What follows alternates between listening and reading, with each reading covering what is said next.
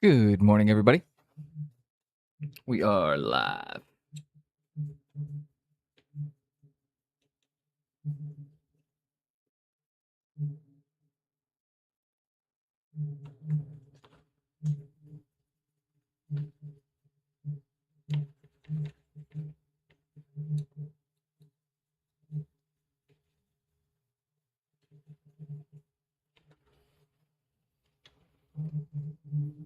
Oh, that's just the wrong button, but oh well.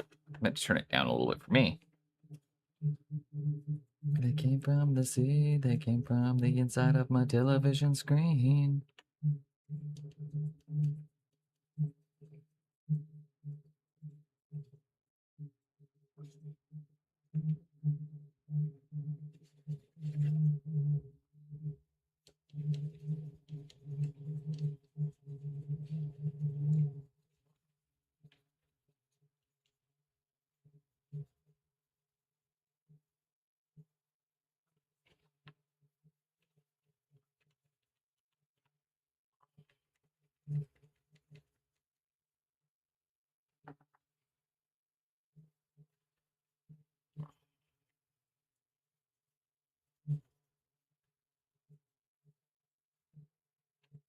And we're using kind of a large flat brush right now. I'm not moving. I'm not removing much paint while I'm doing this.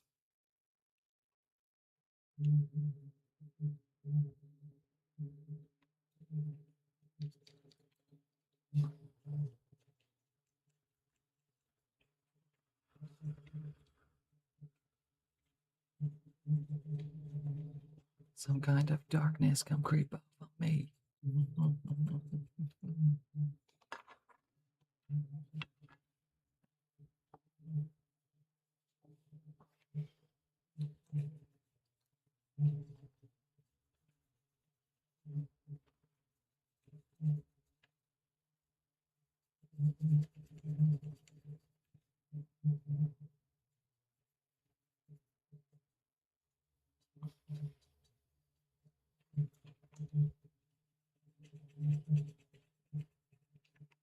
Excellent.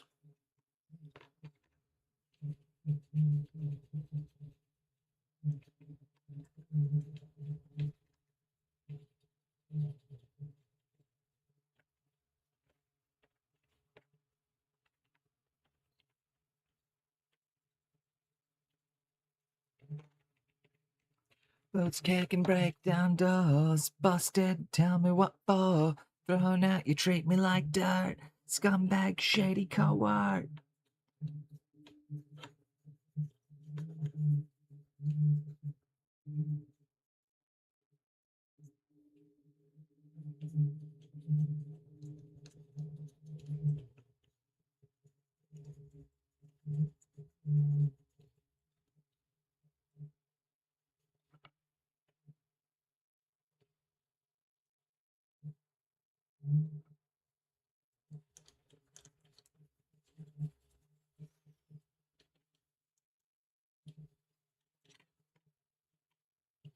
Went out, got blind drunk. I woke up, baked a pulp.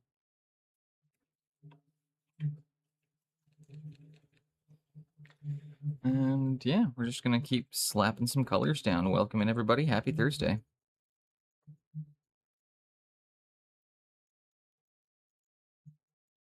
We're finishing the Chaos Commission over the next 2 days.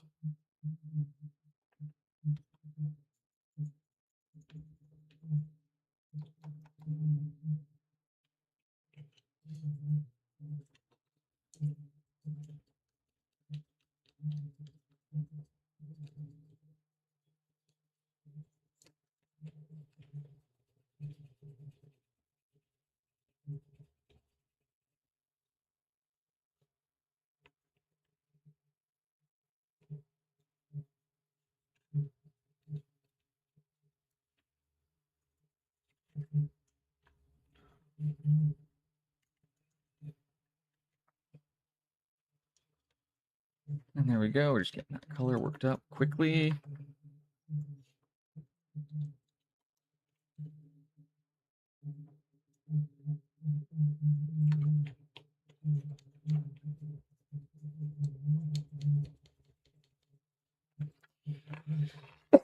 Excuse me.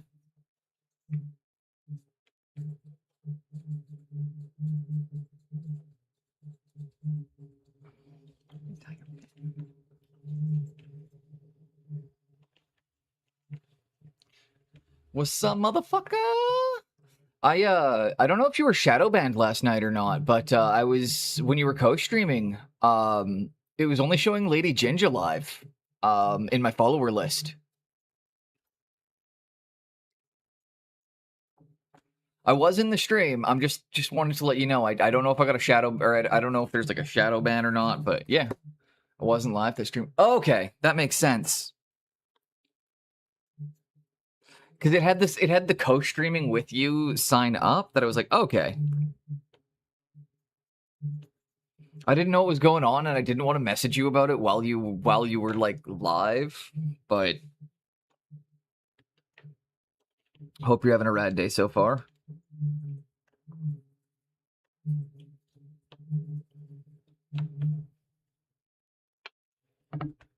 That makes more sense.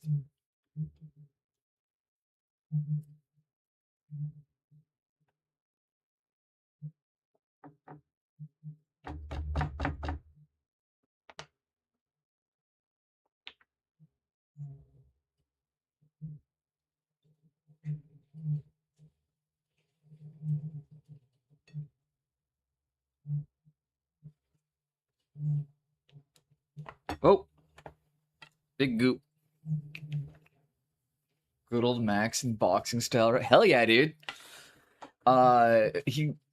Sepultura is one of Ill Bill's favorite fucking bands, so he has gotten him in on a few songs.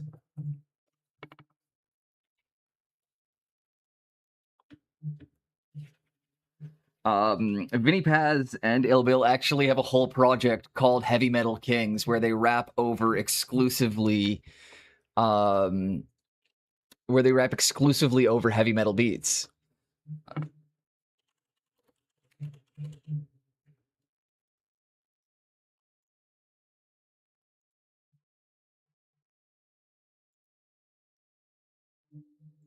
I'll actually throw one of those on because you'll get them going over King Diamond.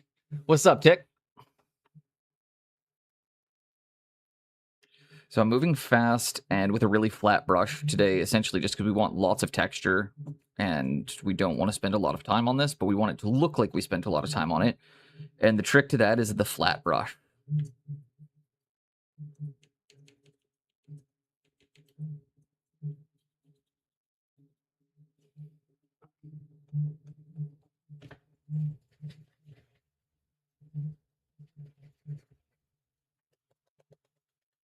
The Great Dildo King of the North.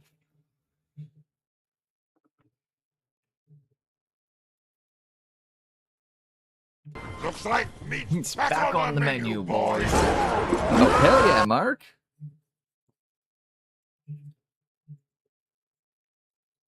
How you doing today? Also, thank you for the resub. That was a good fit.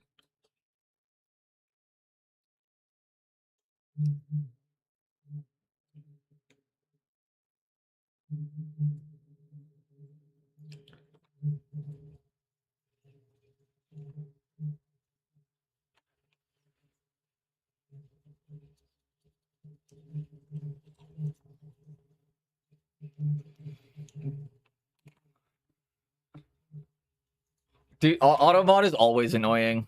I have it there because we had some serious flaming happen once, and my mods were AFK at that point, and yeah.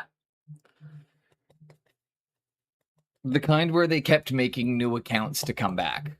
So that's why I have an auto mod in place. Just if anybody doesn't know, I did get like flamed once to the point where, yeah, I had to actually turn the stream off for the day and get them IP banned. Which then just resulted in me geo-blocking an entire region.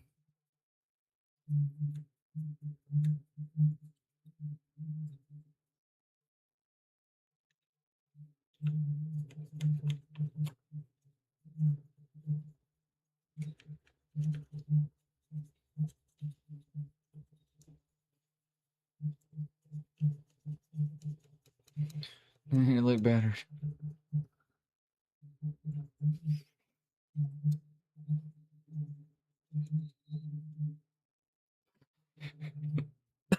Got my handsome one instead. It's the real reason people come around here. It's not for the painting, it's for the absolute stud show. Give the women what they really want. A man whose hair started thinning in his 20s.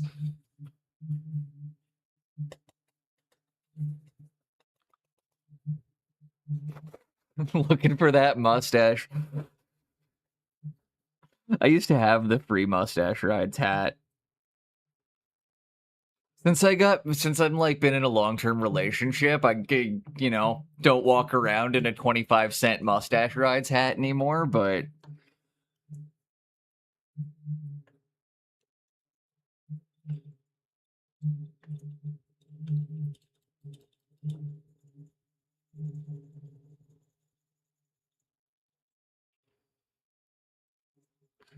oh man.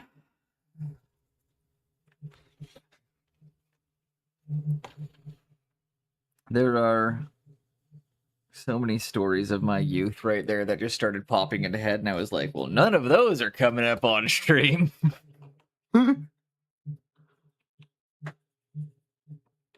Those are for if you can get a couple. If any of you ever manage to get a couple drinks in me, you might hear them.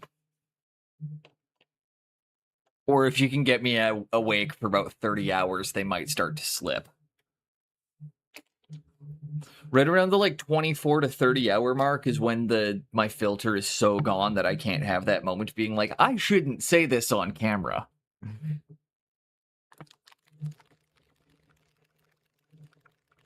Also, I wanted to start like just to prove I was in Las Vegas the other week. I decided I was going to wear my welcome to Las Vegas hat because we got to the desert and one of the first things that happened in the airport is between flights, because I was dealing with air sickness.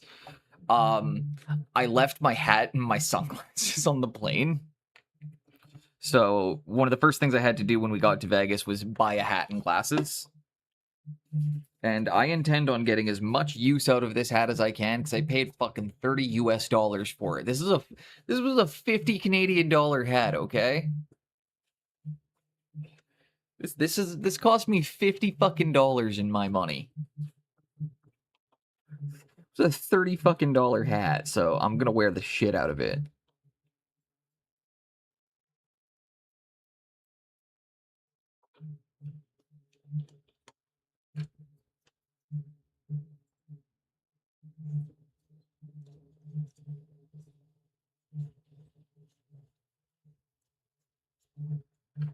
It's also a great Canadian band. This is Ginge. This is the side project of the singer of Cataclysm.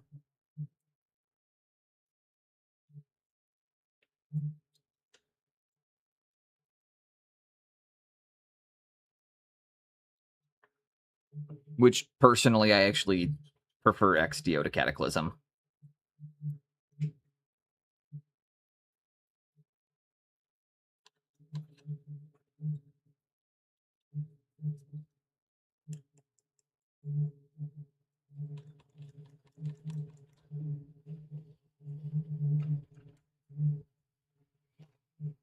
There we go. Got one of the meaty boys all looking meaty.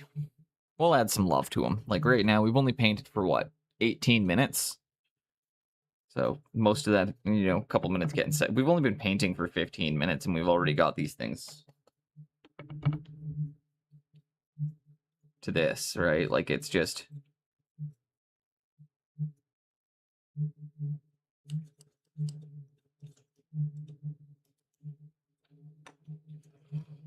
I'm gonna need to do some more with it because I'm just like, it's kind of boring, right? And right now it's reading too close to the other stuff.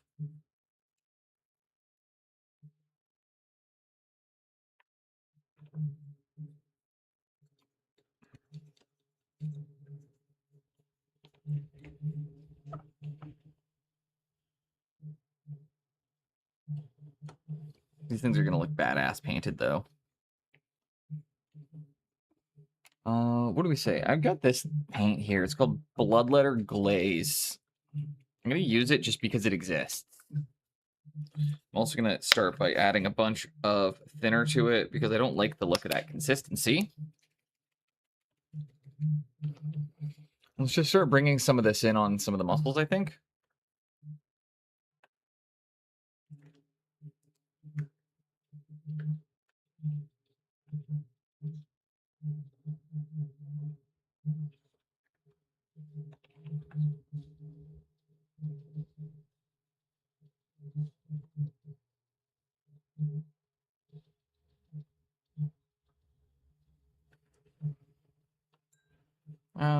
I'm not sure how I feel about that.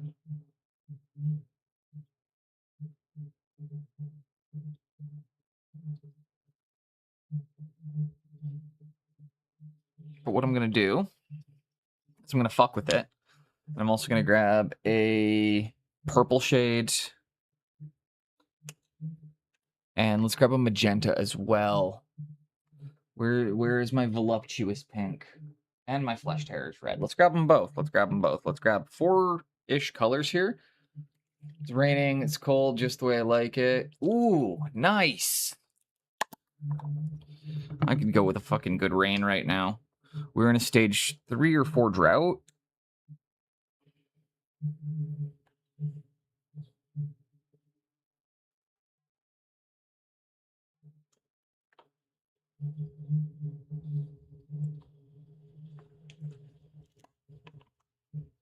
And right now we have no actual aim or intent. We're just bringing different colors in on the flesh to make it look,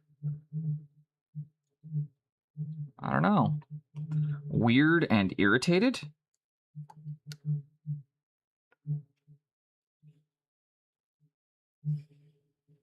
Using lots of like water and maybe let those colors mix together in a few spots. But just to bring a bit of depth and interest back into the skin. I like what the purple did in those spots quite a bit too, so I'm going to bring a lot of the purple in. I do really like the way that's interacting. Also, fun fact, I am AFK farming in Valheim right now. So, in about an hour, I might need to pop over and quickly deal with my wheat crop.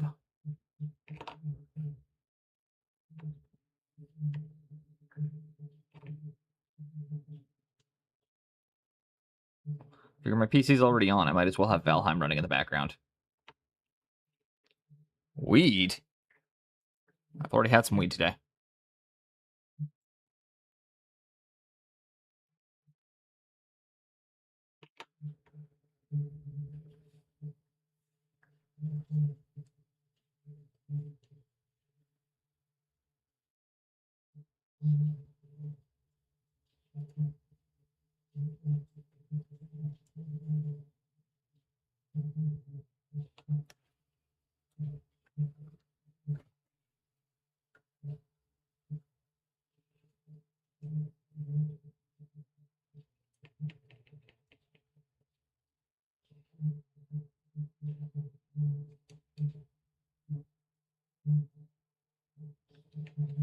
Blue skies and sunshine, what a day to take a walk in the blue skies and sunshine, what a day to take a walk in the... So it's funny, I was in Spoon's stream last night, he was talking about, like, FIFA was coming up a bit. Man! How you doing today? Crack a plate, ball.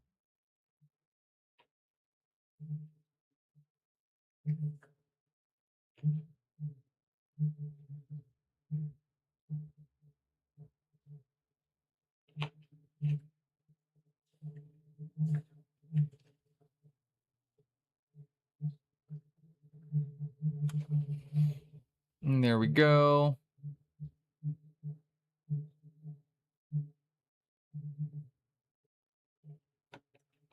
And you know what? On one of them, I think I want to bring some blues in too.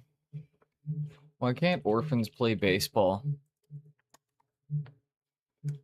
I don't know, but I like where this joke is going. Any joke that's punching down at orphans is a good one in my books. They're just so easy to laugh at. They don't know where home is.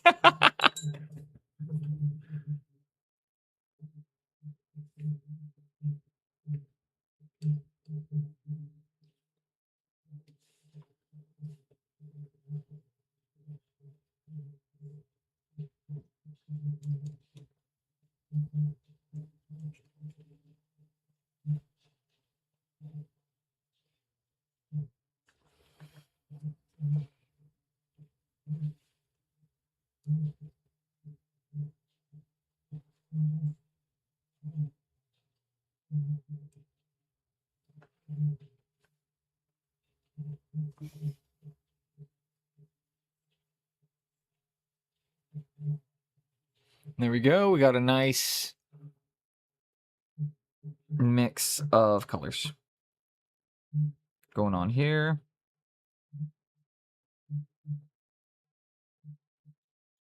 But yeah, we've got Pixel Viking running in the background.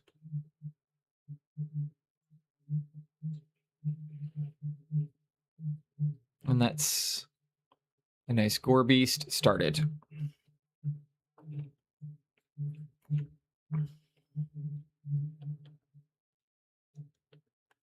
And I'm just literally smashing 4 different color paints together right now, for those of you that don't know. She's using 4 different translucent paints, all mixed around.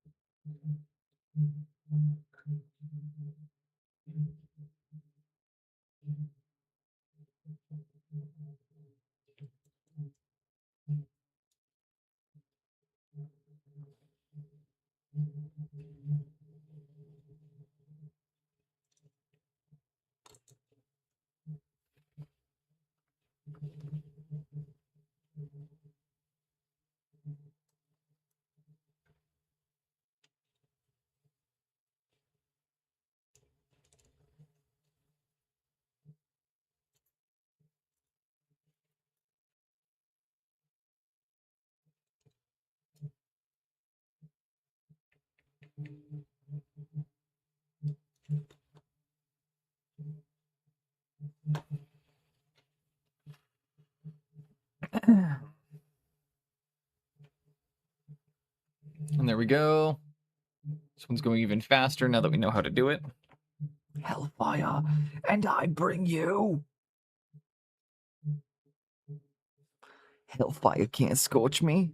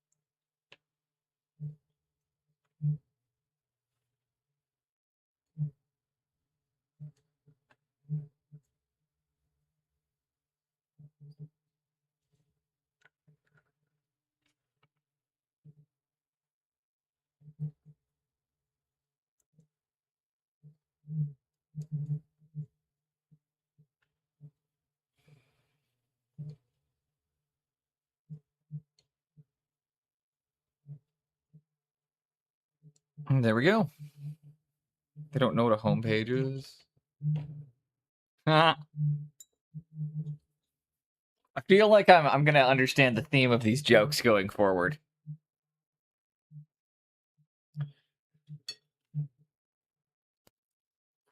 Excellent. And I only spilled purple paint everywhere in the process.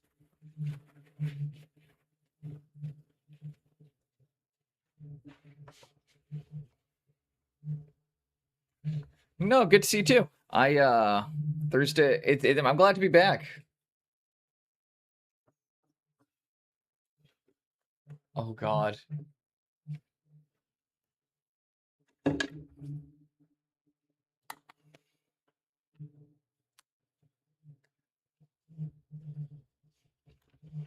And right into some Danish punk.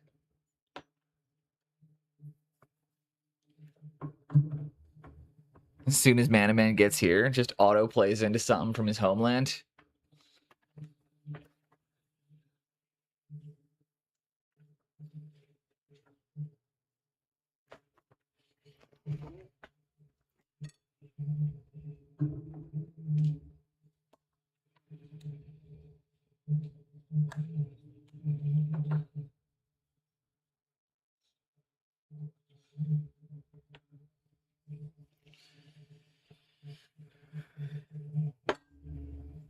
Okay, that's the last one, and then we're putting we're gonna put a pin in that one for now, in those for now. But what's the punchline, Matt?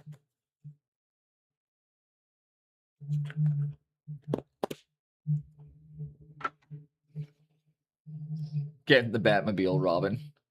It's actually really good. I really like that one.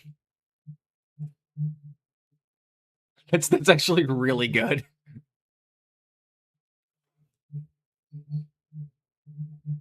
There's no horizon. And also, I'm going to take one quick moment here, and I'm just going to hit these gore beasts with a quick hair dry, because I want to move on really fast. See, they're not older. I believe it.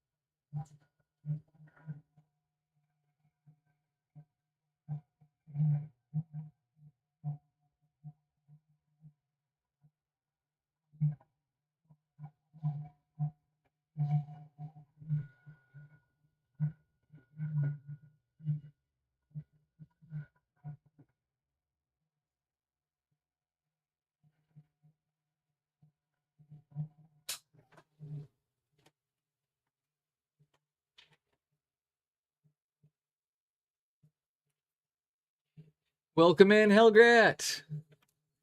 Okay, those are partially dry, but also my coffee's done brewing, so I'm gonna make a cup.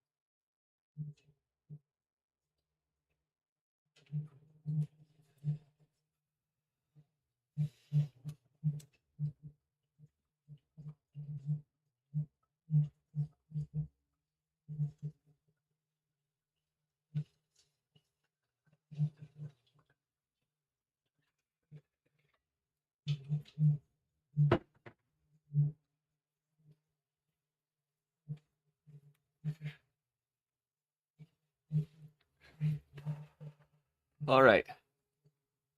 Coffee, bubbly water. Zen. We're ready to work.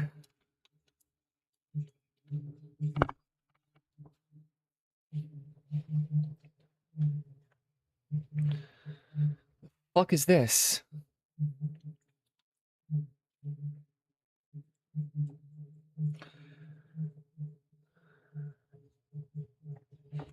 I don't give a god.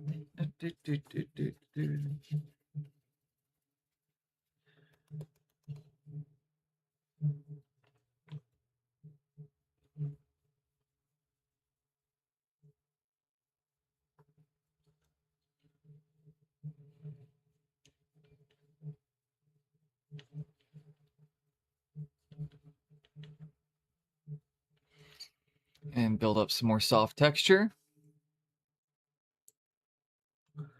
And I don't give a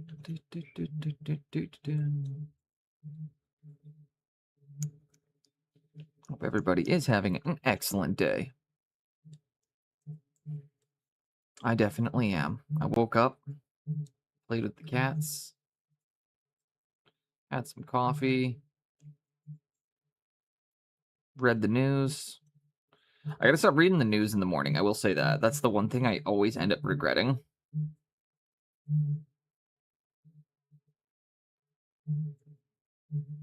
I don't think I'm ever in a good mood after I read the news.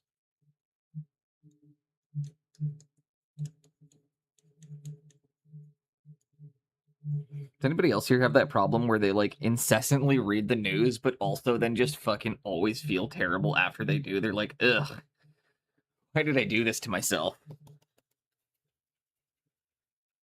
Also, yeah, you're I missed out on that. Did something good happen? Is there? I'll let Ginger tell it if he chooses, but if there's a good story here, I'd love to hear it. Somebody just not understand our off-brand Canadian humor.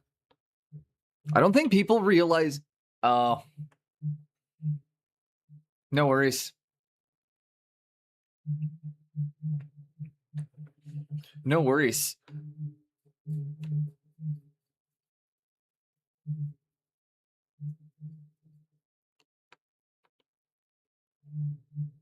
No worries. I will not pry, and it's not my business then. It's as simple as that. I will see myself out.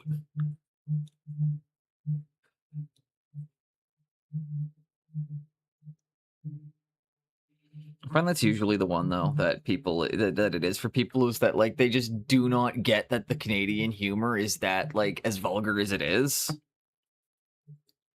And then they hear us talk and start joking around and they're like, what the fuck? This is really crass.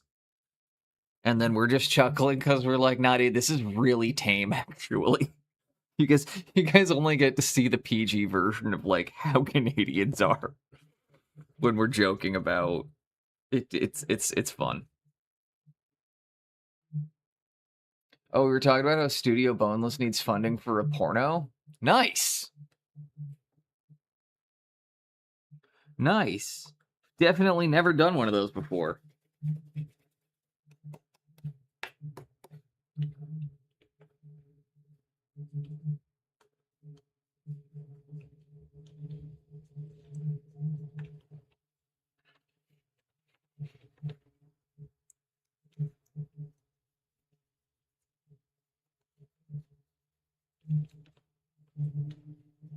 It's one of those moments where I'm just gonna be like, is he joking? Is he not joking?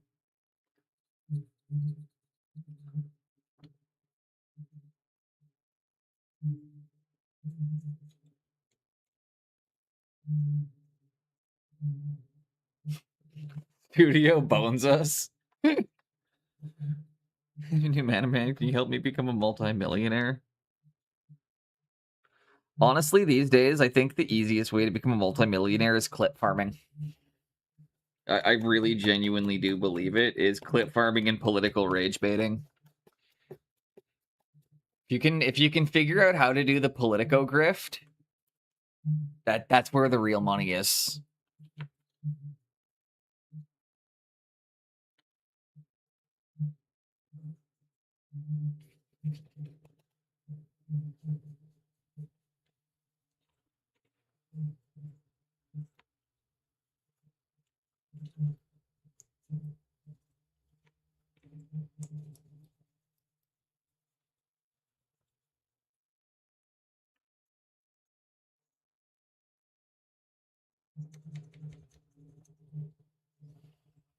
Straight up, content farming is nuts. It really is. It's honestly like it's the easiest way to make money these days. I'm not very clippable. It's okay. I know this. Some people are, some people aren't. It's funny because I think a great example of it is like I had a nightmare. Everyone hated me because my stream turned into a content farming channels, but I was farming other streamers in the mini category. I mean, Ginge, everyone likes how supportive you are in this category. and I don't think anybody hate watches in the mini category. I mean, I that's not true. I know I have one hate watcher, but they don't comment in chat. They just DM me. But like genuinely, dude, like it's no one in this category hate watches. So like, and you consistently pull good numbers. So I think you're doing everything right. What do you mean I don't comment in chat?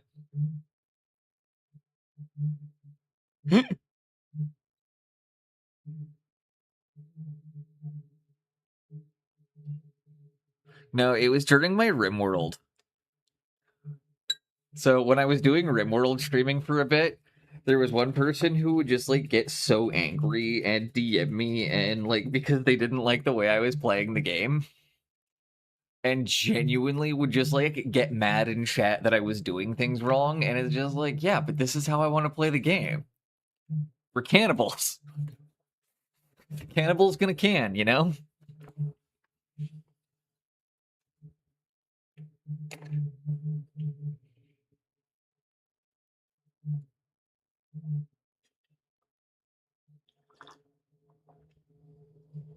Okay, these guys are looking really cool. What happens if I hit them with a flesh wash now?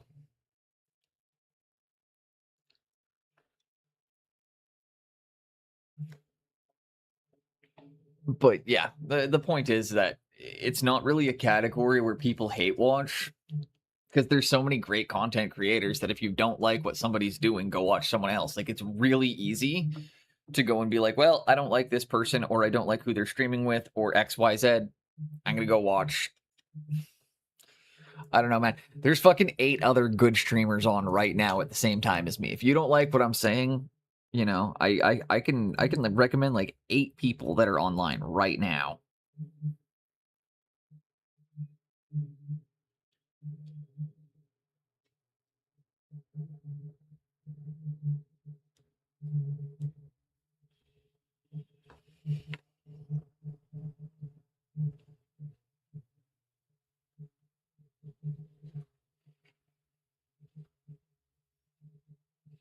Oh, so I have some exciting news.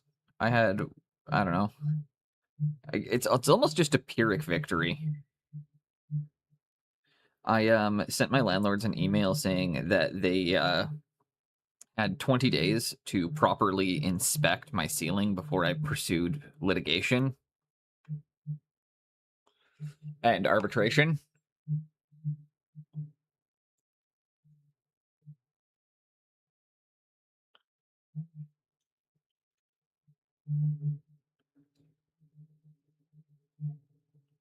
Well, the good thing with Spoon is like at least I know like I can say for myself and Spoon Handle, we're both the kind of people that would like have a conversation with you if you said something that upset us because at least I feel that way and I definitely think that he is I mean he's the most mature responsible adult of all of us, right? Like I feel like if you actually genuinely offended him, he would probably just try to have like a super civil conversation with you about it and be like, hey, like, I didn't like that you did this, but like, I also want to understand where you were coming from and what you were trying to say.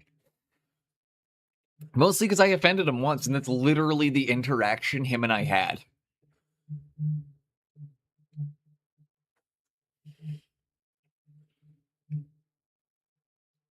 It was when one of our first interactions with Spoon and I. It was in a private call when we were gaming, and he was I was complaining about a commission that I was doing, and he thought I was kind of being a bit of a dick because he's like, this guy has a dream job, and he's literally sitting here bitching about it.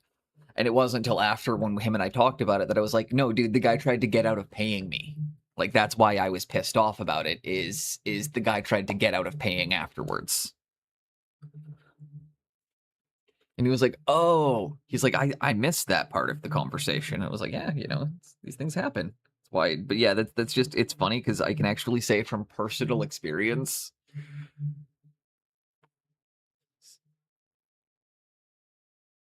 The kind of guy that'll just have a very adult conversation with you about it.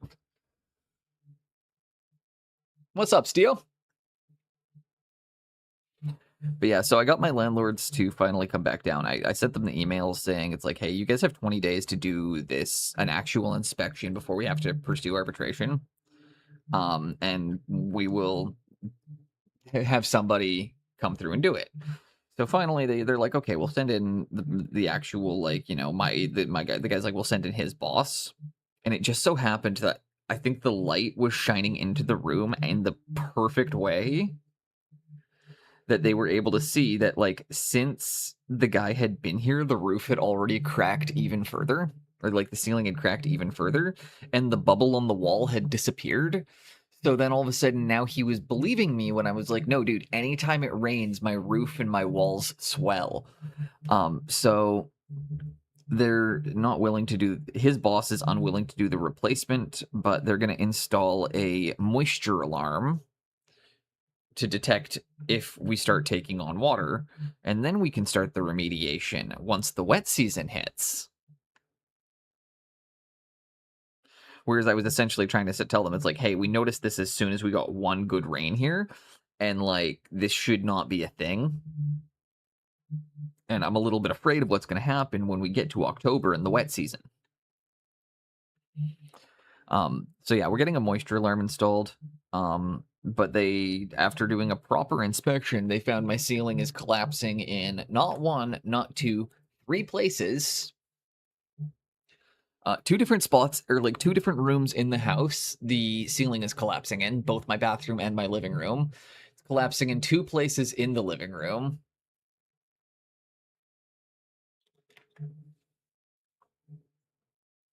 And but the best part is, again, we've got those one-party consent laws here. So my wife filmed the entire interaction while they were in the house, acknowledging that there is water coming in multiple places, and yet is also them going, well, we'll just install a moisture alarm. They're like, if there was moisture coming in anywhere, this wall would be blue on this alarm. And then they click it on and the wall is just dark blue. And they're like, see, it would be blue and it's not blue. And I'm just like, dude, it was like this color blue on the moisture alarm, or like on the moisture reader when they're reading the walls. All the areas where I was noticing shit was this color. And it's really funny because they're like, oh yeah, it would be blue. And I'm like, are you fucking colorblind? Like, do you not see how blue all of, I even pointed it out to him. I was like, dude, that's all blue. He's like, oh, well, it's probably the cold air or it's probably the cold air from outside. And I had to look at him and I was like, it's fucking 27 degrees Celsius outside and I have my AC on in here. It's about 20 degrees in here. You're trying to tell me that the cold air from outside is seeping into my house. That's what's happening, is it's the cold air from outside coming through. So again, we filmed all of it. I was actually considering broadcasting it just so you guys could all see what dipshits I have to deal with, but I don't know that I could get away with that because Studio Boneless is technically a registered business, which means that I no longer have one-party consent through Studio Boneless.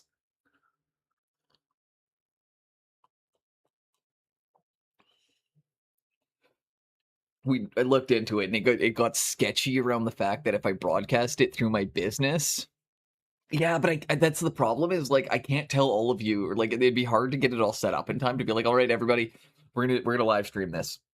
I could have done it through I could have run it through Discord though.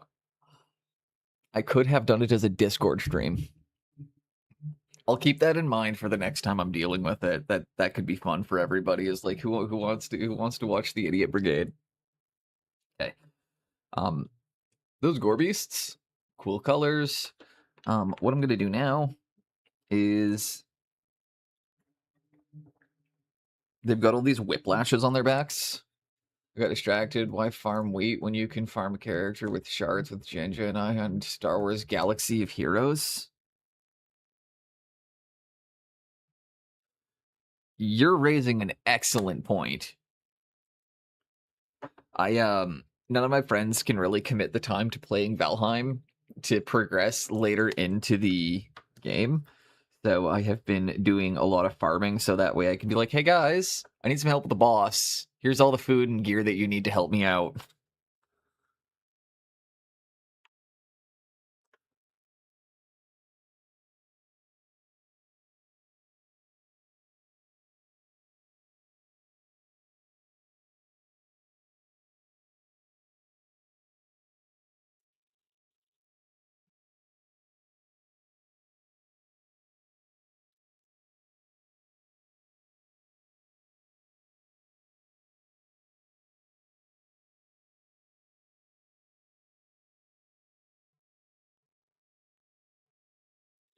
And that's what we're going to do. What's up, Bug? Valheim's fun. Valheim is very fun. And with that, and Nemesis. You guys have the same color name on my screen, so it got confusing there for a second. What's up, guys?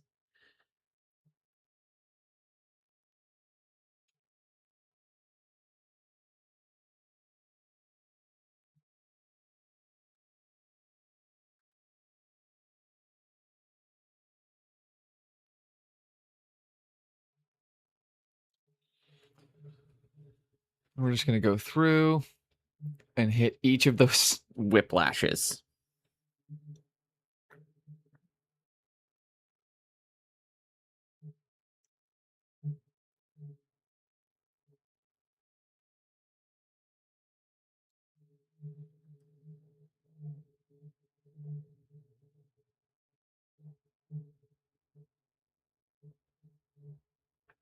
My God, that would hurt.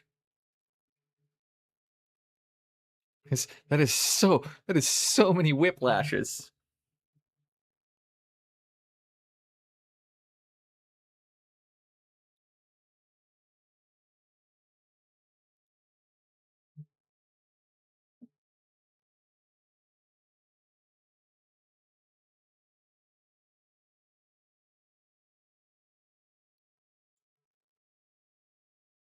And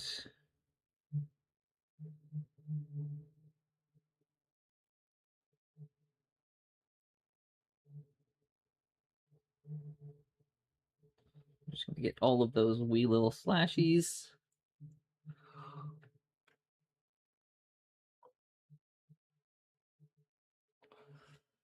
Excuse me. Excuse me.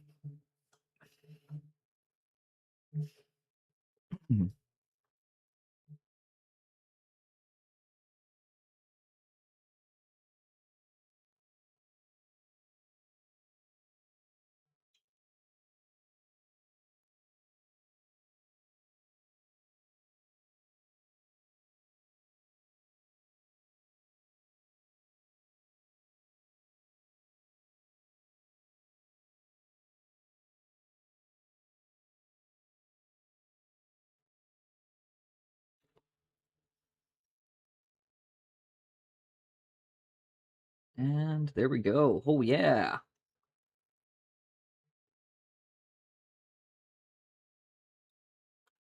Look at that.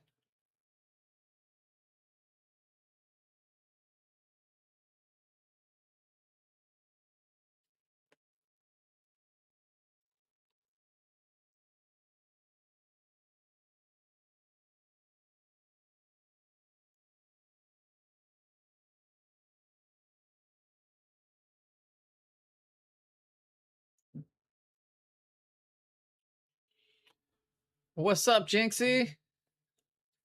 We also throw a shout out for Easy and Nemesis if we get a moment.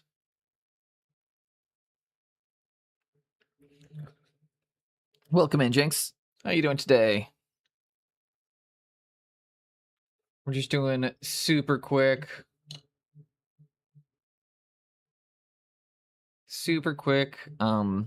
chaos stuff to rally out the end of this commission. Just starting the day.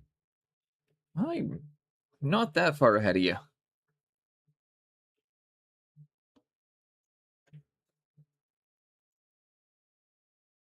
Got up, hung out with the cats.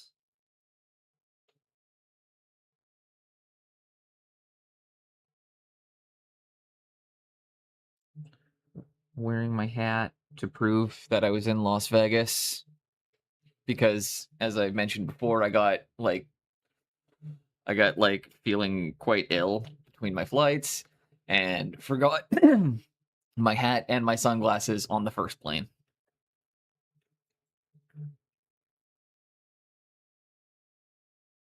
So, first thing I had to do in Vegas was buy an overpriced tourist hat. And now I refuse to take the hat off because, or like to not. I had to buy an overpriced tourist hat, so I'm gonna wear the fuck out of this overpriced tourist hat. If I had to pay $30 for a shitty hat,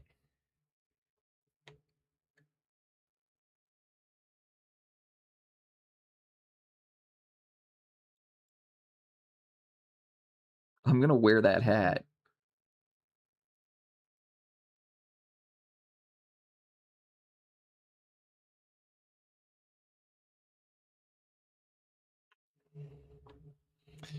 Hello, Mars. But yeah, if I'm buying an overpriced tourist hat, I'm wearing that overpriced tourist hat. It's the same thing with the cheap sunglasses I got while I was down there. I'm like, nope, these are my glasses now. The only ones I'm wearing. I don't care. I don't care how silly they look. They were fucking $25. I'm wearing them. I am a practical person. I spent money on it. I'm getting a use out of it. I don't fucking care. People look at these kinds of hats and they're like, ugh, what a weird touristy thing to buy. That's right. It was also 40 fucking degrees Celsius in the desert. Or about 100 and your redneck cosplay's coming along nicely. Oh man, I should go put on my my Jack Burton shirt. I should bust out the Jack Burton shirt one of these streams. Y'all have seen Big Trouble in Little China, right? I went as Jack Burton for Halloween one year, so I bought the actual fucking like tank top that he wears in it, and the fuck it's good. It's good. I might do it again this year. Might have to wait till next year when my hair's a bit longer.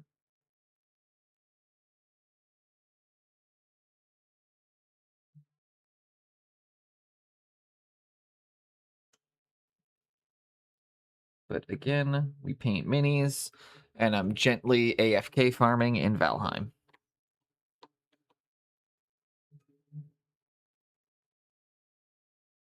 The chickens don't breed on their own.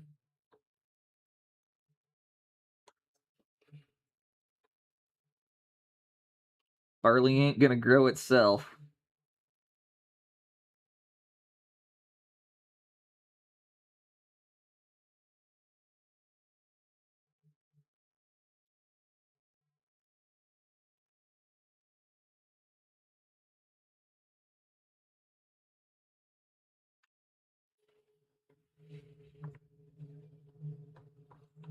But it's good.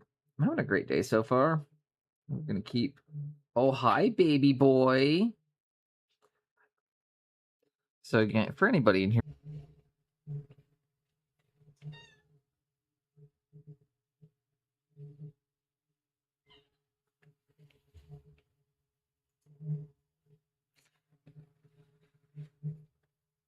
Well, that was weird. That was weird, eh? Well, we're back now. OBS be like that sometimes. My internet decided to drop. Now that we're back, if any of you guys hear squeaking in chat, we've got emotes specifically for that. So if there is a bunch of squeaking picking up on the microphone,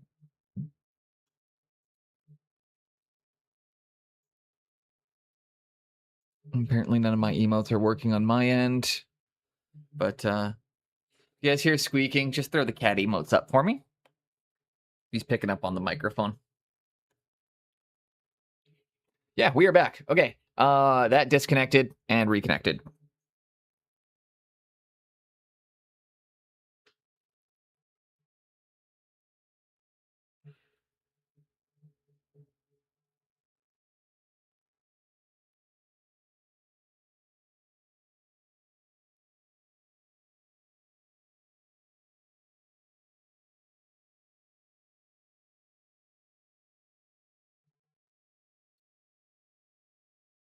And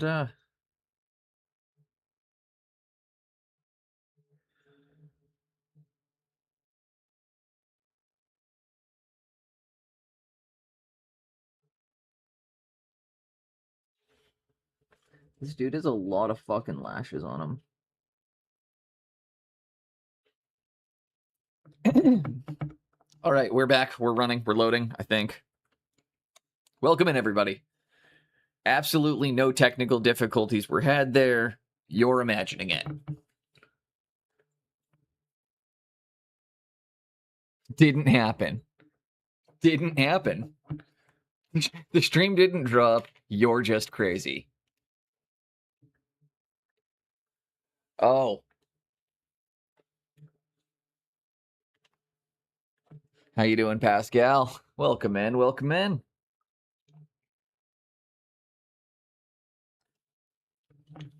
I'm going to put the kibble down for the boys really quick. One sec.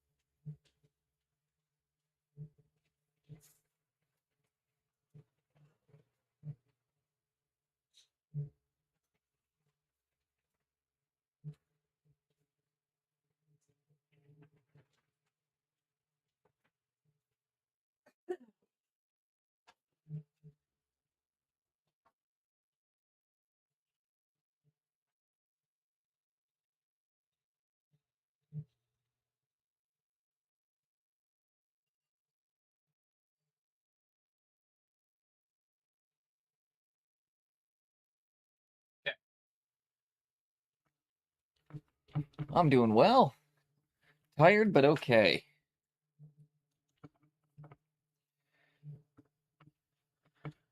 Tired is pretty reasonable.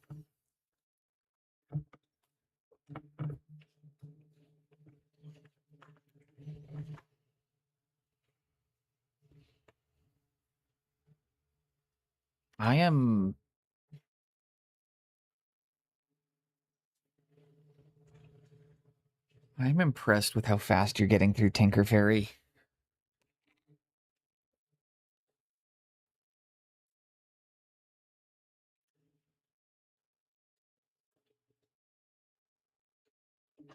What are these? These are gore beasts for commission. It's the end of a chaos one, so they pull chariots. As it says, or like it says in the chaos chariots. They're just in a sub-assembly right now for simplicity. But this is the actual thing that we're building. Thank you. Meaty was the look I was going for. Meaty was the look I was going for. It was a really fun way to go. This is all 1 hour in. So this was all started today. I think the whole the gore base should take maybe another hour total.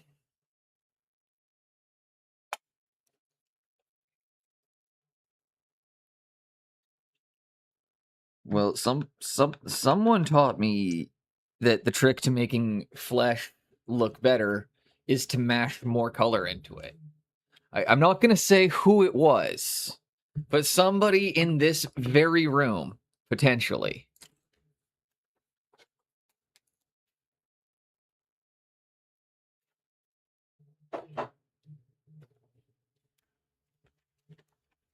Someone use more color constantly. It's constantly use more color. It's the only thing I'm ever told is I didn't use enough color or mash more color into it. But for doing fun and quick skin, essentially, we took that principle to quite to heart, essentially. And what we ended up doing is like doing the dry brush of the skin, do a 3-color dry brush, and then I pulled out 4 different washes. I pulled out a pink, a blue, a red, and a purple, and I just mashed different colors all over, aiming to keep kind of the lower sections darker, but just getting puddles and pools of different colors in the skin, reestablish the dry brushing, and then we get that kind of fun, interesting, where it's got different colors, different bits, and different levels of brightness and darkness. Super simple, super fast to do. Also, fun.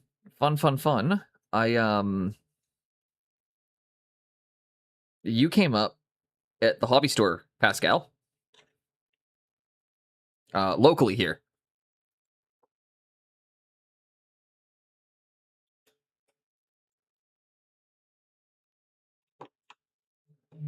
The manager of my hobby store brought up your sphere theory stuff. Him and I were chatting, and he brought up you and sphere theory in conversation, and I was just like, "Oh yeah, Pascal, he's a buddy of mine." Because we got onto the topic because he wants to start getting somebody who can teach shapes at the store, and I was like, "Well, I can teach." And I told him, I was like, "Yes, you specifically." You got brought up in conversation in Canada. Don't let it get to your head.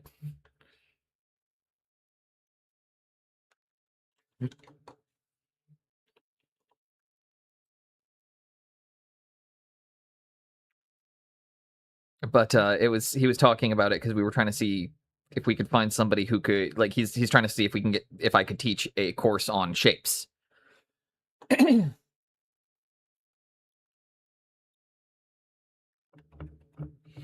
I kind of told him, as like I was like, I can teach like the basics and the fundamentals of it, but I can't teach it at like a super high level. But I was telling him, I was like, I can teach introduction, like we were chatting about like what courses I can teach, and I was like, so I could take on like an introduction to NMM, wet blending 101. Like I can teach introduction to NMM, I can teach value sketching, and I can teach I was like, I could teach value sketching, I could teach introduction to NMM, and I could teach wet blending. But we're gonna have a chat again sometime soon about it. But I gotta start getting some course material together. Just ordered your mansion in Hollywood, and you're in my garage. Got a new Lamborghini here. I want to drive up in the Hollywood Hills.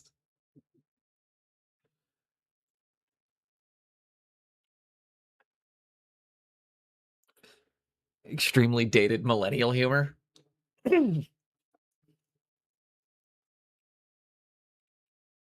But yeah, so I gotta start figuring out kind of the course that I can teach, because I'm like, I can teach shapes, but not to the degree I would need to be able to run a course, you know? That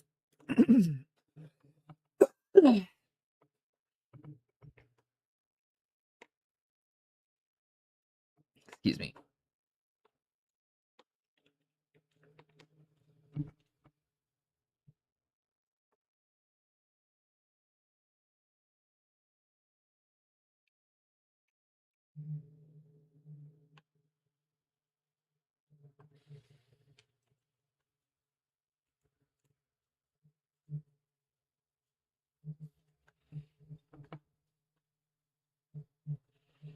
And while it looks like I'm using a dry brush, I'm not dry brushing. I am kind of stippling and smooshing. Mimir, are you about to throw up? You're making your pukey face. Please don't puke.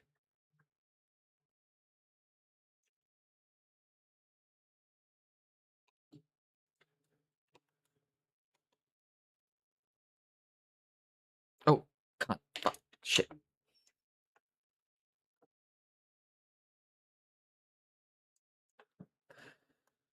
Fuck.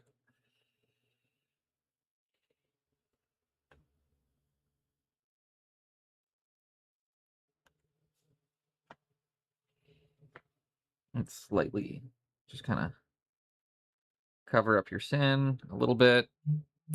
Pull some more wash in there in a moment. Try your best not to do what I did, where you just got a big slab of metallic paint right across his ass. From tomorrow on, I will only appear in public with shades of AD&T bodyguards. I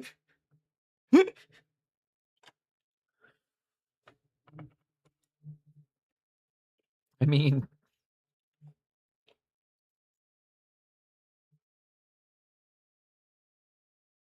it depends on who your bodyguards are, because again, the only two like intimidating Dutch people I can think of are Gerard Gordeau and Boss Rutten. So immediately, that's just who I'm imagining as your security entourage. Is you got super serious Gerard and on the one side and fucking goofy ass Boss on the other. You're just getting two Kevin Costner clones.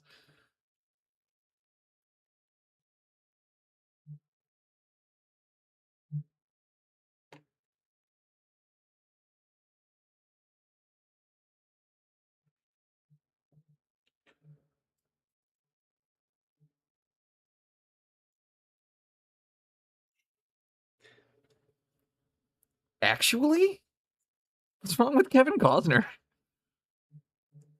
Genuinely, I don't know what your issue with him will be. I would like to know.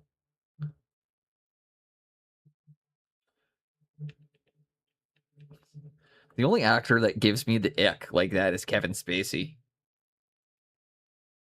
Kevin Spacey gives me the ick.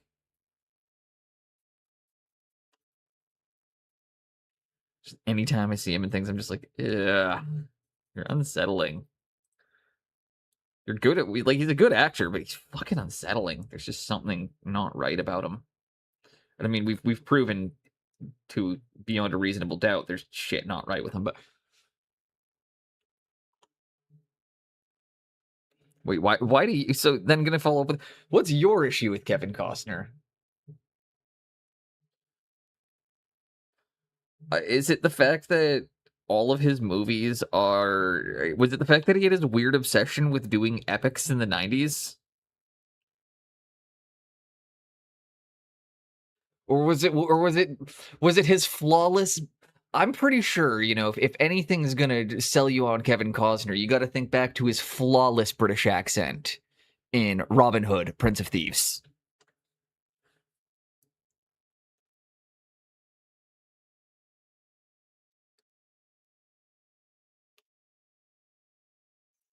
Almost, almost as good, almost as good as almost as good as Sean Connery's Spanish accent in Highlander.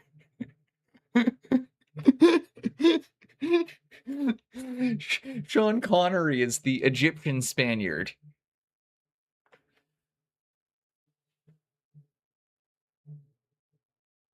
So, are we getting into like Dances with Wolves or Waterworld territory? Because Waterworld is also an absolute masterpiece. It's I love bad hot take. What?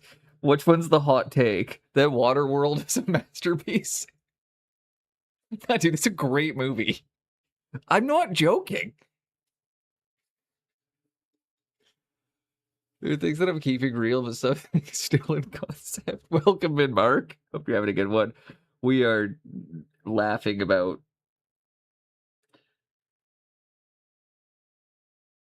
Kevin Costner and Sean Connery.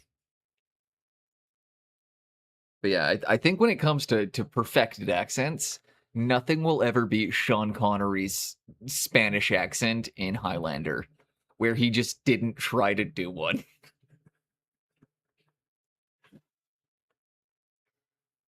Waterworld is yeah, no, it's Pirate Mad Max. That's not a hot take. It's a good movie.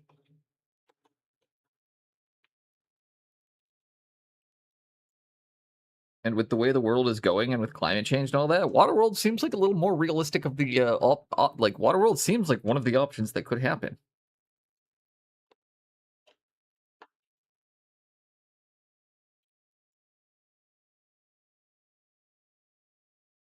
He says as a man who lives in a low-lying coastal city.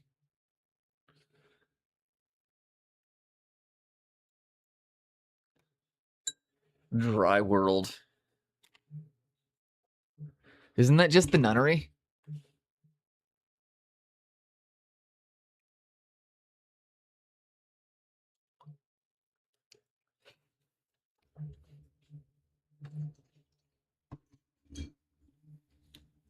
I live far inland from the ocean. I do not live far inland from the oceans.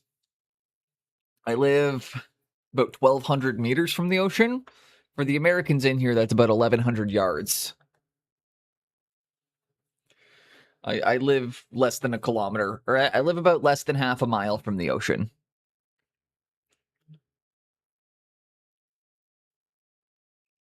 Well, I'm just waiting for some stuff to dry.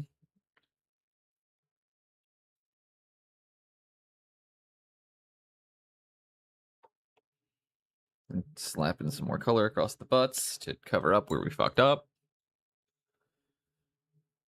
Oh yeah, not just that, but there's also coal mines that run under most of the major streets here, so coal mines that we can't remediate because they're currently filled with ocean water. Because some dipshits decided to try and connect two islands with a coal mine under the ocean. That's not a joke. It's okay. We may. You know what? I'm not going to finish that sentence. Oh, I'm not. Oh, absolutely, Ginge. What do you want to hear? Yeah, song requests are great.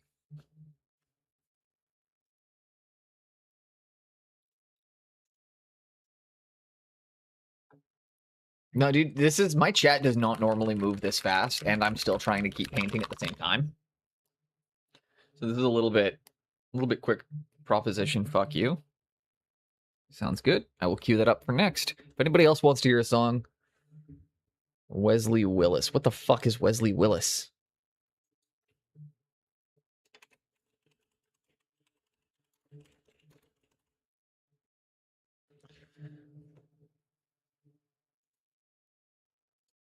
Oh man, I have a Ginge. I'm gonna tell a joke here. Yeah, I got that one in there. He's an artist of all time. This is a very by Dana Dan by Bloody Wood. This is a very specific joke that I'm not sure if anybody in here is actually going to get other than you, Ginge. But one of my friends used to have a T-shirt that said "Screwdriver's Greatest Hits," or it was like done up in like the Screwdriver Greatest Hits, and then it was just an oak tree.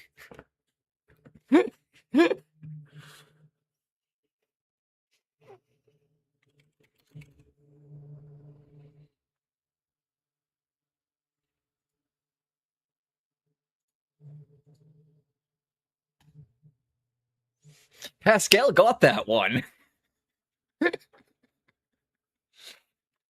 I was wondering how I was one of those things. I'm like, let's see who gets it. Let's see who in here is really like, you know.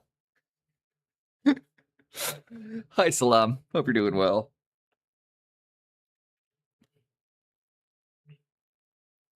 For those of you that don't know the joke there, Screwdriver was a notorious white power band and the singer died by accidentally crashing his car into an oak tree.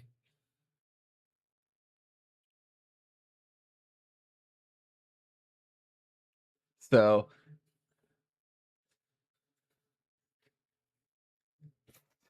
just for anybody in here that doesn't get the joke, that's what isn't banned in Canada nowadays? I don't know.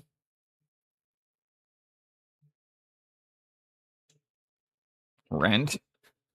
Paying rent?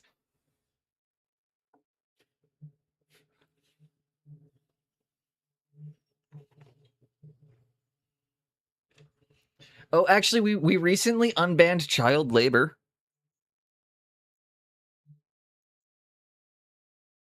Yeah.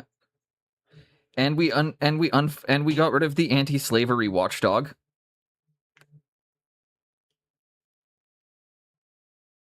Yeah, we got rid of our rules against importing labor or importing goods produced with slave labor. That is, we got rid of that one. We're like, fuck that. Nope. Send it all to send it. Give us it all. Give us it all. You can tell I'm in support of that decision, obviously. Ginge, if you're starting the sentence that way, I'm gonna ask you post it and send it to me as a Discord DM, and do not put it in chat. There's like any joke that starts that way, it's like, or anything that starts that way, it's like, you know what? Just DM me that one. We're not gonna put that in chat. I do want to hear the joke, but we're not posting that in chat. Hey, we're not gonna start that game. That's not a thing that we're gonna do in chat here. That is not a thing I condone and not a thing I want to start. That gets way too out of hand way too quickly. In fact, the funny part of the joke of what I was initially getting at was the fact that it was a terrible person. Yeah, it was kind of the reverse of that.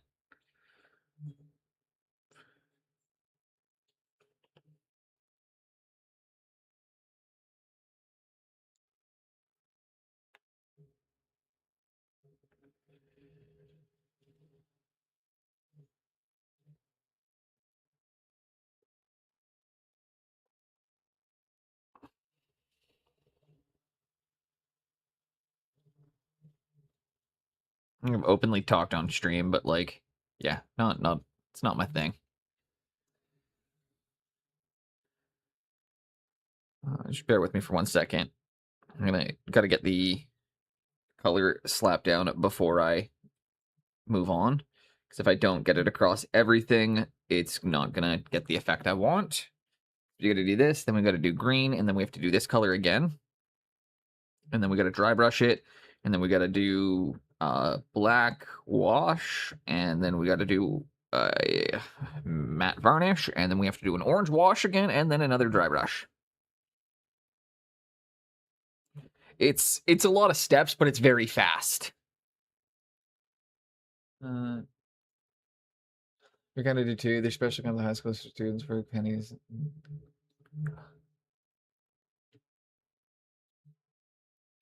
See, it's funny. They just keep expanding made here. You know what? And again, I'm gonna. Do you have a finished result there to show? Yes, I do. I do actually.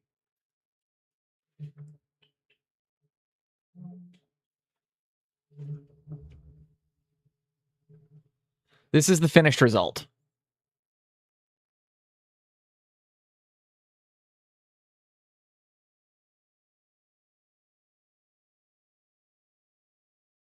Now, one of the things as well is part of the reason. So this is the little trick I learned from it was it's an Eons of Battle speed painting trick, actually. Did I mention I love your coats?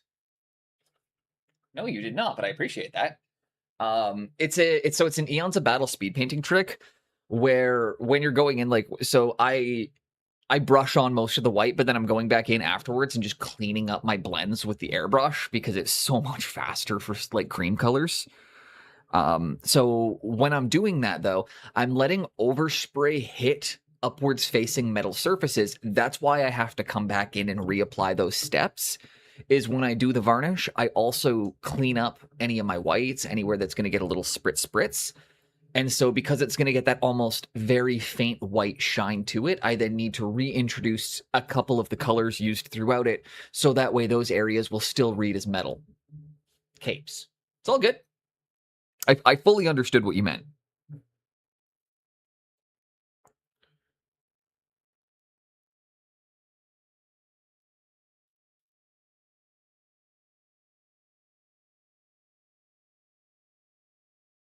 Okay, let's go get this one.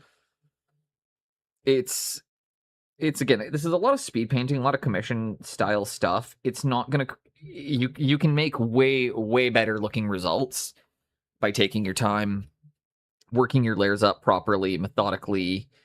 But when you're putting down 100 models, you just want something that looks decent, good, consistent, and pops. So I really like the way that we've created the contrast on these models by using a both dark light contrast, but also a clean dirty contrast. So they have the very clean cloaks, the very clean shields, but then they have the very dirty.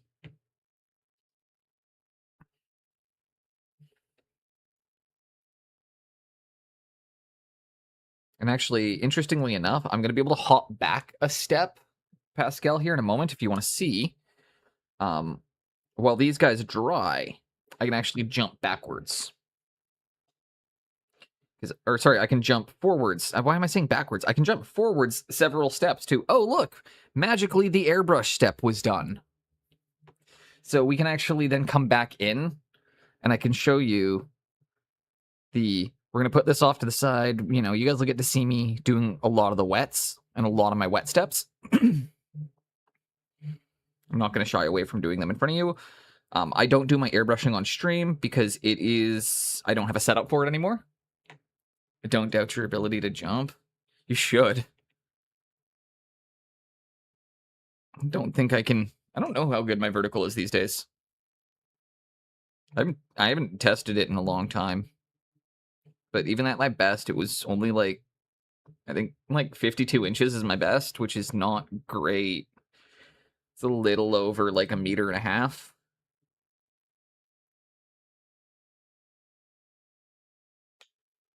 You know, and being over 6 foot, that's really not that impressive. I can not really. Ginger, not when you're considering again, like at that point I was 142 pounds and 6'1". Like I should little under 1.5 meters again, like 52 inches roughly. But it's this was when I was cutting down for bantamweight or like featherweight boxing. I always use MMA weight classes because I watch a lot more MMA, but I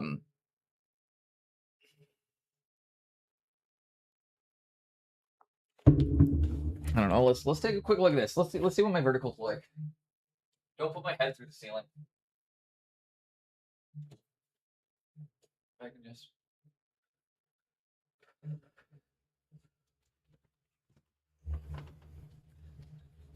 I had to stop myself because I almost hit my head on the roof. I had to literally like panic, come back down there.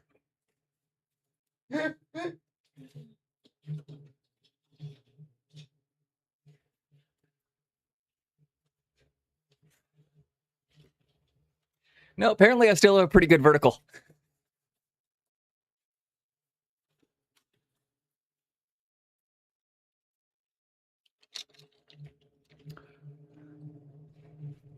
Hit him with the old, you know.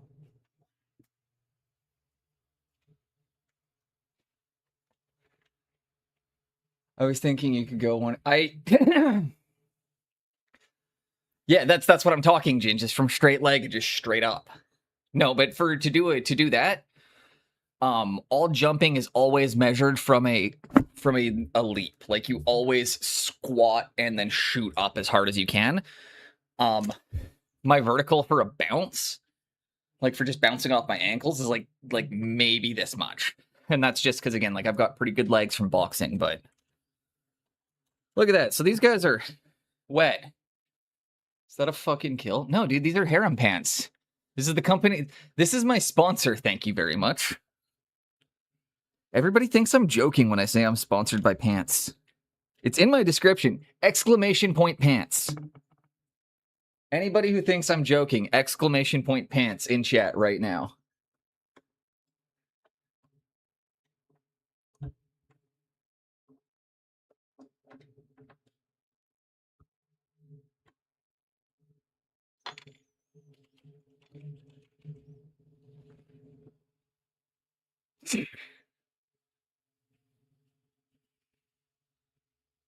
God.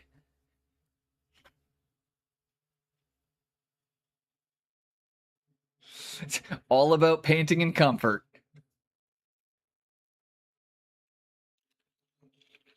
Also, I was really surprised they wanted to work with me because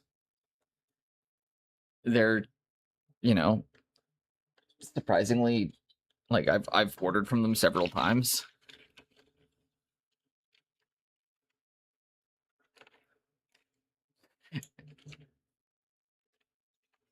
But it's nice. You guys get 10% off. I get a 15% commission. So we're going to jump ahead a second. Oh, look, magically, these models, just look at this. Wow. What happened? I can't believe all of that dried so quickly, Boneless. So we'll give you one that has a good example of it here.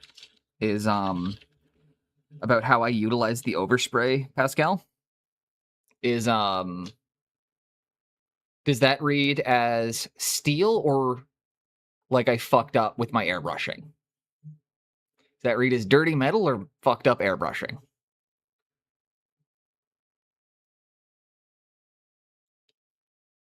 And that's kind of the thing that you guys can understand as you get more in, as you start using your airbrush as a tool, and using it in your commissions more, is an overspray is not a fuck up.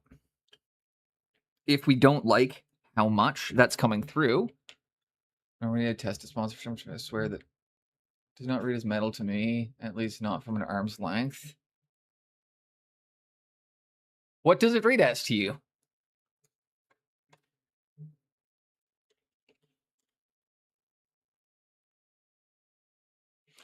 So I will ask, how does that read to you?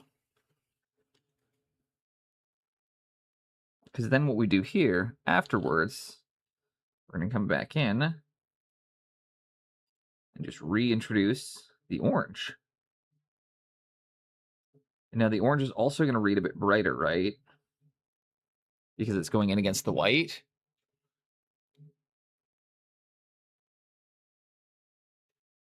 So it's that this section here is supposed to read like metal. Just any kind of rusted, fucked up, irony metal.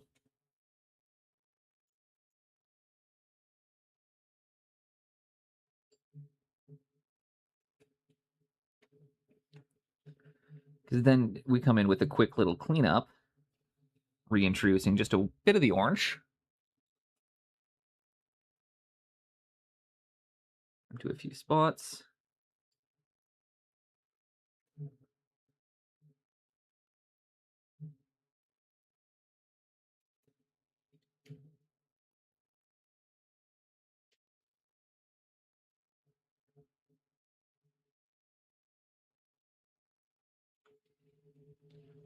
It's very dark and dull. It's supposed to be very dark and dull. It is. That is definitely what we're going for, is dark and dull metal.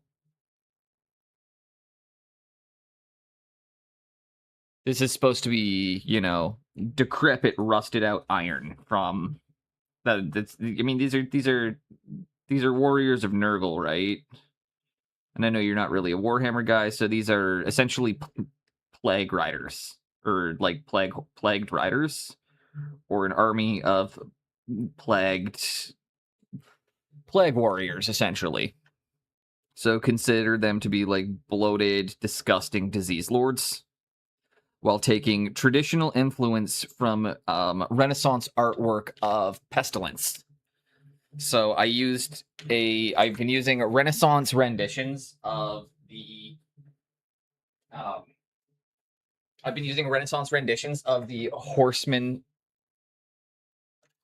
I agree with that. I think that's also going to be a really good call, is to come back in at the very end here and throw in some of those scratches, because these guys are just coming off the matte varnish phase.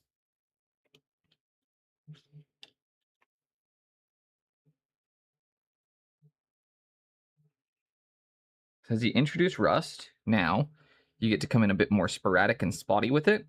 But yeah, the theme for this is using Renaissance artwork of pestilence.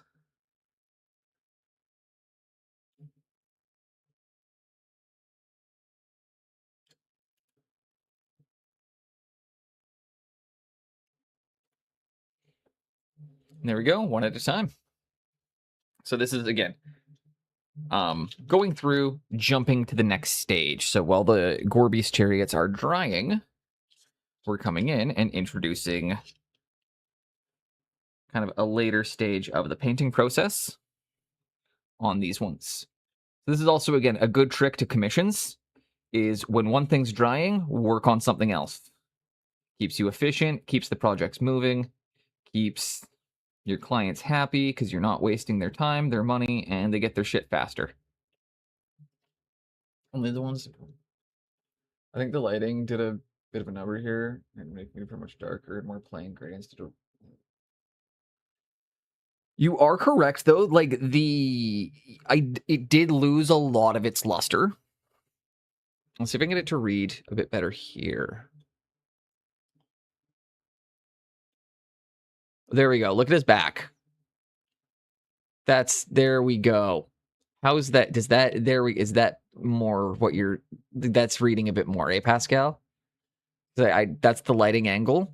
That is what I see. I'm looking at my screen. So that's true color representation right there. That's what I'm seeing in person. Just so you know, that's what the whole horse looks like in person. So I am fighting my lighting a bit right now.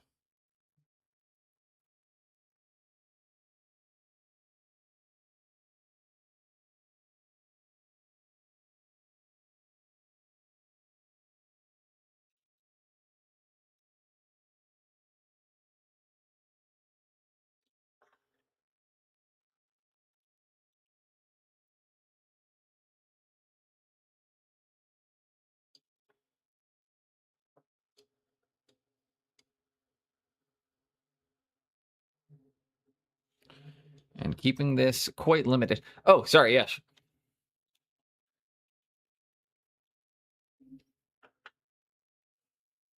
Sorry, I gotta open Discord.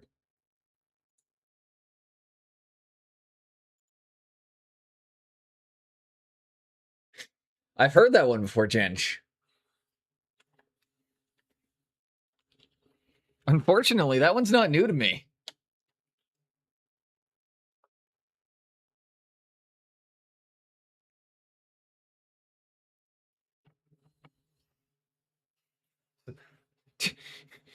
Family's from Oklahoma, dude.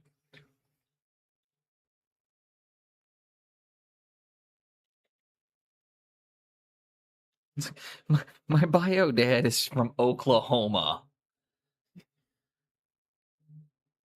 That's a dinner table conversation.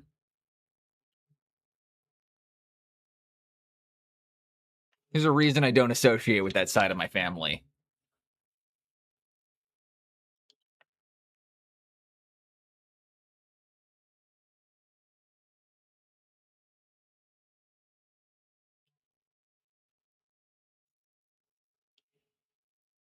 Who, me?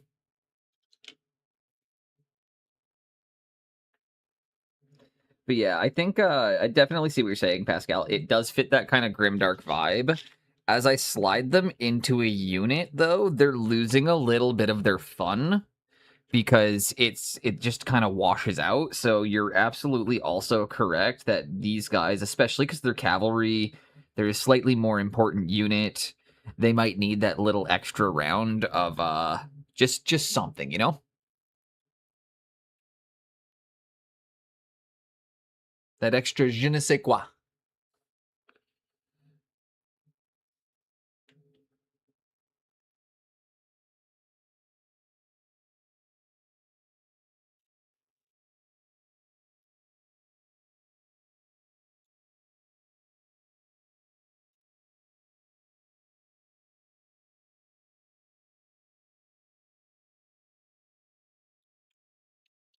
And the rust will dry very faint because we're essentially just using dirty orange paint water right now. That's also part of how I do my rust, is that it might look like it's going on very heavy, but you're barely going to be able to see it when it dries. Rust is something that is very intense in color, but needs to be built up over many layers to look good. You can't just slap or daub too much orange in. You really do have to be conscious of where it's going.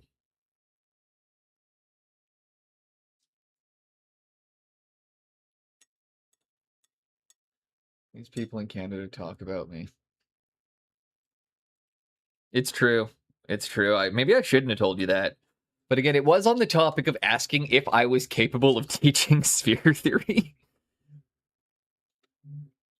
Which, again, I had to explain, kind of, but not to the degree that, Pascal can. Because it was them asking essentially if I could run the course, because, like, I don't think they watch my stream, so I'm just going to straight up say this one bit. There is one other really good commission painter that is not in my not directly in my area, not including the one that I work with who comes into chat here sometimes, that I am a big fan of and was messaging earlier. In the event that you're in here, it's not you, don't worry. But one of the big ones who is running a fairly large studio went off their ADHD meds, and their clients are starting to reach out to me.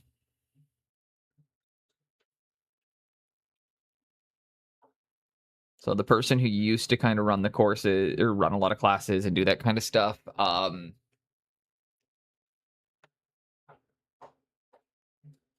you should do it.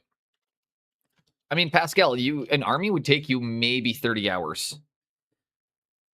I think it should be like you should see if you can do a one. Like, I mean, I'm not sure what your financial situation is like, so I'm not sure if I can be like, yeah, you should just buy, or, but you could also do 3D printed or Blood Bowl or whatever you feel like. But I think it would be a good painting challenge for you to do. Seeing, like give yourself 1 week to paint a Warhammer army or a combat patrol or something, or do a box set, because every time I do a large project like this, it changes how I think about painting and how I approach things. Mostly in, my approach of how I'm going to tackle something. I find it's taught me how to be very loose and flowy in my work, how to just pivot.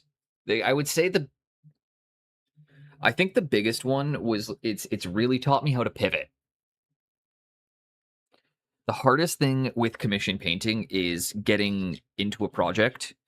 Maybe you're 10, 20, 30 hours into it and you realize something isn't working. And we've all been there before, we all know what it's like when you're 30 hours into something and you're like, this something about this doesn't work. So I think the biggest part of commission painting that it's really given me the skills for is how to pivot when something isn't working. Like I can identify that it's like, okay, this isn't working, I need to change this. And then it's also granting that kind of ability to be able to look at a situation and go, okay, how long is this going to take me to do? And also, I will say one other thing is the commission, like doing an army, will always make you appreciate doing a display piece. In the same way, doing display pieces or a high-end bust will always make you appreciate the opportunity to paint an army, because they are such different processes and they're such different approaches.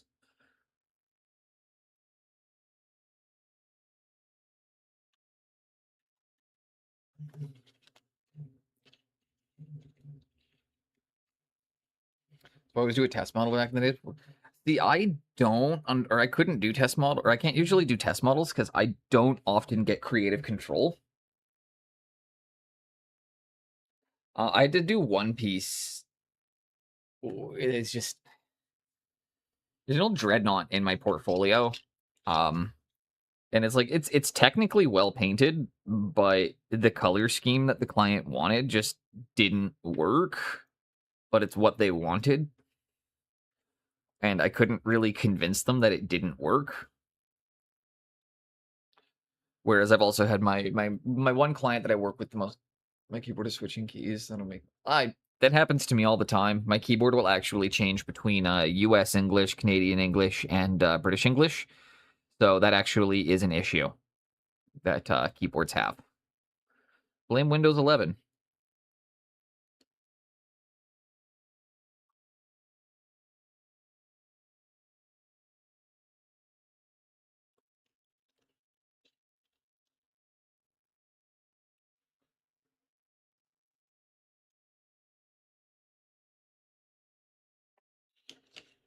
What do you mean Canadian English? I mean Canadian English is different than US English.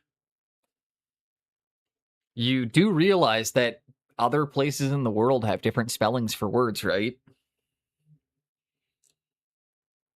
How do you spell color? How is the word color spelt?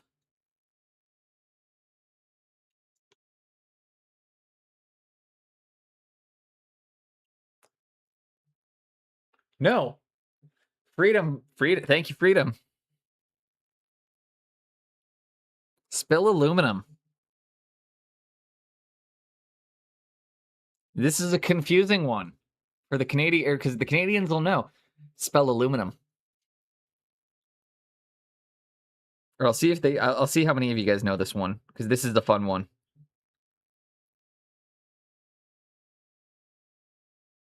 There you go. Freedom's correct. We use the British spelling despite the fact we use the American pronunciation.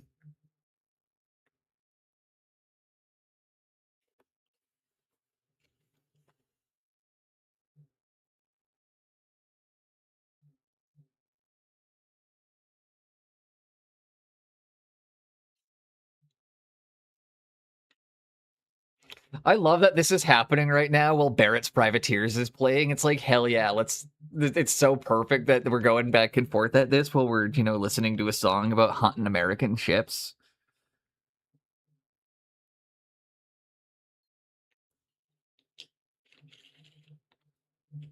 Oh, privateering. What a proud part of our history.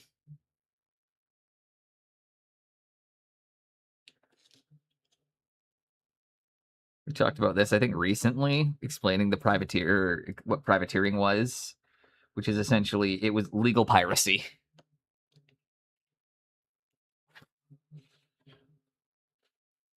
Who wants to commission me for a Blood Bowl team? I mean, genuinely, yes, but I don't think I can afford you. Like, genuinely, yes, but I do not think I can afford it. When my financial situation improves, Pascal, I would love to own one of your pieces. In fact, I'd love to, yeah.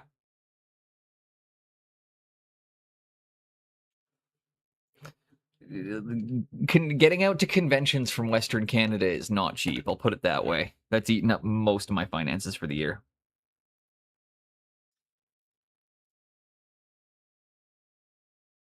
It will be worth it, though, to meet people, to network, to hang out, to learn.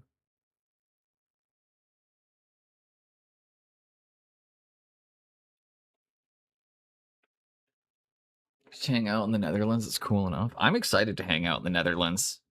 Again, I'm getting there on the Tuesday before the convention. Or my flight gets me in on the Tuesday. So I think what we're going to do is Tuesday, we're going to go to like the hotel, check in, get some sleep. And then I think Wednesday we're going to get the train back to Amsterdam. Just because I'd like to see Amsterdam while I'm there.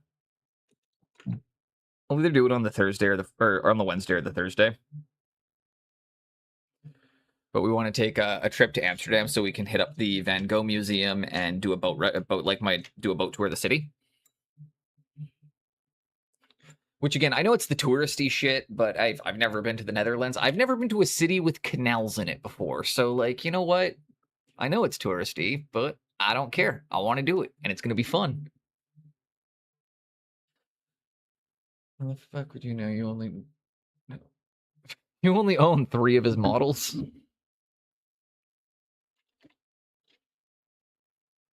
See, my individual pieces are relatively cheap. It's just the fact that most people hire me for large volumes. I don't think anybody realizes just that, like, how cheap my actual stuff is. For reference, like, if we're talking single model, based, this is $70. Or this was $70.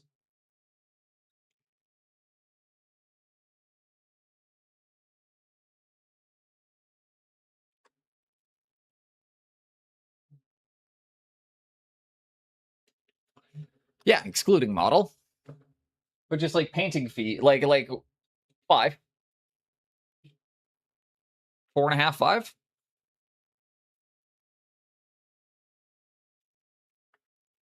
My rate works out to about 20 US an hour.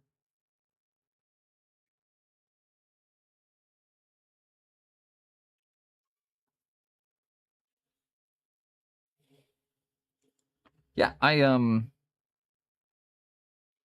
don't charge excessively. Always like for my commissions. It of course if there are certain people. My rates usually work out to about like so if you're in Canada, it's about $25 an hour. 25 to 30.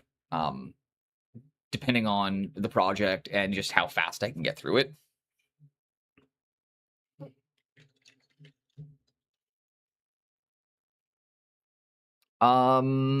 Yes. Yes, that's everything included. That's prep, that's sanding, that's basing, that's everything. That model took 5 hours start to finish. I also tell people I want the models assembled in subassembly, so I have assembly, or I give people assembly instructions.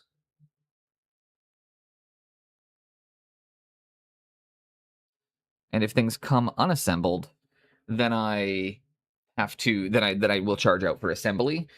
Um, I don't like doing the assembly myself because it takes too long and it cuts into my painting time. So I have somebody that I will pay to do my building for me. So same thing, building always has to get charged as well because I have to pay the builder. He doesn't work for free. He works for near free, but he doesn't work for free.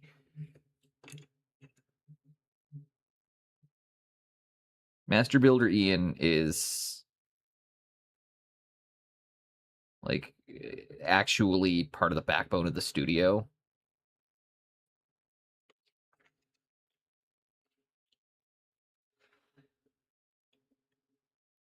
See, I'm not great at cleaning. I tell people, so one thing I tell people as well, Pascal, is the standard you send the model in is the standard I paint it in.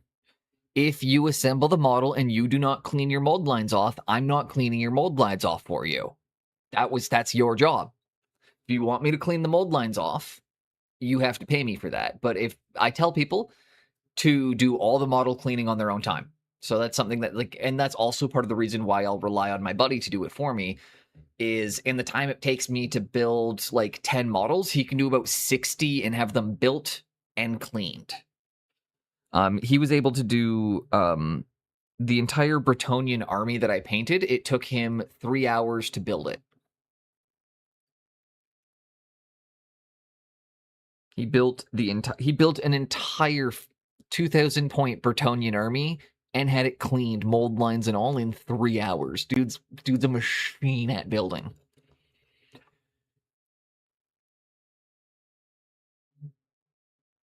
So I typically don't like to do my own building.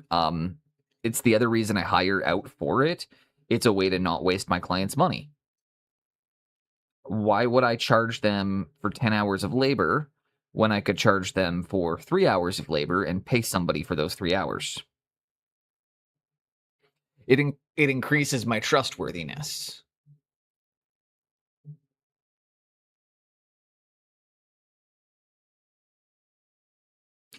I get that too, Pascal.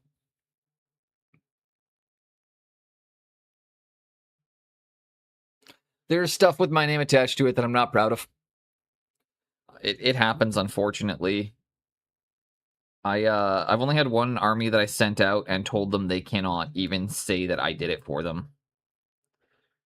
Because they were adamant they only wanted base coats applied.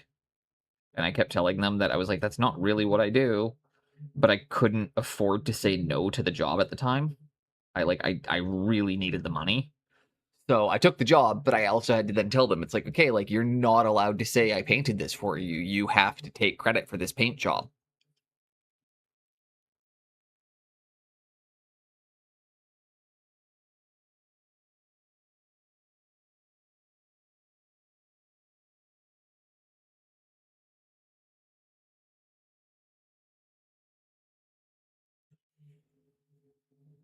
We're just cleaning up a bit of the cream colors now.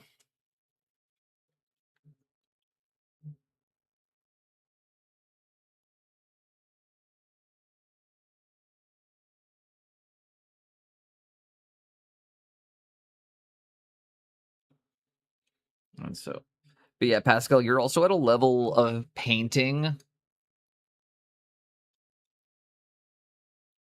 that's actually, so I'm not sure if you know, that's how I've swapped to doing it since.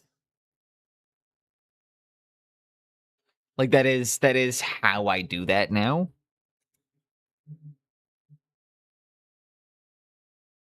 I don't take base coat jobs anymore. I don't take stuff like that. I have people I will send them to go and see instead, even if it's something where I'm like, I kind of do need the money. It's something where it's like, okay, either we can do one of two things. We can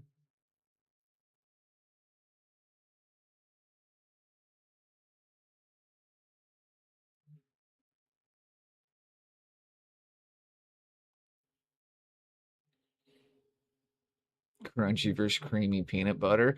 I can't eat crunchy peanut butter because I have holes in a couple of my teeth.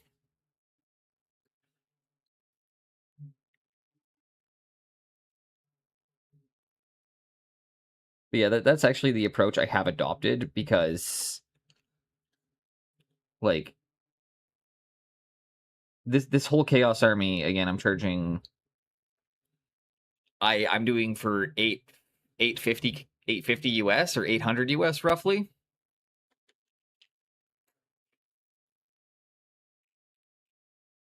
And that includes like all 32 Chaos Warriors, the Chariots, the 10 Horsemen, 3 characters, and the guy on the Manticore. I think that's perfectly reasonable.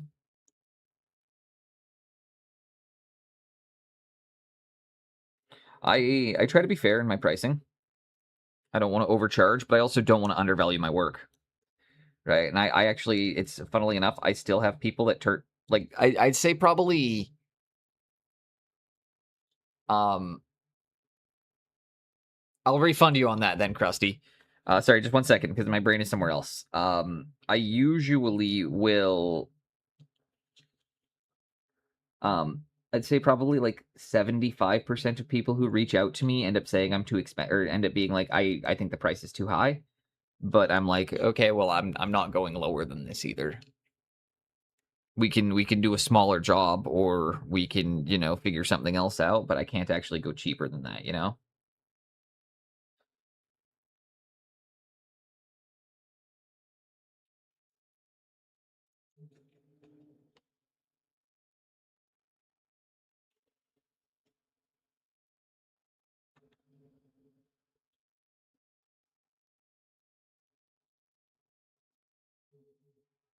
There we go.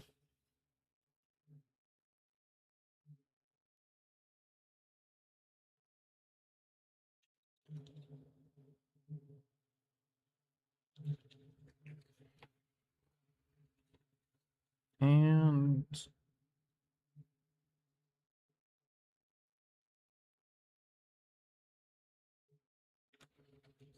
there we go. I'm just going to come through and do that across everyone.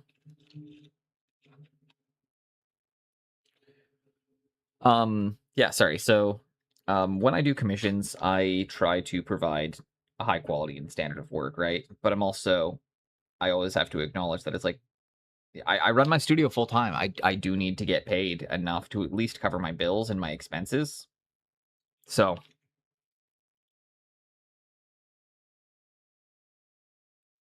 but I've also recently swapped to quotes, which is also fun because I've been doing this long enough now that I can look at a job and tell what it's going to cost to do. So I will also say, if anybody in here is trying to get into, like, if anybody ever needs help quoting a job or anything, or doing an estimate for a commission, just let me know. It's always going to be based on how long things will take me to do, though. So just understand that you're going to need to be able to paint fast if you're doing commission. There is a huge element of knowing where to cut corners to gain speed.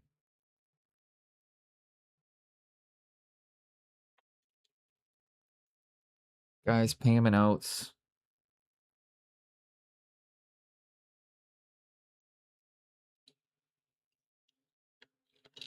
Fuck, you gonna try and pay me an exposure?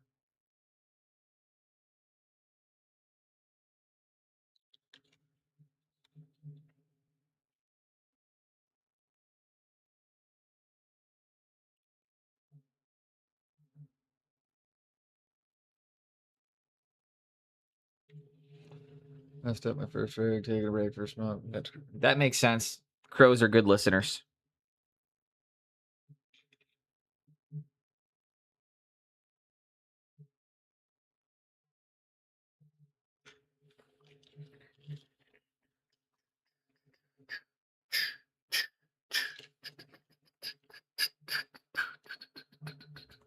We live and we'll die by the LCB Army.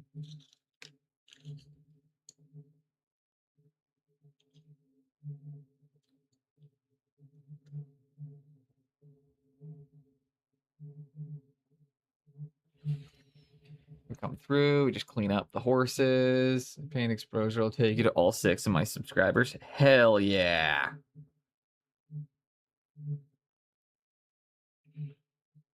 Which I'm actually going to say commission painting, talk about it. It's a great subject. Honestly, I'm enjoying talking about it. So I'm probably going to keep talking about it for a bit here. Because it's a lot of fun, and it is a completely different beast, right? Like when I'm in commission mode, I know to stay away from my display pieces because I'm also in bad habit mode.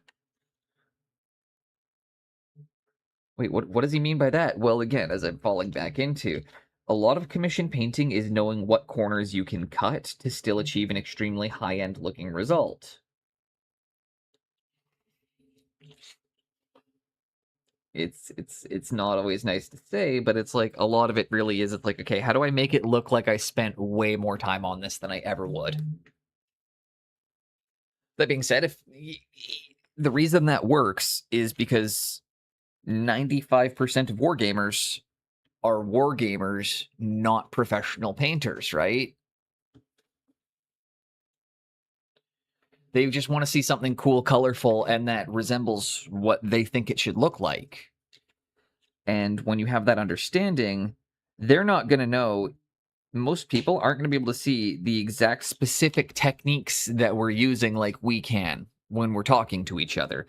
It's why it's the joy of the Twitch community is it allows artists to connect with other artists. The man has electricity. Yes. For the no crackheads juiced themselves today. The second time that happened.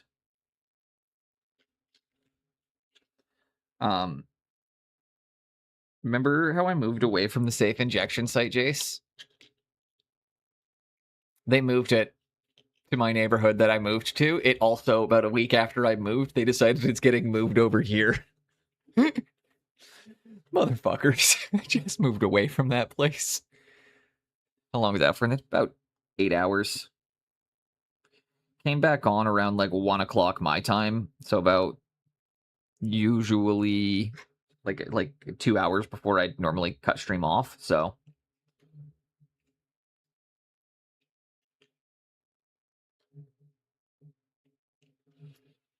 didn't seem like a good time to bother kicking it back in. But yeah, we'll see what happens. I don't think the crackers are going to be as bad because I'm still like not right by them like I was before.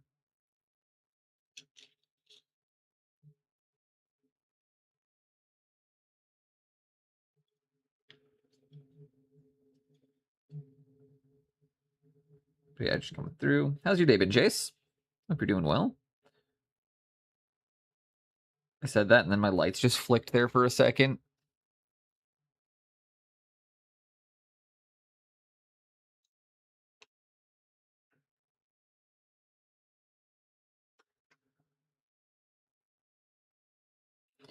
We also, good news, again, I'm calling it a Pyrrhic victory because we got the landlords to finally do a proper inspection. And it turns out I was not being a hypochondriac at all in the units taking on water. In not 1, not 2, 3 places.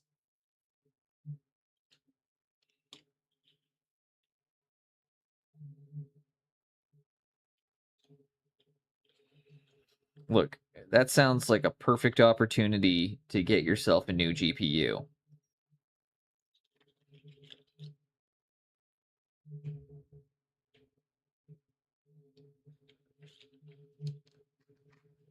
Final bit of my bike gear arrived, came, so not a lot going on tonight. Ooh.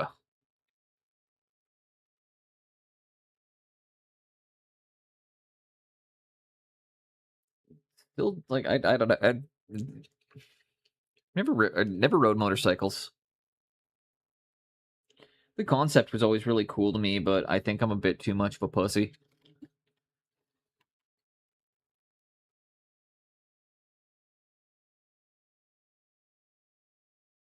Feel like if you didn't grow up around them, it's kind of hard to get accustomed to them. Like, I grew up around people who rode them, but I never rode them. And everyone in my family who's ever rode a motorcycle has had a horrendous motorcycle accident.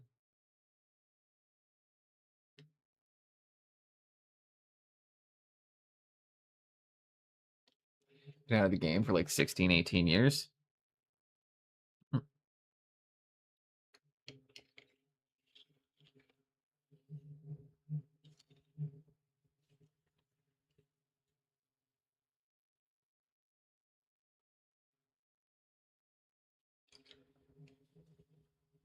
Hatred Copter, by the way, yeah, it is a great song.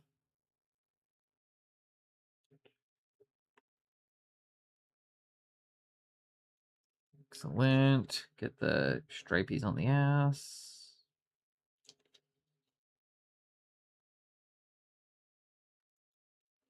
Here we go. Now that reads as the nice cream color. That makes sense too. I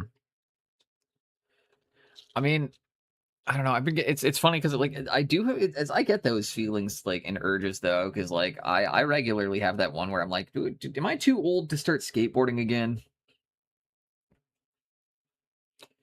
My wife has said yes to that one.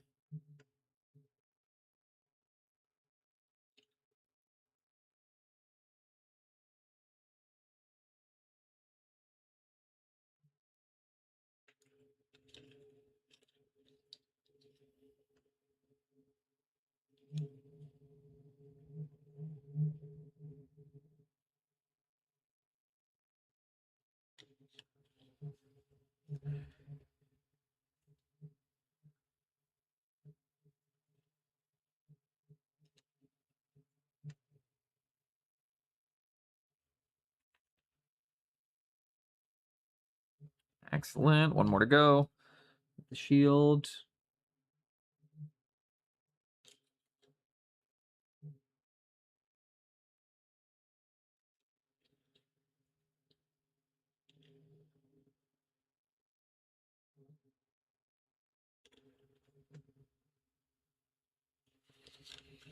Says we do general skateboarding, try some Tony Hawk shit, maybe not.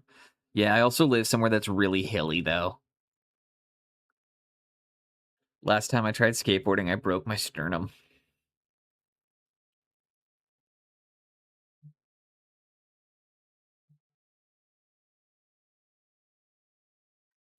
I mean, I did also try to learn how to skateboard again by trying to bomb one of the steepest hills in town.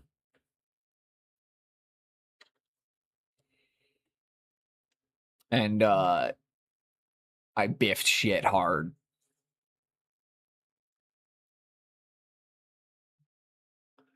It's okay though. Have a great night, Pascal. It's a little afternoon here, so still very early in the day for me. But next up is after we've got this applied, we're going to come back in, reestablish some colors in a couple spots. We've almost got the horsey boys here done.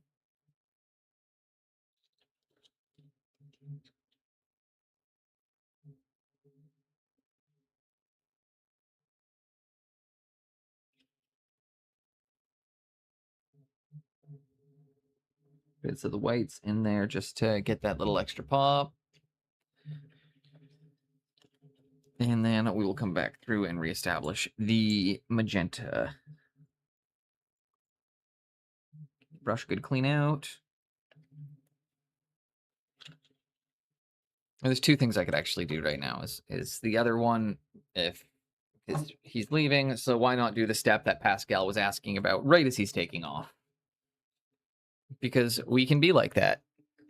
So next up, I am going to come in with a silver, and I'm just going to dab tiny little bits of it onto a couple of the areas just to bring a little bit of glint and shine into the metal in a couple spots. This will simulate the scratching texture, while also not having to sit there and fucking individually do it. Because that's too much work.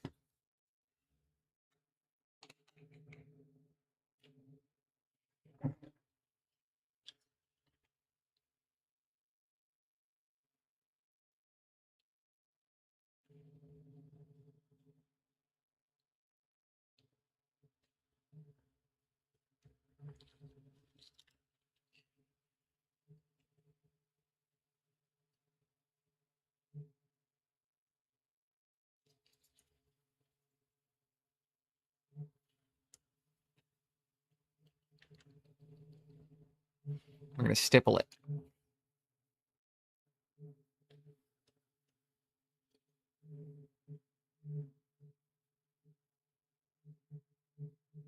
You get those little glints of metal in there.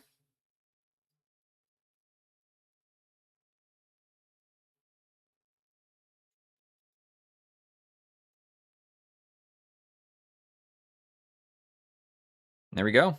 That's all we got to do.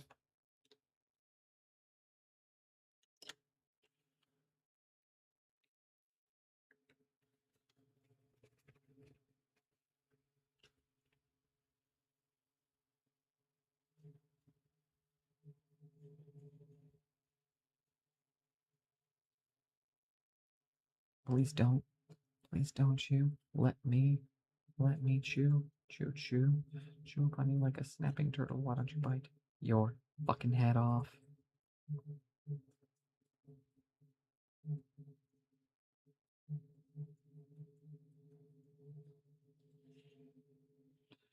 There you go.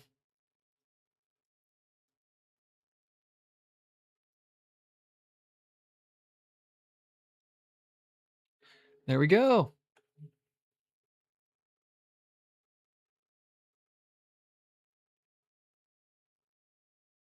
We got the gross ass horses. Might have to do a little pin wash on the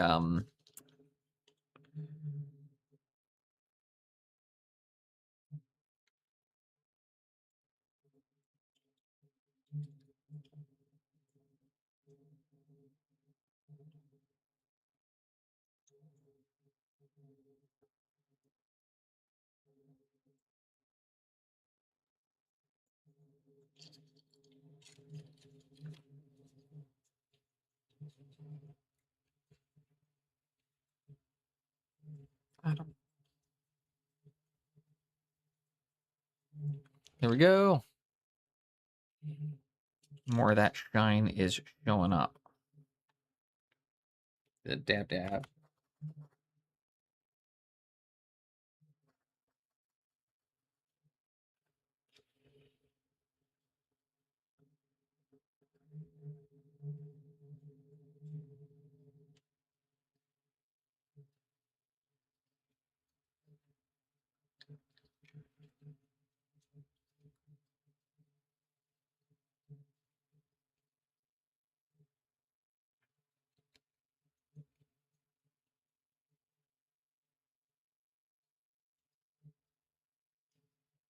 Okay, there we go.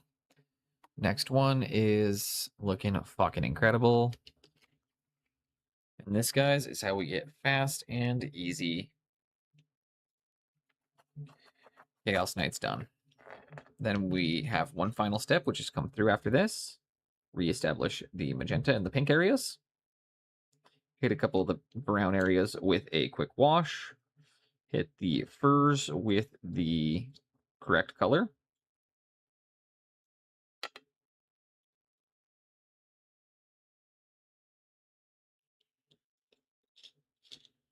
And I also might need to pop over to Valheim for a minute and check on how my barley is doing, because I gotta feed the chickens. Might have to pop over to Valheim and feed my chickens really quickly.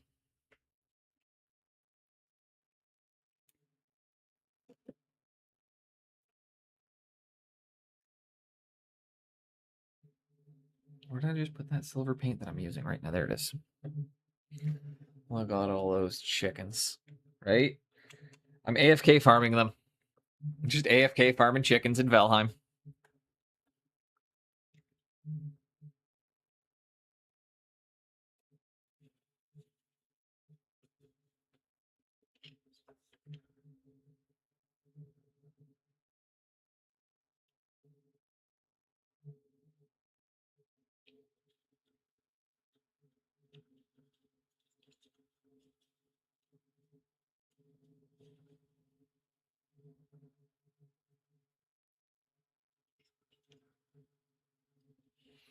And there we go.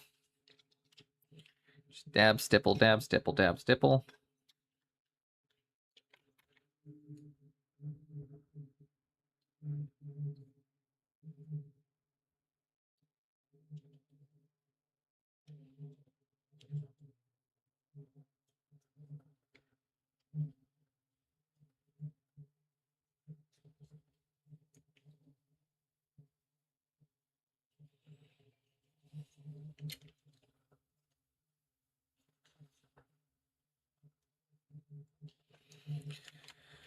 Three more.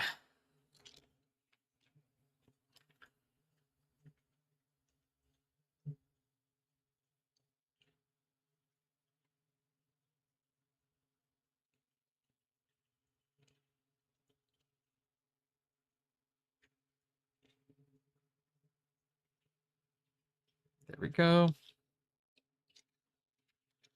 Two more. I'm gonna reload the brush really quickly.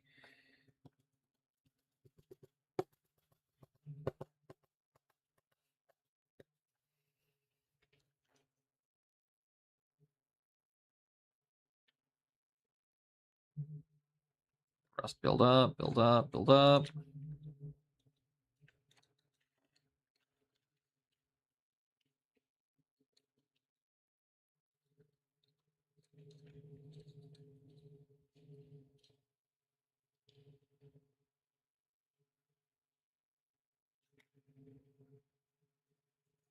There we go. That is 9 out of 10 done. Hell yeah.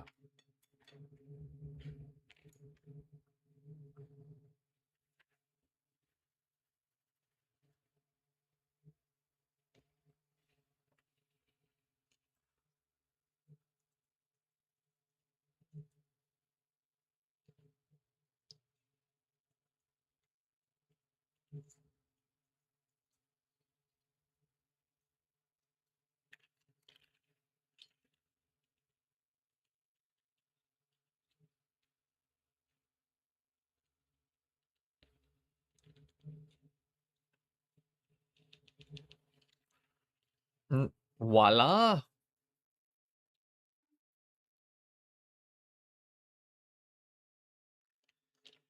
Rusty Plague Riders.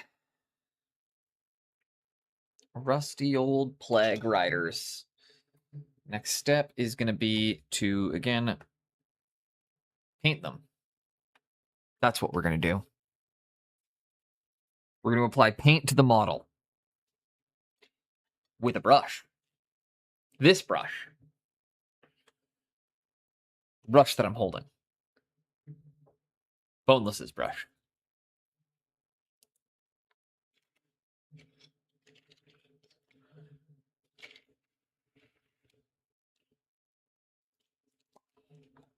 And I'm going to use this blue turquoise contrast.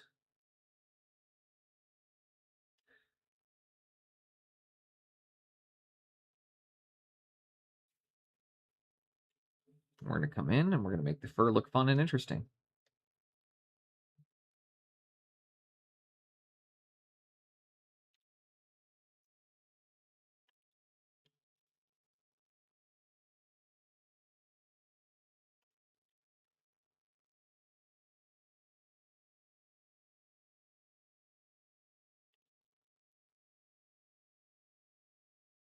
There we go.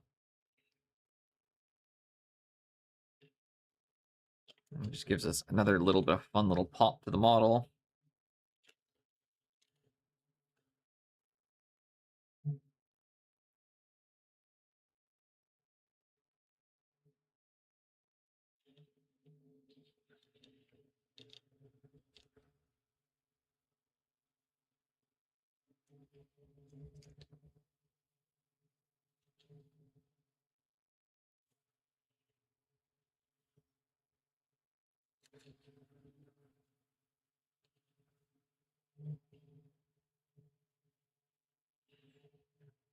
Oh, buddy, we got to change that water out for you, I think. Sorry, guys, 1 second. I got to go change my cat's water really quickly. I might use a Anti-Nowhere League, man. It's a great song. I gotta change the cat water really quickly, and I am going to refill my coffee as well. Because if I'm not zoomy enough right now, let's fix it. Yes, you want clean water.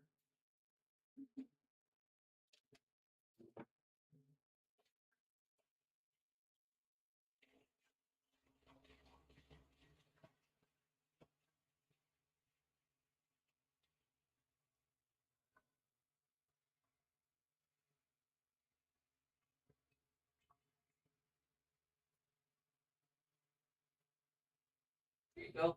Here's your clean water, buddy. And let's get a fresh coffee for Dad.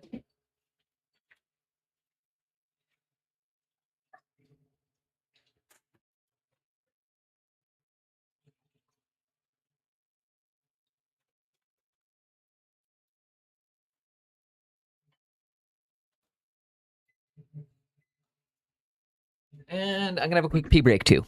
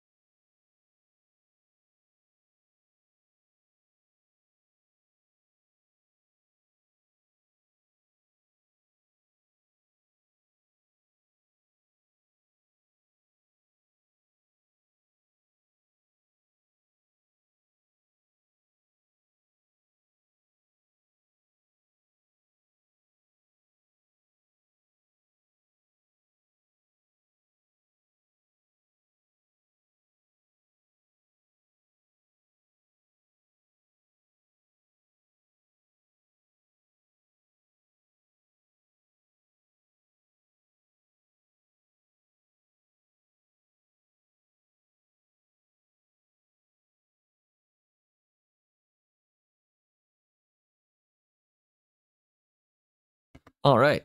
That coffee's too hot to drink.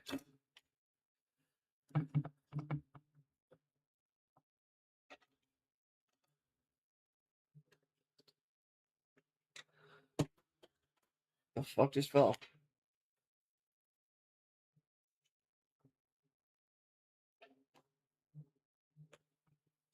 What just fell behind my desk?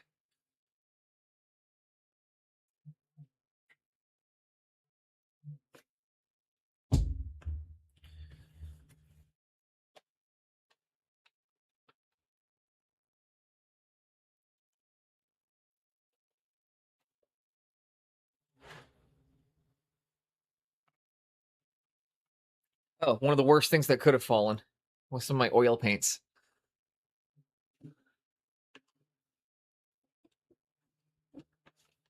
Okay, good thing I found that before the cats did. All right, now let's get back to work. Only got 2 steps left on these guys.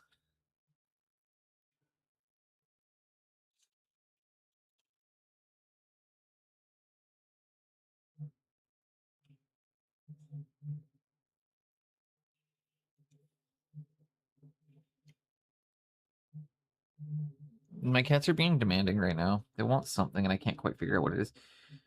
Maybe the baby's ready to finish his wet food now.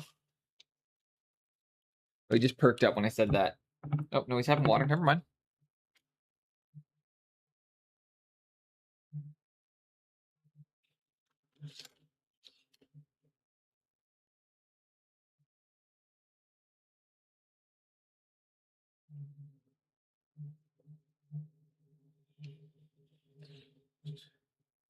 And again, we're just introducing a bit of blue into the black for a bit of visual interest.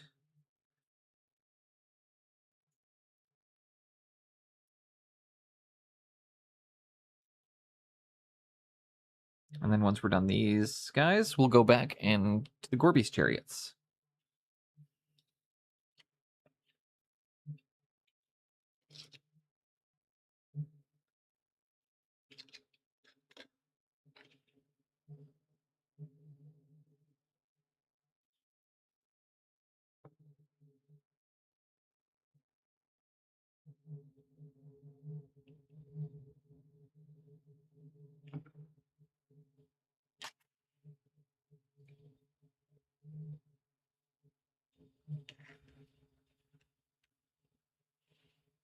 And just get that little bit around the feetsies.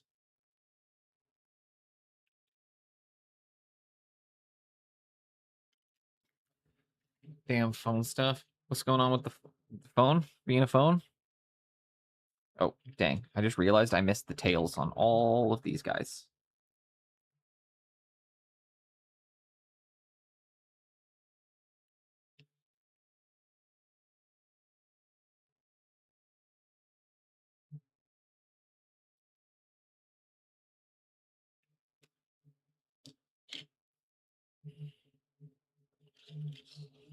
As the world turned out, I learned life is hell. Living in a world no different from myself. You see, we get the white, or the blue, kind of makes that read a bit more white, even. And adds, again, a little more visual interest to the model. And again, we will get a consistent finish on everything when we come through at the very end and revarnish it all. And it'll, again, once we get the final bit of magenta reestablished, it's going to do wonders for them. So you really, right now, is a trust the process part of this. So if you're thinking to yourself, boneless, I don't think this is working, you're wrong. It is.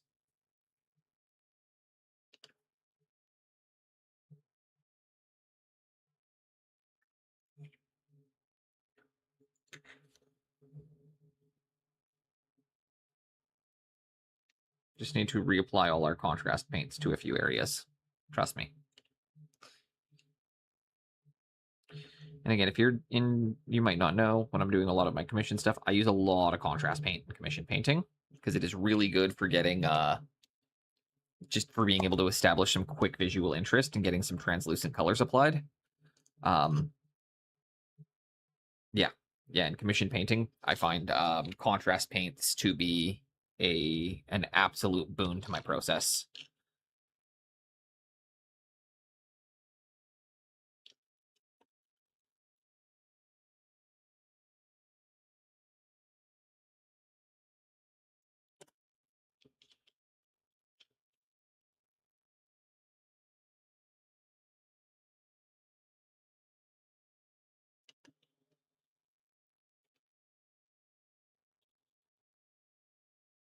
All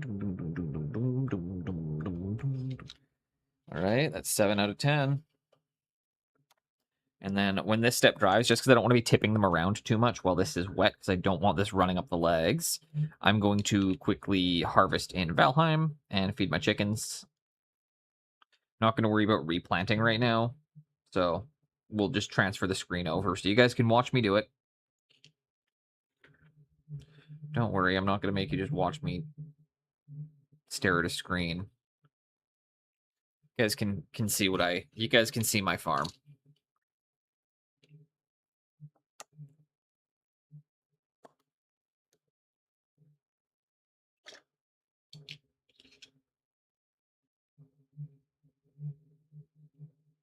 Okay, got that nice blue. One more to go after this guy. Feed the chickens. Then we come through, we do the magenta and the brown, and then they're done. Other than basing, which we'll also do. So I get to make slime. You get to paint the bases green and then make slime.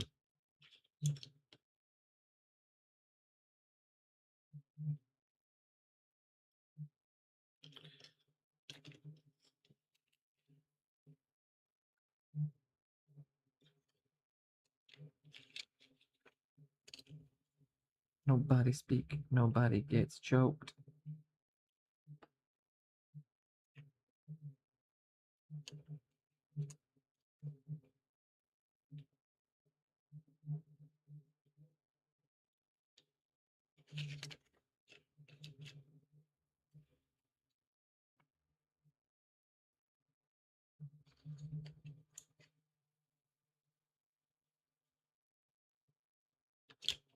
And there we go. There are all 10 of them done with the more interesting black.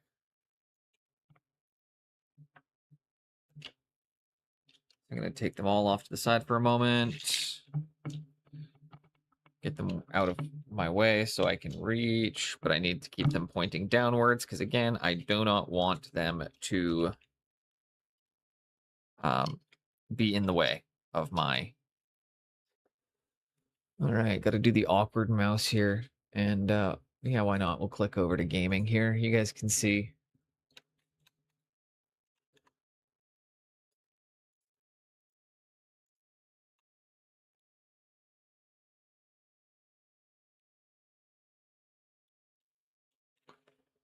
All right, let's go see how the chickens are doing.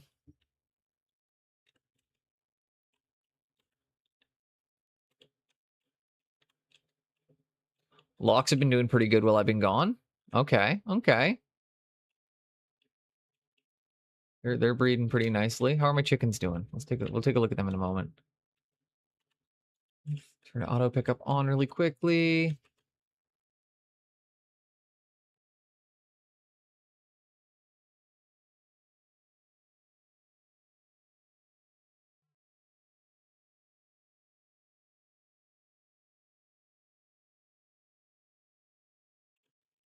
The chickens eat a lot of barley, so you just gotta keep it growing, you know? And just also note, I am unable to see chat currently.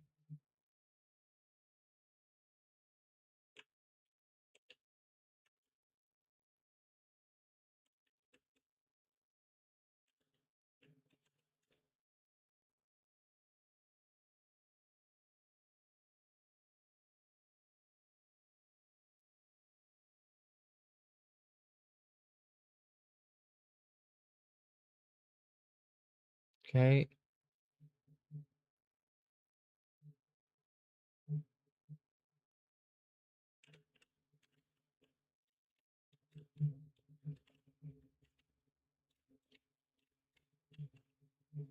Okay, I think we can go and feed the chickens, but get the rest of the barley. Again, I'm not going to bother growing another crop of it right now.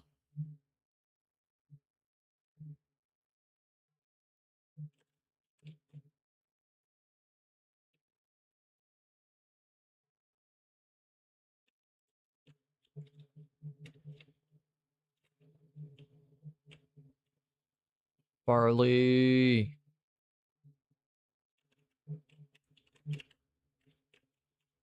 No room in inventory. That's bullshit. All right, well, that's the stuff I'll use to regrow with. All right, the locks. You guys can have some. Right, you get one. How are my chickens doing? Chickens are doing pretty good, but they're actually almost out of food.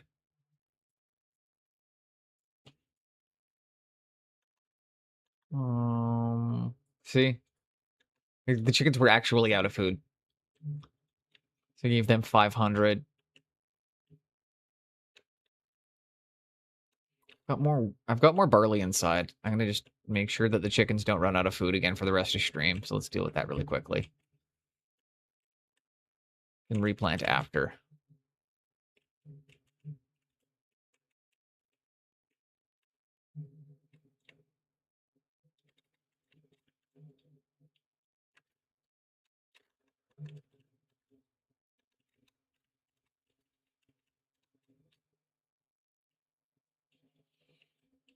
And this cape is my slow fall cape.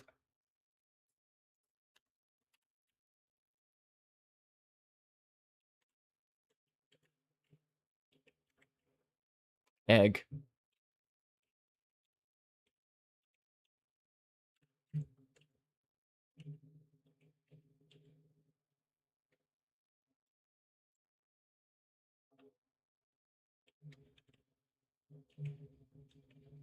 Good job, chickens.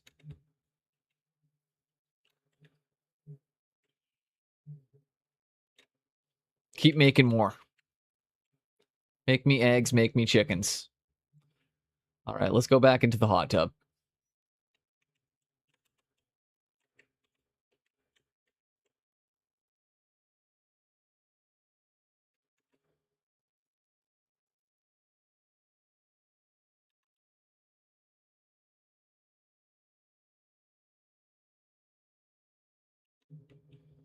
Don't take your belt off, though. That'd be weird. All right, you can rest and relax in the hot tub some more. All right, we're back.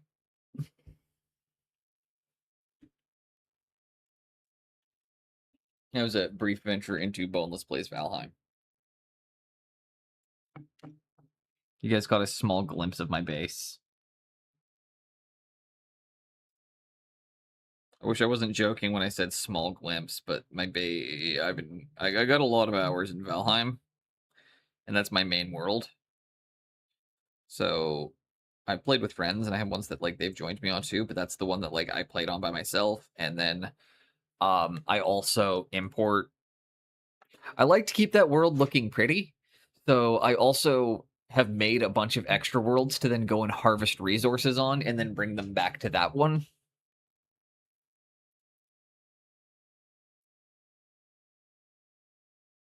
So if it seems like I've got like excessive amounts of stuff going on there, it's like, yeah, I know I've like strip mined like several worlds worth of stuff. What a few hundred hours looks like. Although again, a lot of that is doing stuff like this, where it's like, all right, I need food. Let's AFK.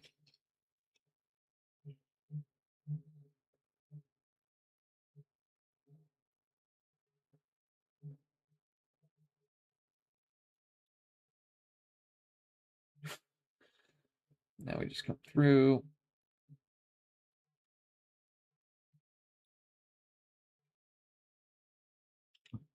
And we're gonna get the fabrics on the shields.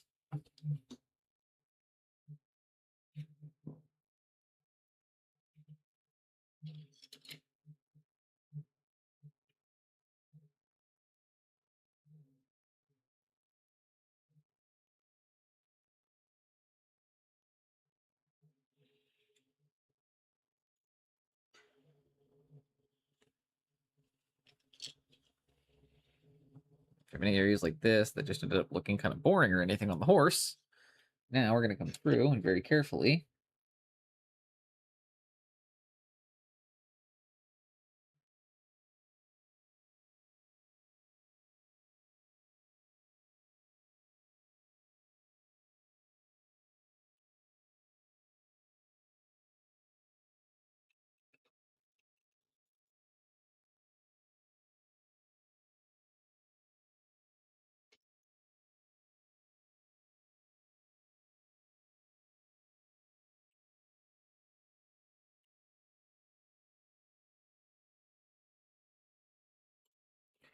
And I am painting completely off camera. Let's fix this. Let's amend that situation.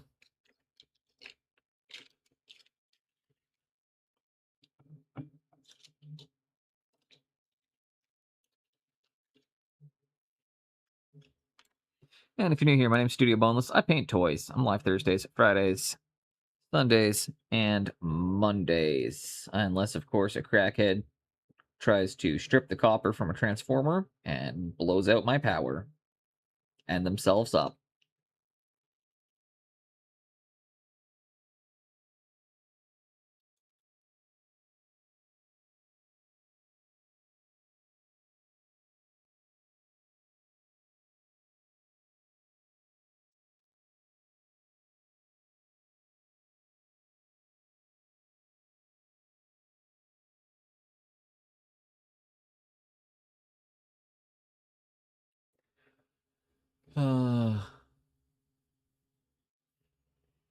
I mean, it happens. Believe it or not, way more often. Like, stuff like that here isn't even really a surprise.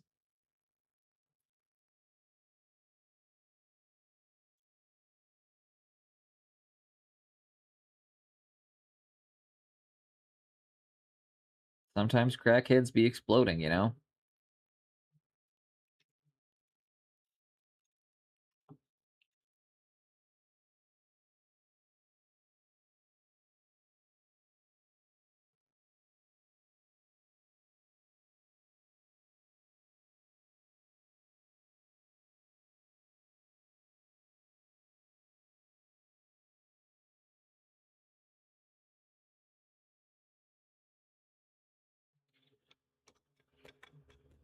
And I'm working really, really hard as per normal, dude. I sometimes I wish I even understood what your job was. It kind of reminds me of when I did like overnight support work, but again, I know that you're not one to talk about your work or your personal life in that kind of capacity, and it makes sense. So again, we don't pry.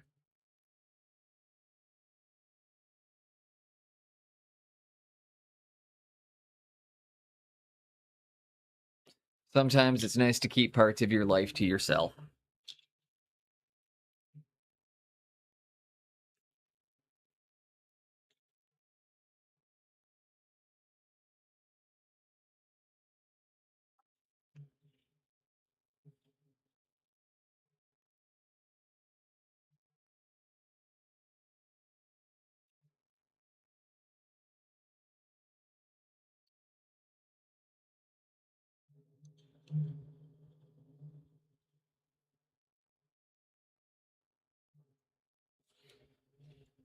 I'm actually wandering around outside in the sunshine right now, but that'll happen shortly.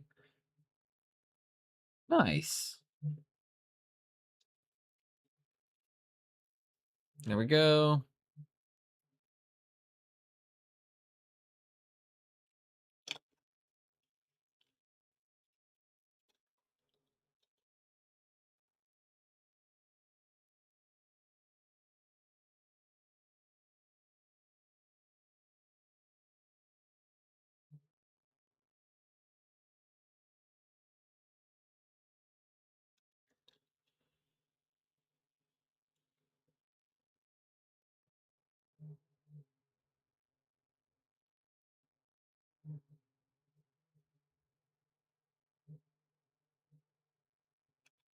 And there we go. Chaos. Chaos. Chaos, don't give a fuck.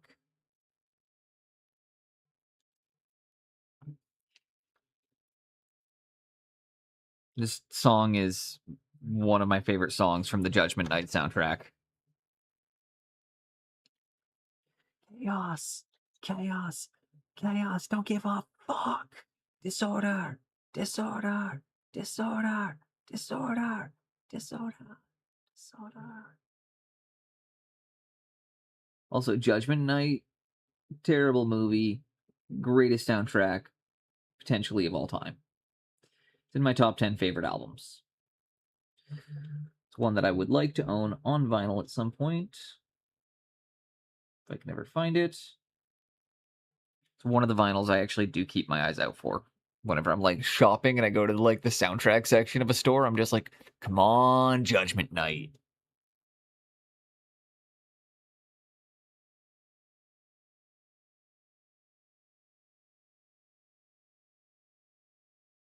I can talk or communicate. I can give or reciprocate.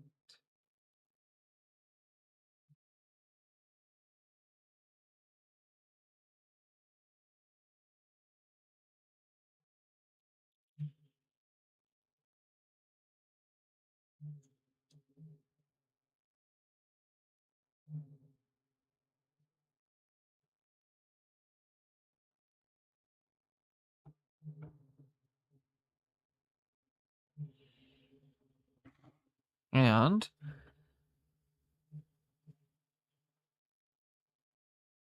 we're coming through. Establish those magenta elements on the horses.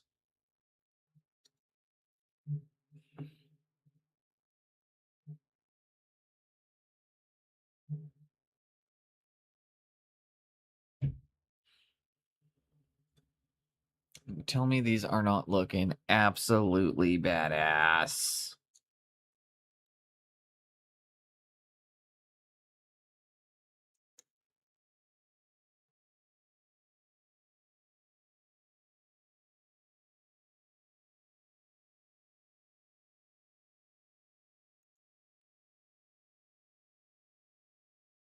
Now we're just coming through and chopping in those final details.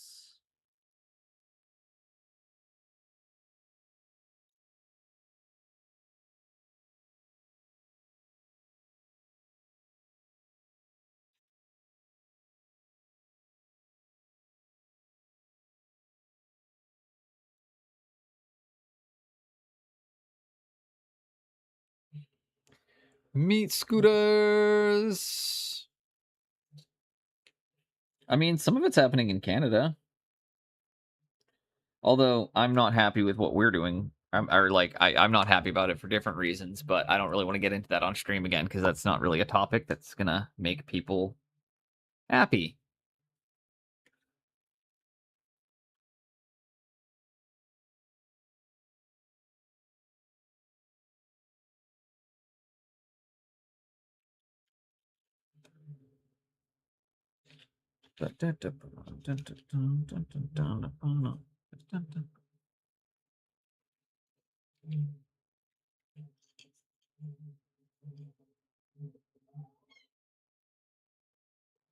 One second, the princeling is demanding wet food.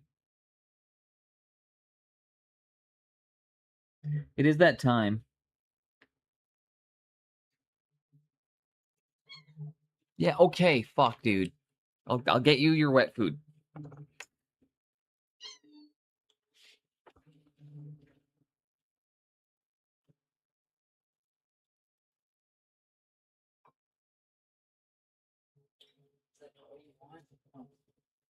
No, we're not playing this game while I'm at work.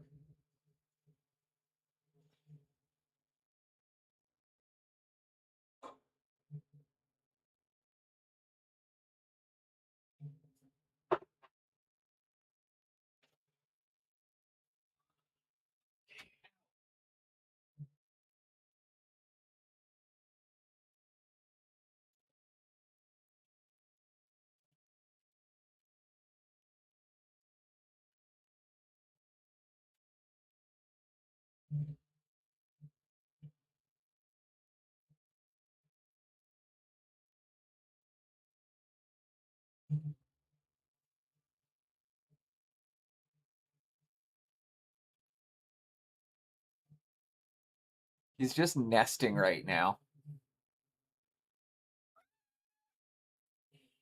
Can you say that into the microphone?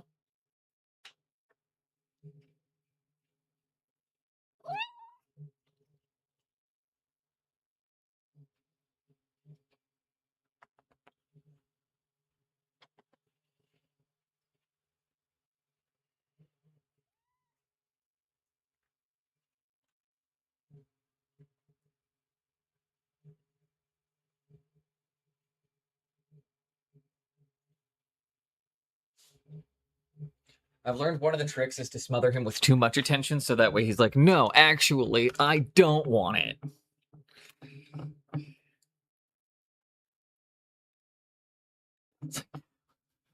When he mews for attention, it's like just give him so much attention that he's like, actually, I don't want it.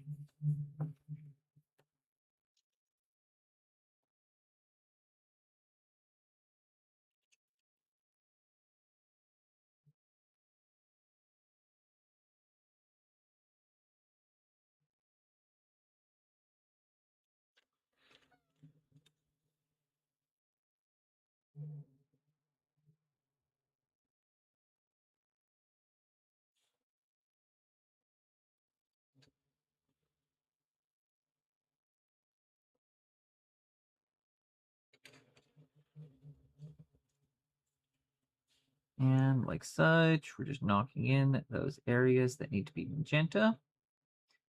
Gives that final little bit of oomph and color separation. I mean, yeah, my cats are spoiled.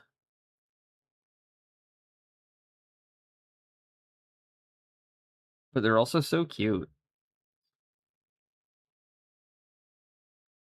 I mean, how many of you guys have? I mean, like, how many people like have cats that just let them let you pick them up and hold them like that?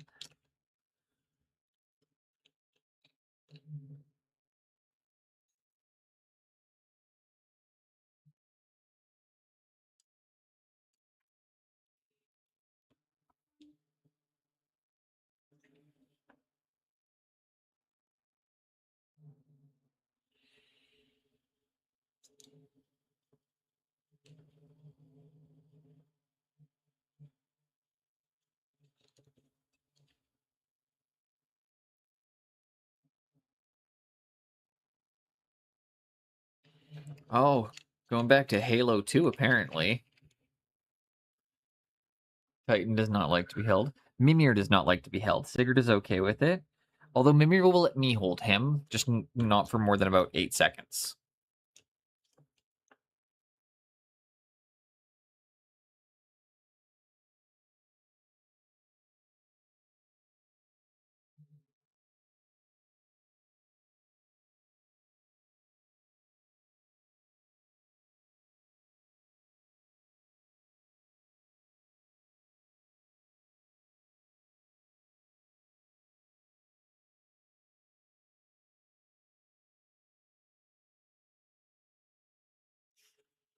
No, never had cats or dogs. In fact, I don't think I. You'll probably. I got a feeling, Jace, you're probably going to end up with a cat within a couple years. Now that the boys moved out, I could see you wanting a cat or something.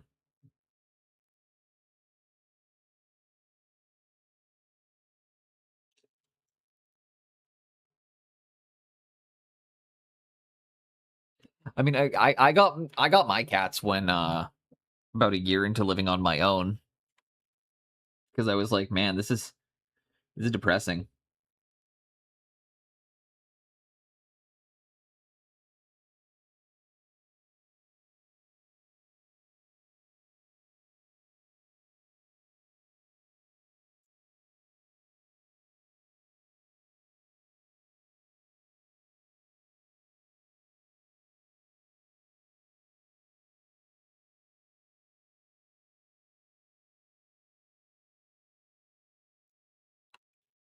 Jace with a cat. You got a tiger pony.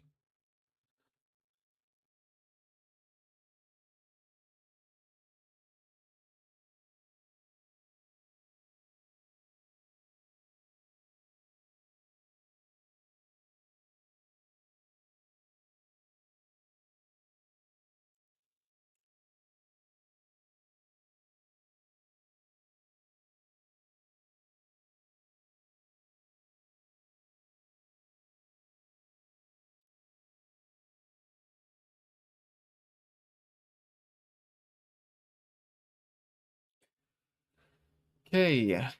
Shield on that one is done. I am holding my breath a lot right now, I'm noticing.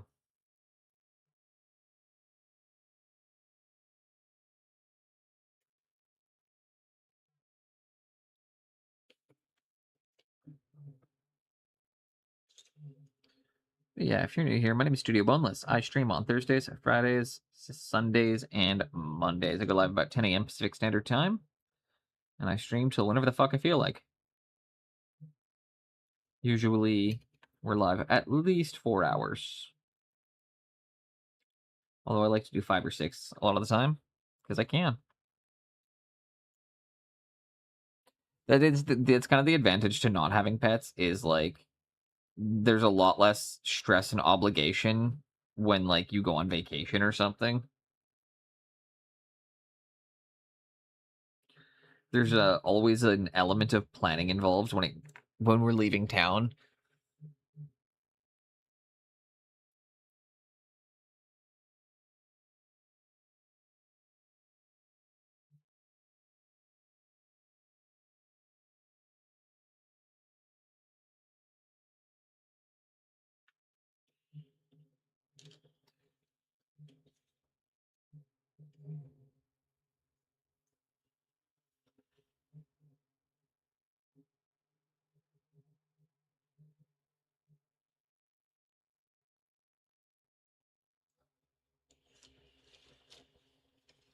There we go.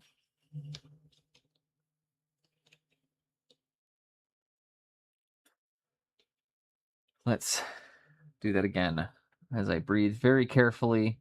Why is it breathing is can anybody explain why breathing is hard?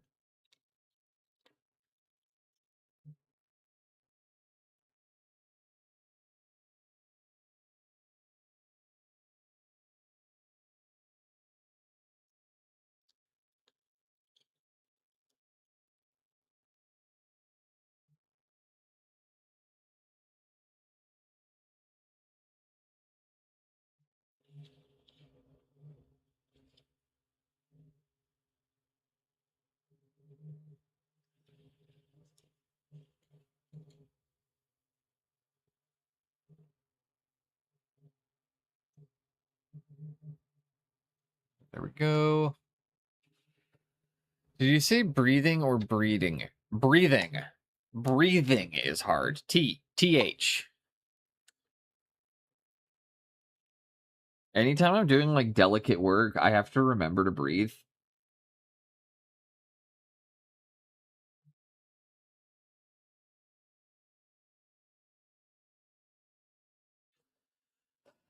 Remember to breathe. I like same thing. Like I'm going like 20-30 seconds without taking a breath, and I'm like, I should probably breathe.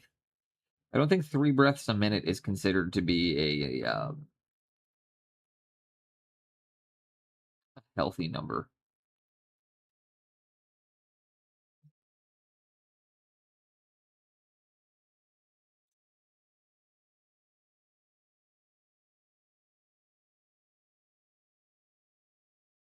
Thankfully, I was a former smoker, so I am more immune to hypoxia than most people. It's actually the only advantage like smokers ever really have is their bodies are way better in hypoxia. Because it's a natural state for them.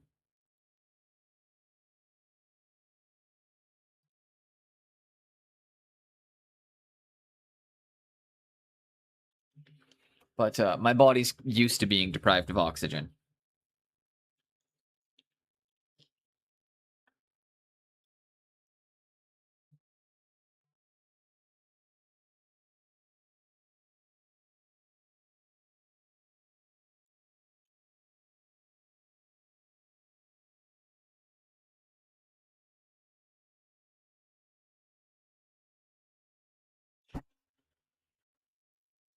And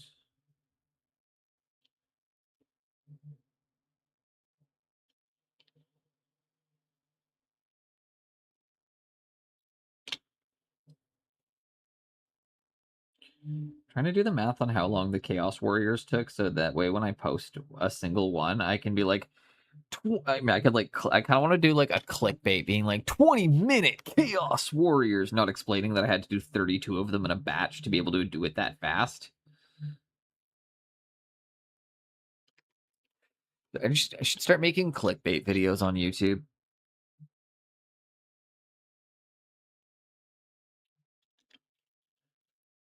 Everything's gonna have the same thumbnail immediately.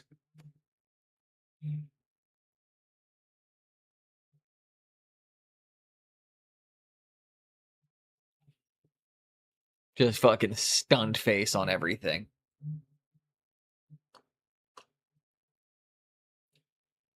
Have a good one, Jace. Hope you have an excellent rest of your day. If anybody in here is not familiar with Jace to Face, great mini painter, great gamer, great streamer, great person, make sure you're following him.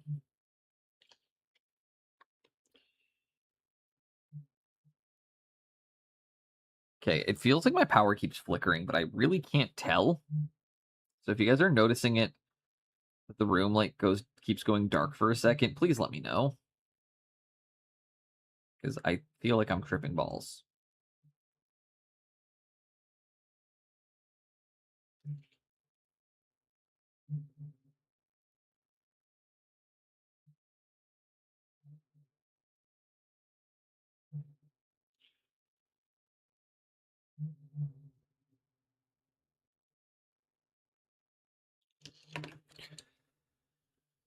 And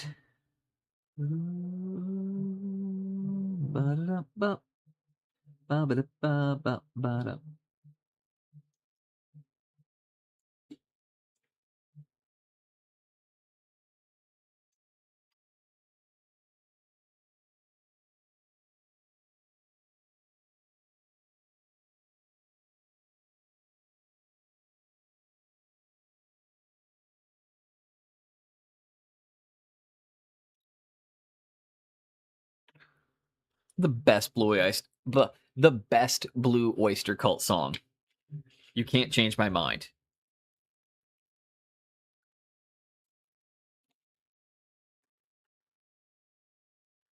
One of the guys I used to play World of Warcraft with when I was a teenager just sent it to me, and I was like, "Hell yeah!" And I've loved it since.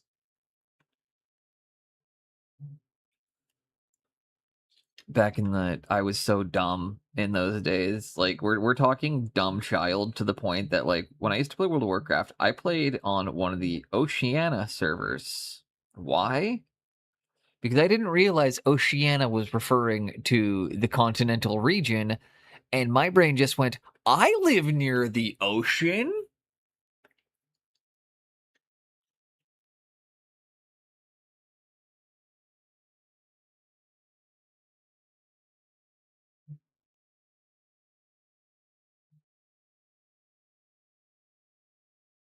And that's why I ended up playing on an Australian server.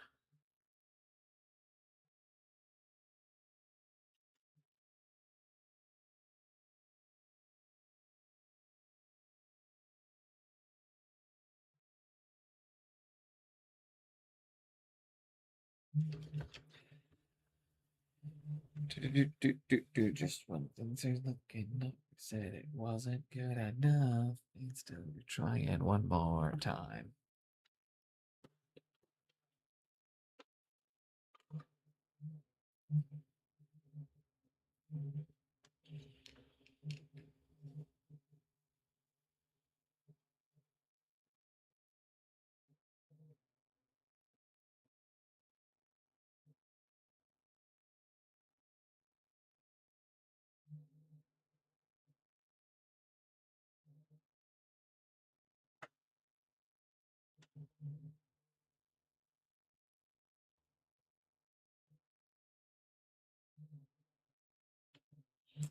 And there we go. I just tunnel visioned in so harsh.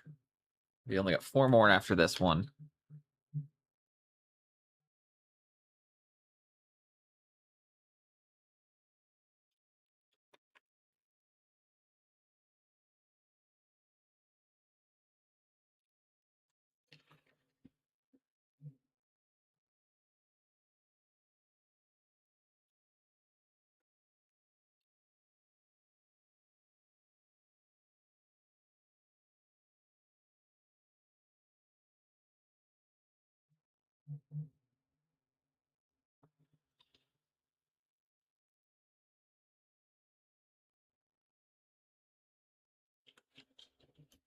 And there we go. Grab the other side really quickly. Did we already get his did we already do his shield? Yes, we did. Haha.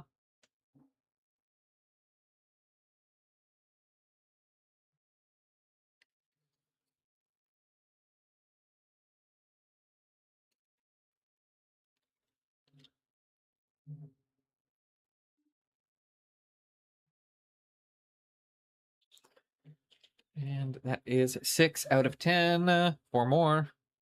In too deep, and I'm trying to keep up above in my head instead of going under.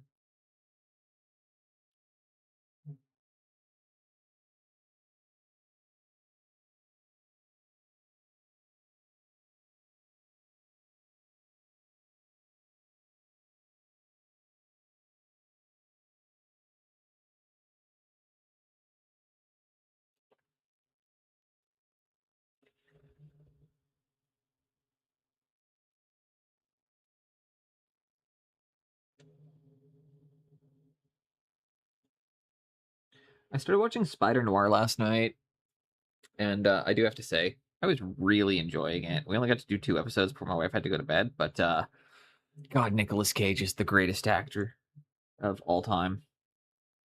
Like, he's just so good.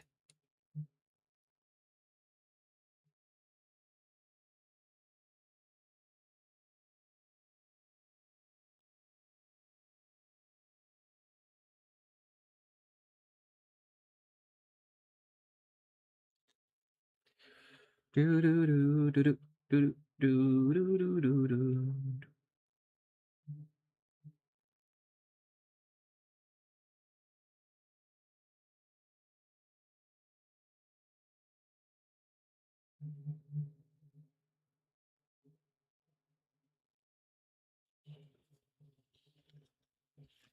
Do do do do boo do do ba da ba da ba ba bum ba bum ba.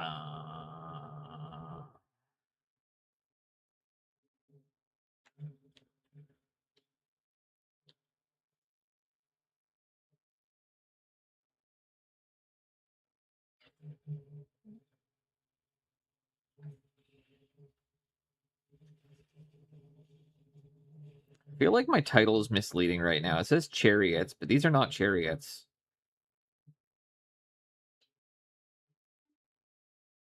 We started the Chariots, then they had to drive for a bit.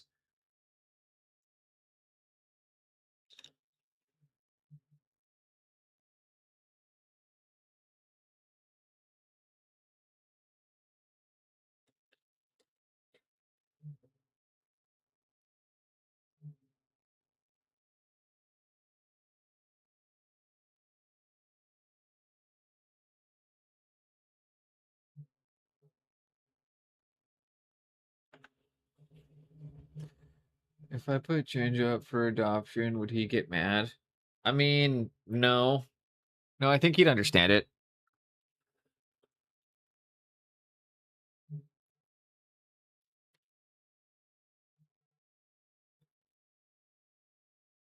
I mean, he might be confused.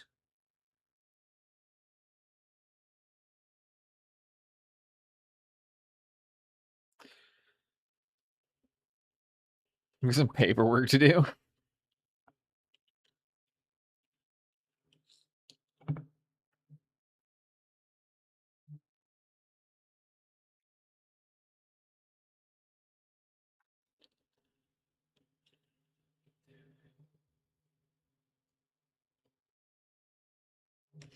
Once these guys are on their bases, they are going to look fucking awesome.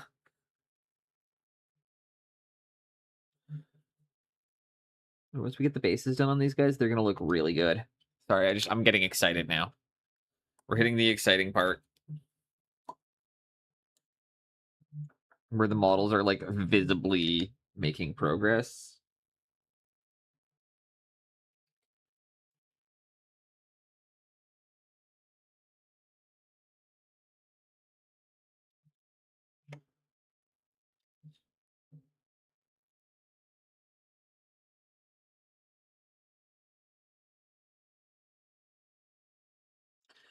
Fun fact, This song is about one of my favorite books of all time.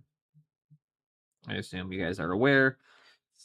About the chapter in For Whom the Bell Tolls by Ernest Hemingway, when the band of El Sordo gets massacred on the top of the hill fighting the fascists.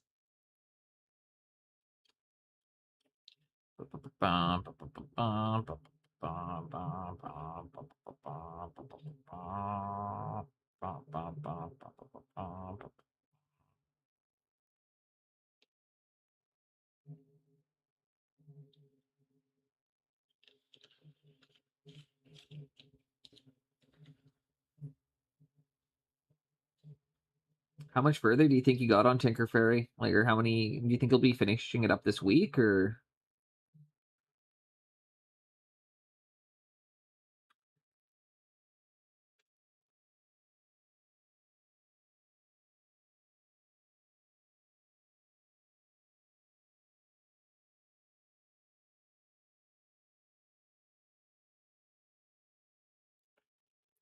Well, no, I'm very tall. Or not, or no, I'm not scared of tall people. I'm not very tall, but I'm fairly tall myself. I'm 6'2", so I'm average Dutch height.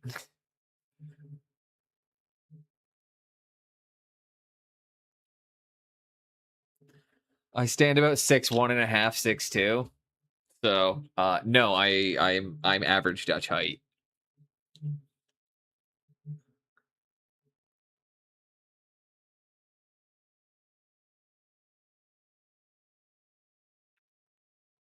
Probably not this week. Lots of tiny things left to do.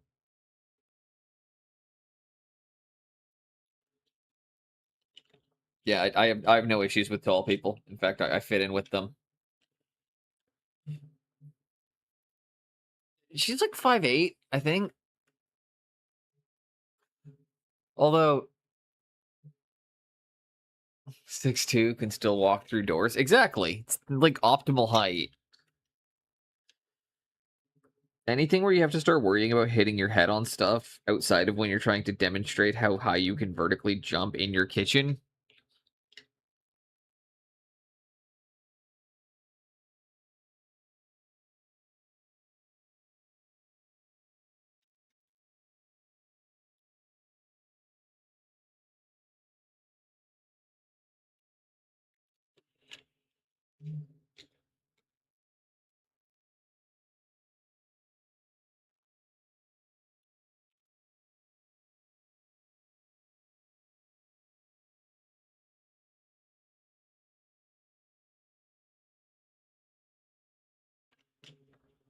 Still gonna be the smallest there. JT said he's giving me a piggyback ride. I think you that's I don't know. I mean,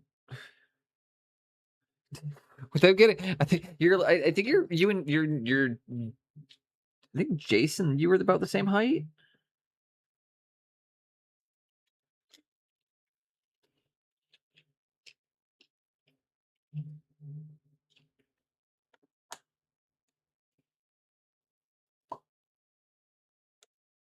But yeah, no, I'm over 6 foot, so I'll kind of blend in.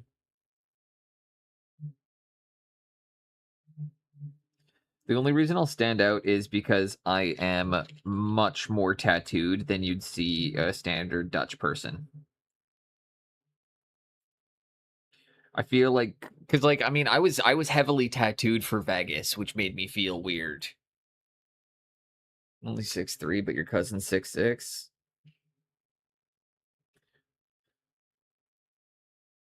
I had a buddy who was 6'8", 6'9". My buddy Luke was 6'9", and I knew that because we had a 6'6" ceiling in my basement where I used to live, and he used to regularly stand up and smash his head into the ceiling. Like anytime he'd stand up from being hungover, he'd like bang his head on the roof and knock himself back into the couch. It's quite funny.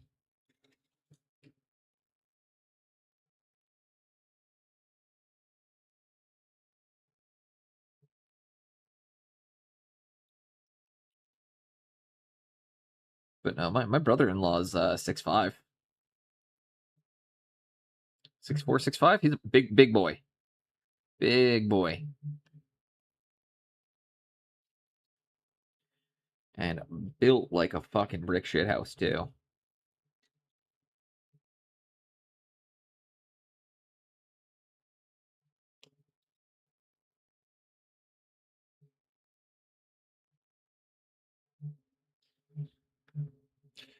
No, those will get me in trouble.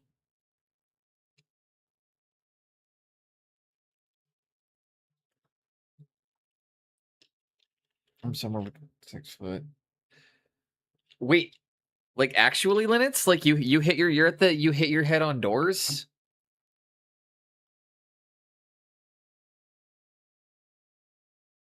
You're at the hitting your head on doorways heights? Damn. I gotta be tiny to you guys. You wouldn't be able to stand in my house. I only have a 6'6" ceiling.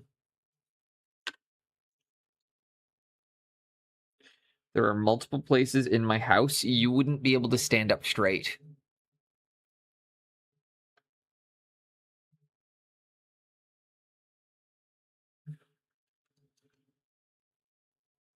That's weird to think about.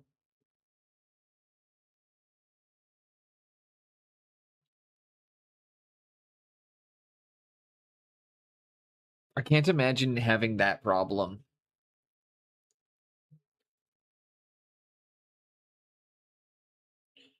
We don't get a punch at Jace's height. He's not even here right now.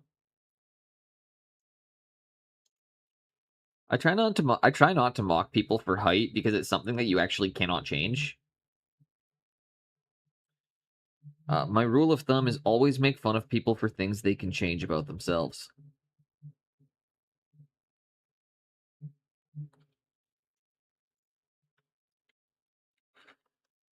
If you're going to make fun of somebody, always pick something they can change.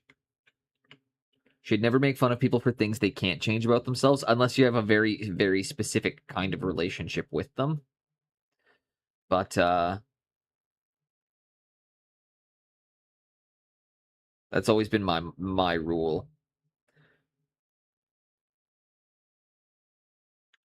Especially because, like, being over 6 foot, it feels like just genuinely like I don't need to punch down about people's height, man. Like, it's just, you know, feels extra disingenuous coming from like a tall person being like, yeah, being short would suck. That being said, I was also very short until grade 12. Fun fact, Boneless didn't hit his growth spurt until he was 17.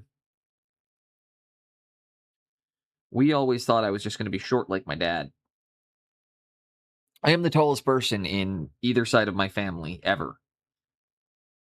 In I think, well, in as many generations as we can track, I'm the tallest person in the family to have ever lived.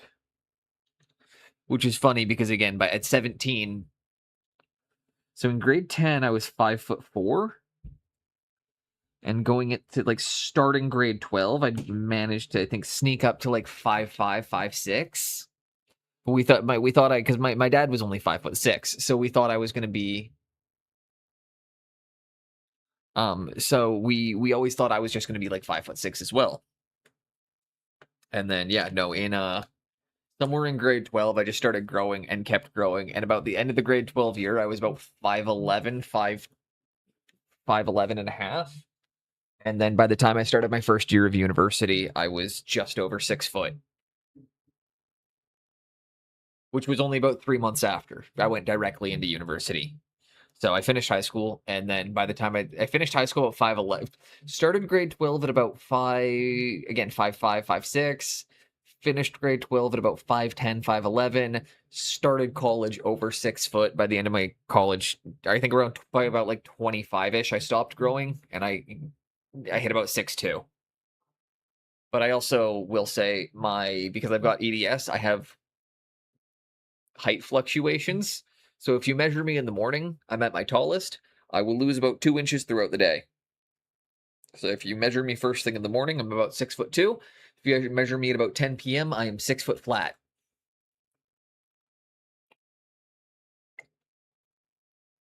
But my spine compresses by about 2 inches over the course of the day.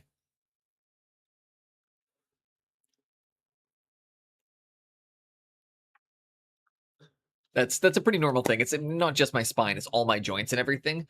But it's very standard for people to lose about 1 inch to 2 inches of height throughout the day. Gravity literally takes its toll on all of us. All right, let's get a good old fucking thinker in. Need to use a little bit of the European mud just to block some. Yeah.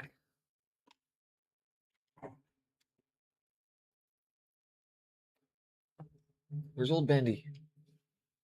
Right over there. Yeah, fuck it, I'll use you right now. It'll be fine. So I just need to take a bit of my texture paste right now. Back pain is a lot. Dude, I swear, being your height, that's gotta be pretty bad. Fun fact though, I have does anybody want to guess what my wingspan is? I think I've said it on stream a couple. Ready? Give your balls a Raid tuck, coming in tit from fucker. Plate Smasher. Yeah! Frankie, you ready? You're going. Yeah! Judy, you ready? Let's fucking go, Sanger. Good, cause you're going. Yeah! Hitch, you ready? All hands, Good, boys! cause you're going. Yeah! Dolo, Run him up and fill him in. Une fois, mon Sanger. Good, cause you're fucking going. Yeah! The best goalie in the no-show, Michaels, you ready? You damn right, Sanger. Good, cause you're fucking going. Yeah! Pack mentality, boys.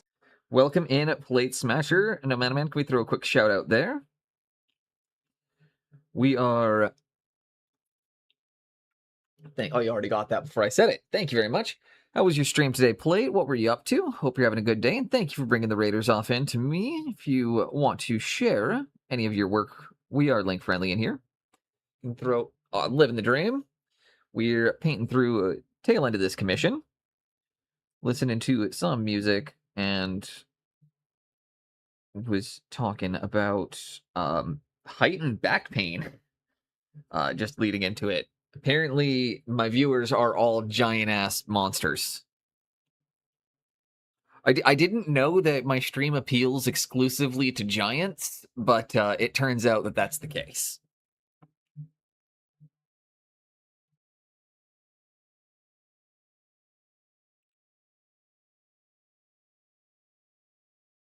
Just see, I now have 6 viewers I know of. I'm going to be very clear. I have 6 viewers I know of over the height of 6'7". There are now 6 of you confirmed to be over 6'7". Now 1 of you confirmed to be 7 feet.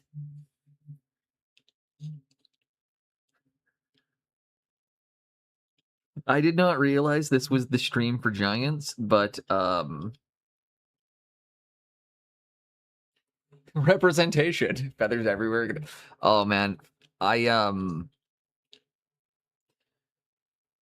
If you're open to it, I can teach you a little trick for feathers that might blow your mind. If I have it, do I have it handy? Might not have the brush I need handy, but oh yes I do. Haha. It's a little oversized for it. But for feathers, fan brushes are fantastic because it's going to give you a bunch of individual streaky little lines all at once. You're about the same size I am, Plate. But yeah, if you're wanting to get through feathers fairly quickly, a fan brush is a great cheat because you can get lots of individual stripy little lines done at once. Doing pheasant feathers though? Ah, that is way smaller. You're doing giant big bird demon feathers. Or if you're ever doing a larger model where you have lots of feathers to do at the same time.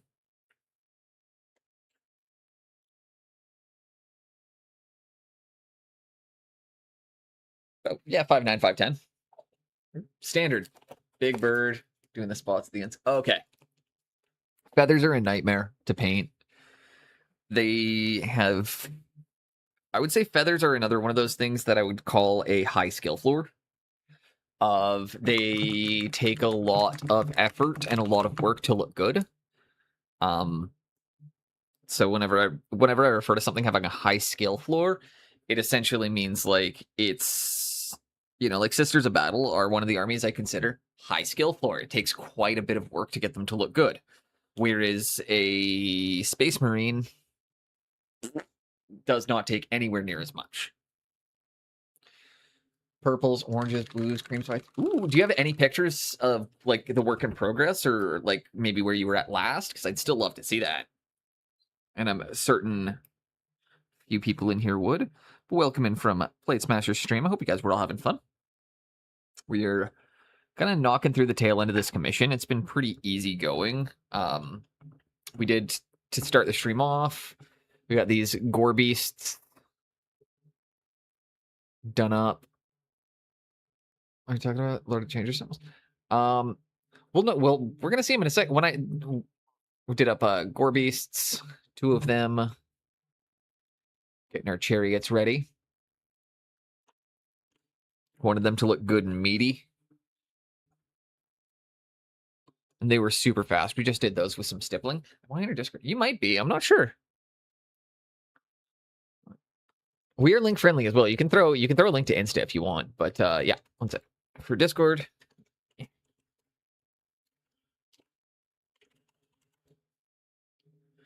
I don't take offense to it because I'm not in very many people's Discords because I get stressed out by notifications. Just genuinely, if anybody wants to know the reason why I'm only in like 2 or 3 of them, especially because like I get a lot of DMs about like business stuff for like the commissions. So I get really, when my phone goes off, I often get very stressed. Like the I have to look at it because if it's a client, I do have to reply. So I for myself can't be in too many channels because Discord's my main method of communication with clients, and if Discord's buzzing constantly, I just get like I get stressed. Which is, I don't know if that's a fair response or anything, but it's the honest answer.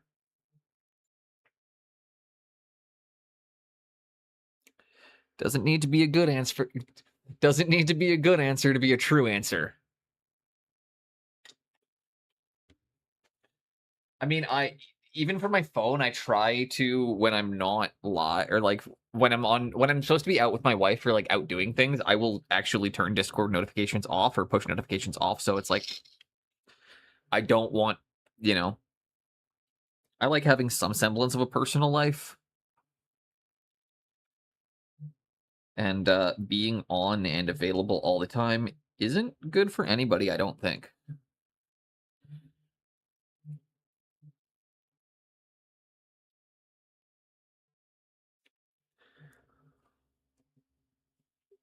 Ooh, in the meantime, for the special pick, really turnip. Ooh, are you doing turnip 28? Cute. Also awesome. It's turnip 28, right? Or what's it called? I think that's the name of the game. I really like that. That's adorable. There's an actual. Well, you could probably use it for Quar as well, but I would take it. I'm pretty sure it's Turnip 28 is a game system as well, where it's like grim dark vegetables massacring each other, kind of like Quar, where it's worms, literally just the game Worms on the table. Quar is just the tabletop version of the game Worms. You can't change my opinion.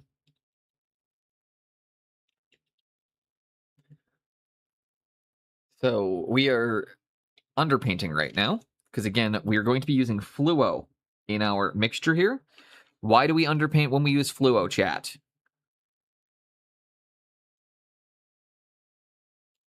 I'm going to give you guys a chance to get the answer before I give it to you, because I want to see who has been listening over the last few weeks about this. Why do we underpaint fluo?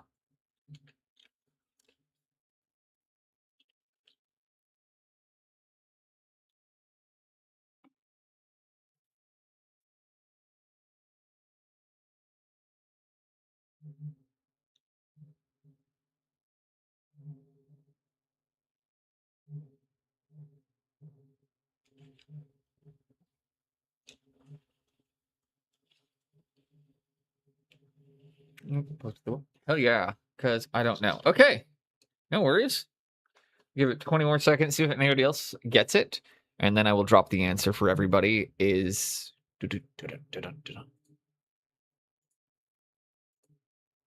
Oh, hell yeah. Yeah, that is Lord of Change. That's looking awesome. You mind if I bring that up on stream here?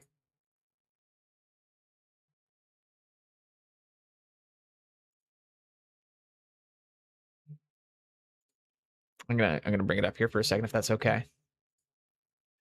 That looks fucking awesome.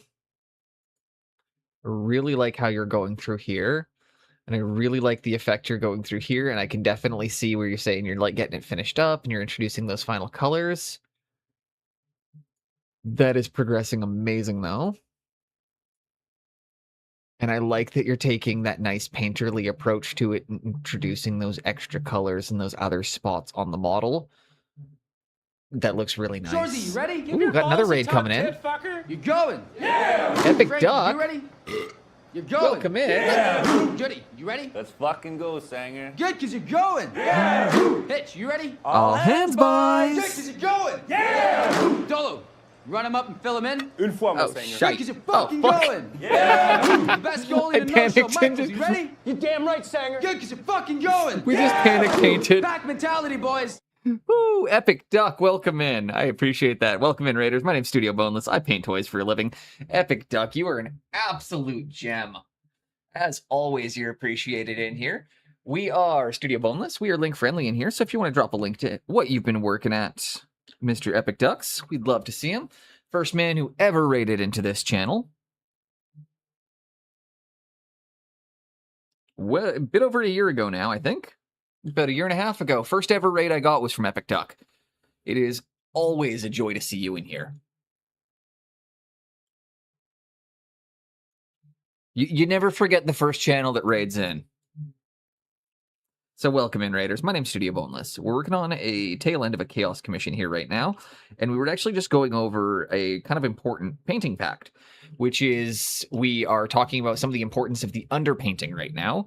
Underpainting, of course, being the need to establish some intense colors on this base here before we come in with slime. The slime is going to be made from a mixture of still water and fluo paint. Now, a lot of people have been really into fluo paint lately, and it is an awesome, awesome tool that we have at our disposal. However, fluo does struggle with one key thing, in that it is an extremely, extremely fugitive. Now, fugitive is a term we don't hear a lot in the hobby. So for those of you, again, that might not be from the fine artsy side of things, a fugitive paint is a color that is not light fast. Light fast, of course, referring to a paint's resistance to the UV rays. The more light fast something is, the more direct sunlight it can take without fading. Something that is fugitive is considered to be extremely fleeting and extremely, extremely sensitive to UV. So when I work in fluo paints, I always try to take into consideration that I am working with a very fugitive color, something that is going to be very fleeting and is going to lose its vibrancy extremely quickly. So when you're working in fluo paint, it can help to come through and paint in the colors you might need or some of the other colors underneath the fluos, so that way you still have that warm, rich tones even as the color fades out. So even though we're going to lose some of that brightness, we're not actually going to lose the brightness because, oh, look at that. We've already established this nice, rich green underneath. These, we're working in strong colors that are quite we're working in colors that are significantly more light fasted. So as the one color fades out, the underpaint is still there to maintain for us. Professor Boneless. I don't want to say professor. I don't even have a bachelor's. This is all just something I've learned from watching and listening to Mr. Pigments. He's taught me a lot of this, as well the Proco YouTube channel, and dozens and dozens of other amazing artists on Twitch.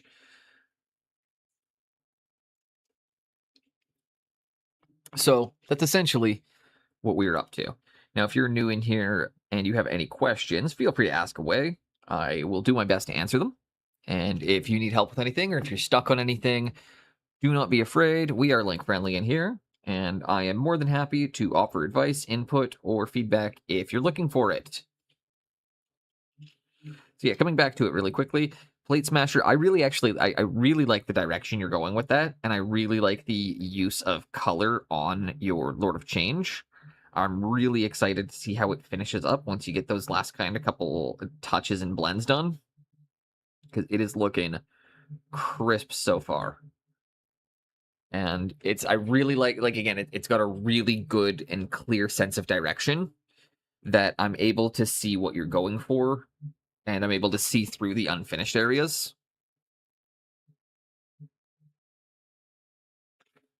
A real pheasant rev. So I like that you're doing that, because this is one of the few projects I've used reference art for in a while. Pheasants do have really cool feathers. I often do not paint with reference. However, I've been using I think I've said a couple times, I've used Renaissance art of Pestilence. I cannot remember the exact artist, but I found a Renaissance painting that I really liked of the Horseman Pestilence. He had like clean white robes, was wearing rusted armor, and on a white steed, and I was just like, I fucking love that. Yeah, of course. We actually have a tab for reference art. So that way, because stuff like that is always really, I like to have an area for people to access references and tools. So something like that as well would be fantastic to have in there. These horses be thick boys. Oh, dude, don't worry. It happens. It happens.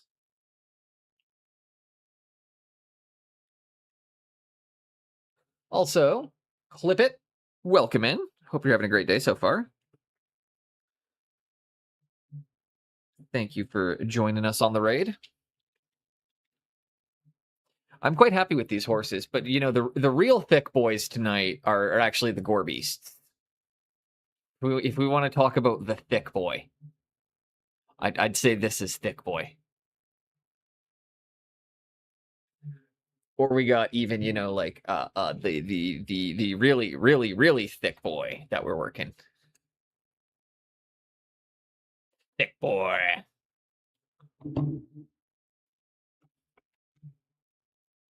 Just a real chonkers.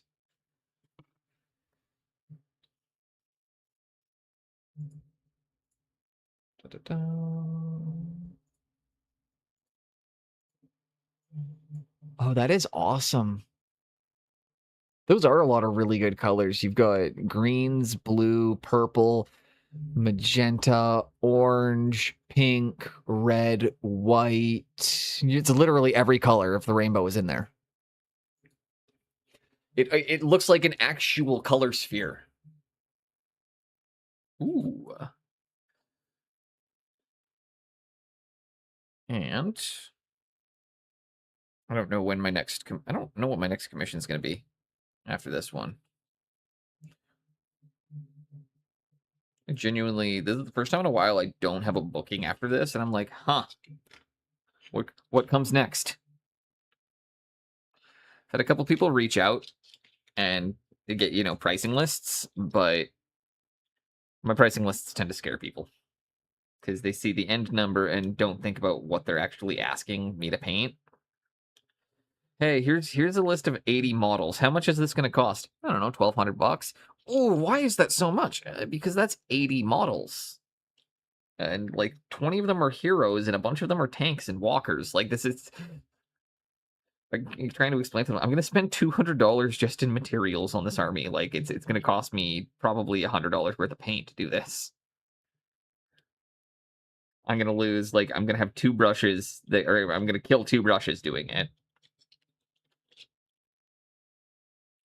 It's always weird trying to get the people to understand like those little aspects too of it. You like, look like a thank you very much for follow, meat. Are you? Zed boy. 80's a lot. I mean, the largest commission I've had to do was 330 models.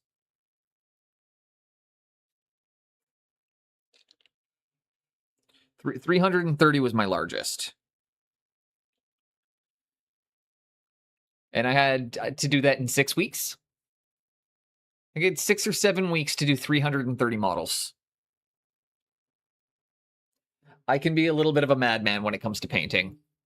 The army with the half-naked giant? It was the goblin. It was the goblin commission, Linux. You were absolutely correct.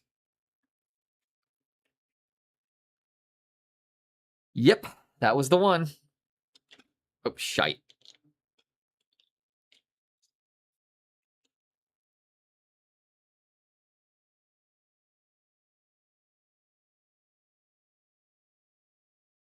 So again, we're just getting that bit of underpainting done. Yeah, that was when I had to do that was the army with the bone grinded giant. So like again, same. Although you know what, he didn't that was that's a bit of a different story because that client has. I just started my first kit and it isn't even finished. I painted 713 models last year.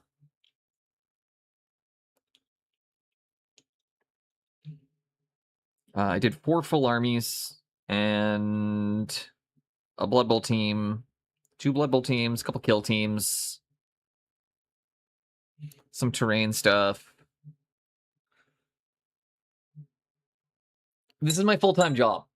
So this is what I do for a living, Dead Boy, is I paint toys. I don't have a real job. I don't leave my house very often. I just sit here and smash colors together, and either people on the internet or sometimes people in real life give me money to paint their models for them. Oh no, I don't take it in any shameful way. I actually say this to clarify because I don't want anybody new to the hobby to think what I do is realistic. It has nothing to do. It's to get people to understand that, like, I don't want you to think that what I do is realistic for you. There's absolutely no way a hobbyist painter is going to get through 713 models in a year. I paint 40 hours a week. And do you want to know what I do for a hobby? I paint models.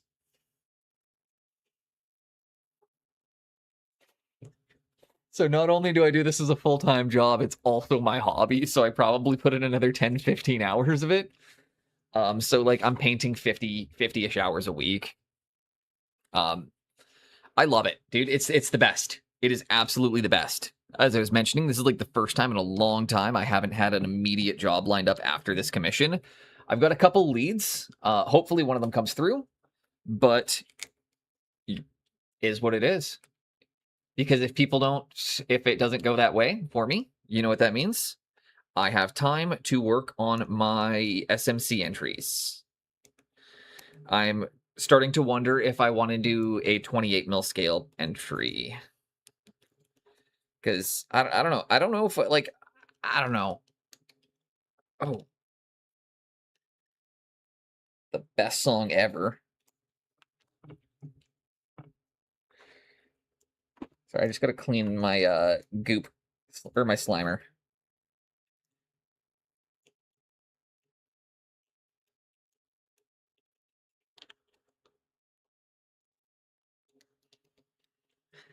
It's just time.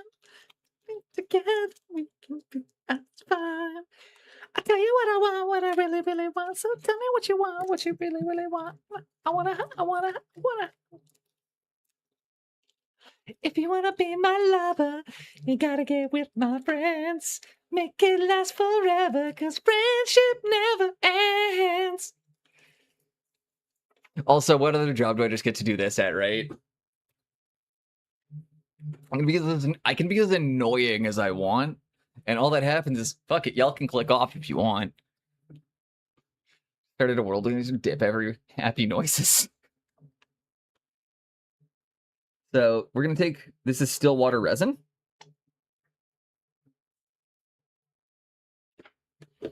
And then we are going to grab our fluo paint. And again, so we underpainted to establish that nice coating of pre-paint, essentially, or underpainting again. So when this all fades out, it'll still be good. Boneless did sing with the Spice Girls when he was younger. It's true, I was actually Scary Spice.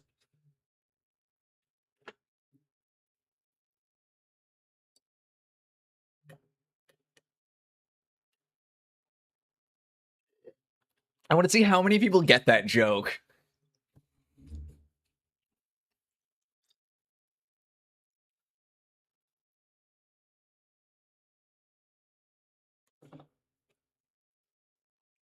Make it last forever. Friendship never ends. You have got to give. Taking is too easy, but that's the way it is.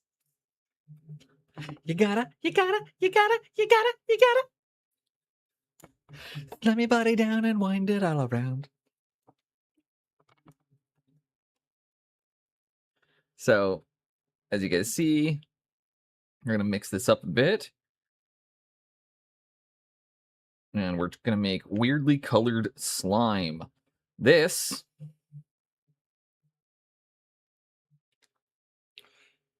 how long you been painting for? So I started when I was okay.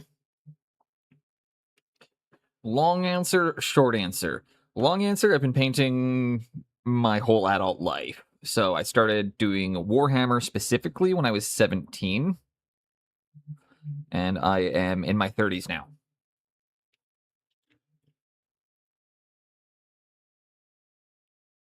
So I've been painting for about 15 years. I've been running Studio Boneless since. So I've been running my. So again, it's always awkward because like I've been running Studio Boneless since 2023. However, I've been running Studio Boneless as a painting or as a miniature painting operation since October 2024. So my first studio actually failed. So I tried to initially be an illustrator, and my illustrations just did not sell because I'm not a great illustrator. I'm not bad, but I'm not good either. So I wasn't good enough to get any like junior animator positions, and my portfolio wasn't good enough to get into the university I wanted to get into. And most recently, the university I wanted to do was just so I rebranded as Studio Boneless in 2025 early because artwork by Boneless was too hard to spell and it was too long. So I opted for a shorter name, and we could not use Boneless Studios because it's owned by a Minecrafter who has like fucking 100,000+ followers. So he has I'm not getting that name from him. So Boneless Studios is a Minecrafter. So I went with Studio Boneless.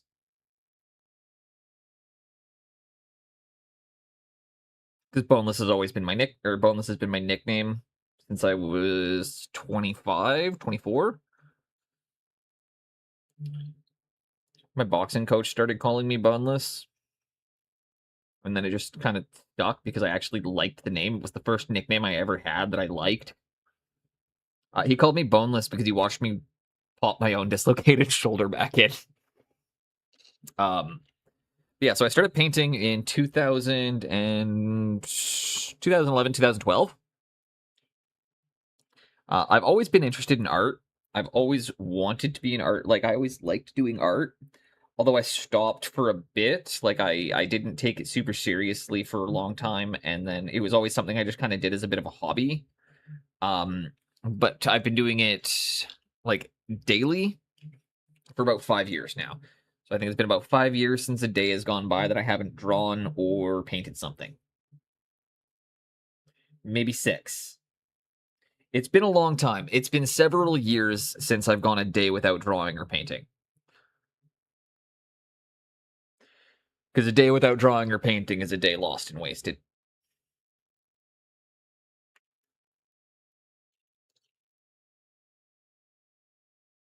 And that was even when I was working a full-time job and everything, or like even in points when I was working full-time jobs during all of this.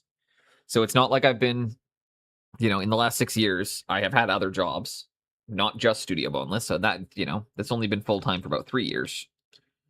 But for the first 3 years, I still took the time, even working a full time job, to do at least 1 hour a day of drawing or painting, because much like you learn when you're doing boxing, you don't learn your body doesn't learn rep to rep. Your body learns sleep to sleep.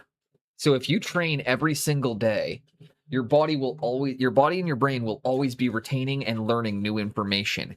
It's not about the amount of time. You don't practice the same thing 1,000 times and then just get it. You practice it 10 times over 100 days. 10 times every day over the course of 100 days, and you will see significantly greater results. So for me, my motto has always been to produce artwork every single day. And it doesn't all have to be good. I can show you guys some of my illustrations. Like, some of them are great, other ones are utter dog shit. Sometimes I just do them because, like sometimes if I do not have the energy to paint or anything, I do what I call illustrated diaries, where I just draw how I'm feeling.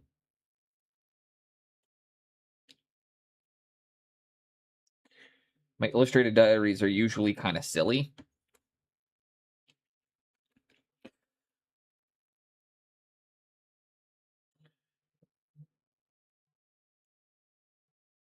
Yeah, we just do like illustrated journaling or illustrated diaries. But it's quite important to me to be producing artwork every single day.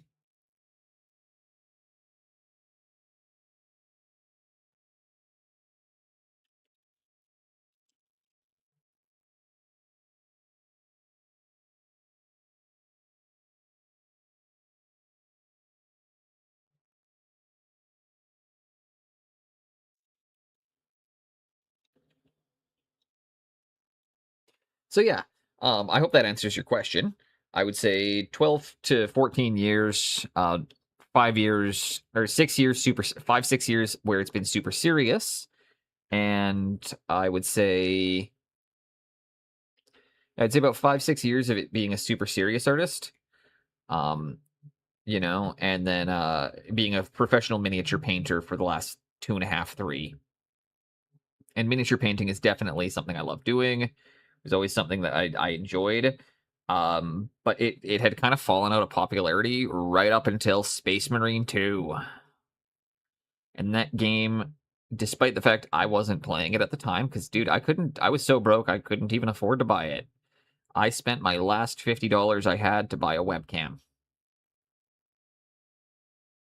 True story. A lot of people might not know this. I spent my very last $50 on a webcam to start this studio.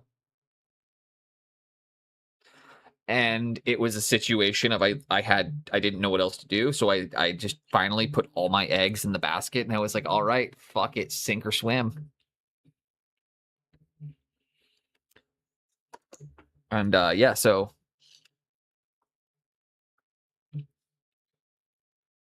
I got very lucky along the way multiple times. Because I happened to just keep falling. I kept failing upwards, honestly, man. The best way to understand it is like I kept failing upwards.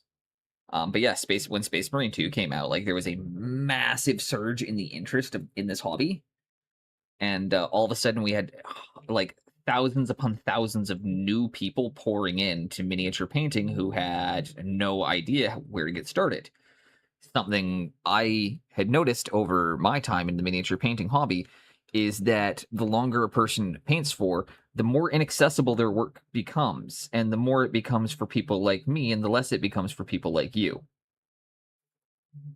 That sounds a little bit strange to say that way, but when you're watching extremely high-level display painting, it's like, yes, that's something you can aspire to, but realistically, it's not something you're going to accomplish anytime soon, especially as a new painter. And there was nobody really going through, other than, of course, Duncan Rhodes. It was pretty much, it's his, like, bread and butter content, taking people through, like, the 101s and the basics. How do I get good-looking base coats? How do I get my models, just ready to go on the tabletop? How do I have fun painting? How do I make things look, the way I want them to look? And I wanted to run something that was also done live in a situation so people could also see that, like, a lot of what I do takes a long fucking time. People see these reels done by people on Instagram and Facebook, and they get it in their head that this is going to be a quick process, or, oh, look at that, he did this crazy ass thing and it only took 30 seconds. It's like, nah, dude, that took him 12 hours to do. You just saw the best 30 seconds of the whole process. So I also wanted to slow it down so people could see that it's like, this is a slow, monotonous, time-consuming process.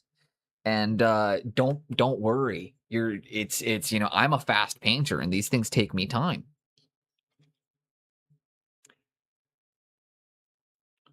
That's what I want to be here to do. Is I want to be available to people so they can ask those questions when they're starting out, when they're here, hey, why is this happening? Why is that happening? And one of my things I pride myself on is that I always try to give advice and feedback based on a person's skill level. So I'm going to say one thing and two. If you ever see like Pascal Ruse or Jink Start or White Wolf ask me for advice or ask for feedback or ask me what I think about something, what you hear me say to them is going to be very different than what I say to somebody like yourself who's telling me you're on your first box of models. They're award-winning artists who are, continually pushing themselves in a way that requires somebody to literally rip them apart in every possible way when you're looking at it. Like, they're genuinely trying to get somebody to be able to see the mistakes that they are too blind to see on their own work. And that's a completely different approach again to when you've got somebody new being like, hey, what do I do? It's like, for starters, this is everything you've done correctly. That's where I like to, that's how I go about it, is like, let's start with all the things you've done right. We can take a look at some of the other stuff. I always try to keep it to, what's your next step? I'm not going to overload a person I try not to overload people or new people with the information, at least painting wise, because you can tell I'm overloading information right now, but I'm also just in story mode. We try our best not to judge people, again, based on anything other than where they're at, and also, again, giving them just the tools they need to make the next step forward. If I tell you how to do every single thing from sphere theory to Itten blending to Munsell theory, you're going to go, what the fuck is he talking about? And you're going to tune out and you're not going to want to hear any of it. But you also need to, so typically when it's a newer painter or somebody else, I'm going to be like, okay, this is what you've done right. Let's work on getting this one step done. Like, let's work on getting this color highlighted. Let's work on getting this one thing done. Let's work on, let's work on pumping it up in this one way. And that's where I try to keep it very, very limited. So we just got the bases all slimed, which means they are all ready to go off onto the drying tray. Yay! Horsies are ready to dry. I'm going to throw them on the drying tray really quickly. And then I might give them I got ads hitting in a 4 minute. I might do a quick 30-second blast here then. Just so that way we can get these guys 100% done today.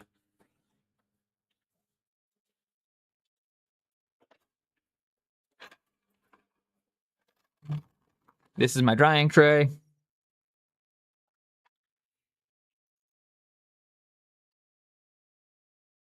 And we're just going to use a little bit of warm air to get the slime to cure.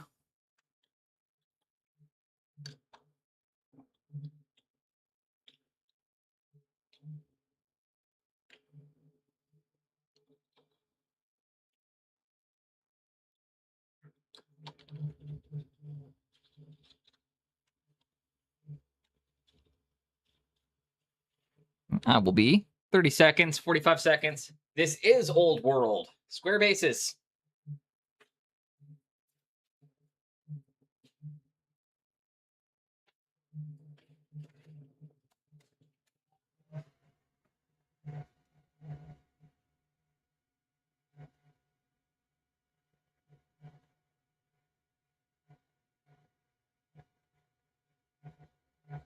My, what lovely feet.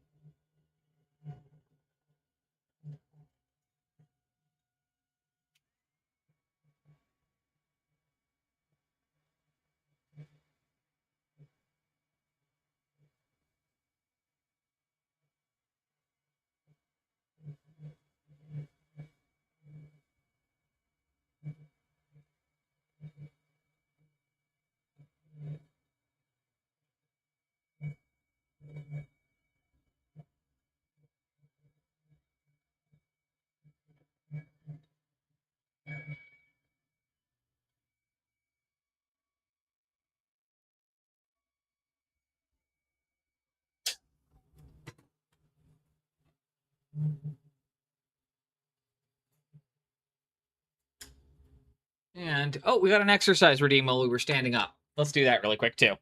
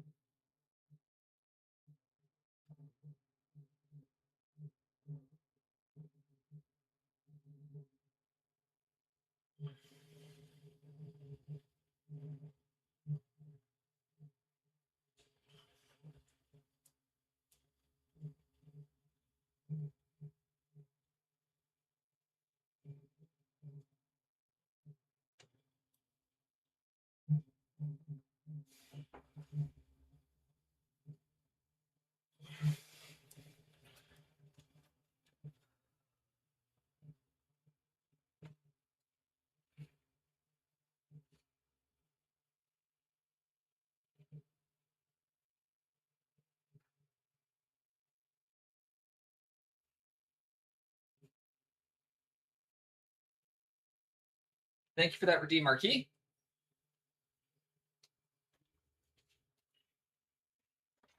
We always love an exercise redeem.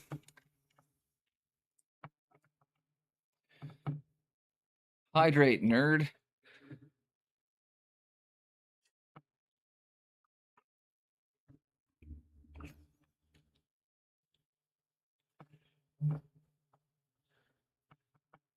Yeah.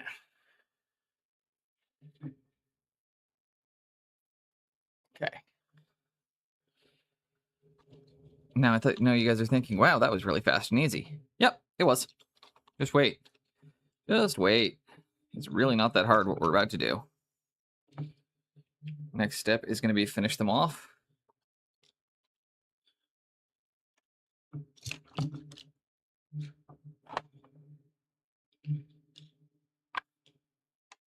that off to the side for a moment. Yeah. Yeah. Yeah. Yeah. Getting caught on.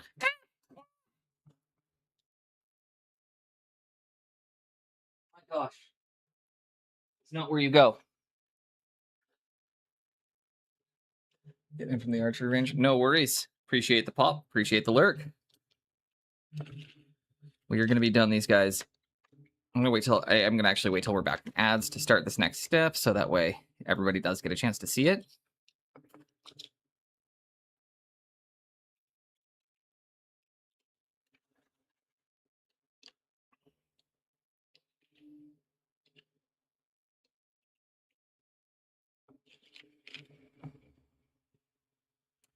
Did the cats visit, or was that mine? No, that was me.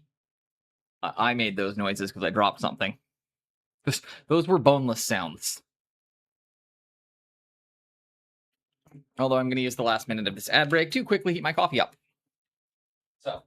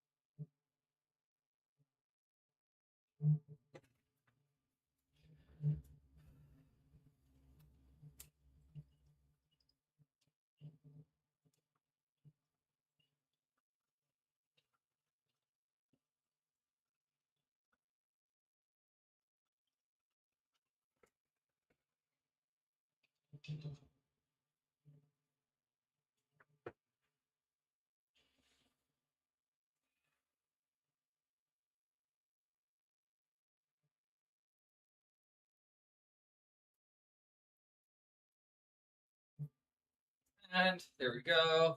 Studio catless. Well, the cats are here. I was just making those noises because I panicked and dropped something.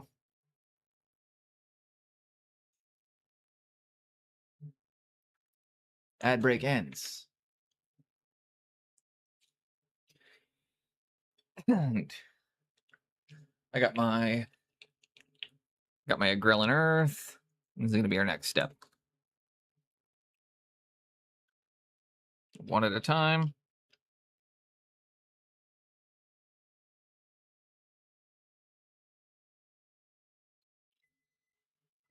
We're going to apply this over all the bases.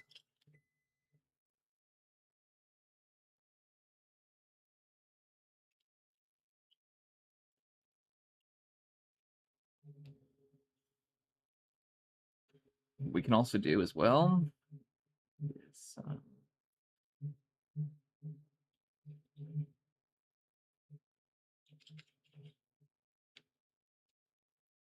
we can do some FX stuff too here, where you're only letting it, where you're leaving it out, and where you're not hitting every certain spot. And what we're gonna get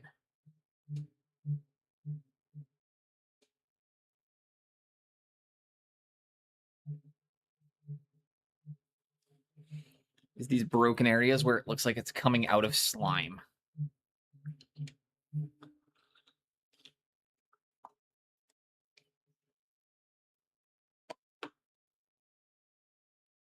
Or you can leave, some circles or areas, like, undone on some of them.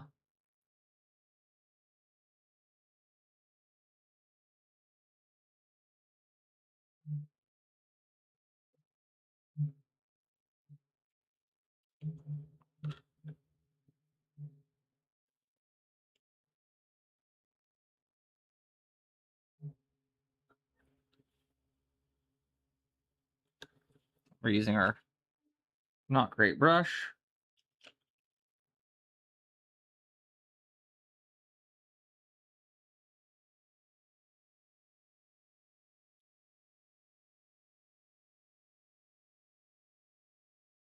And remember as well, apply the something else to note is to apply the texture paste here that we're doing unevenly, so that way you get different sized cracks and crumbles and breaks. This is going to help us get a more interesting result. And then once we have the bases in, oh, look at that. Everything reads really nicely.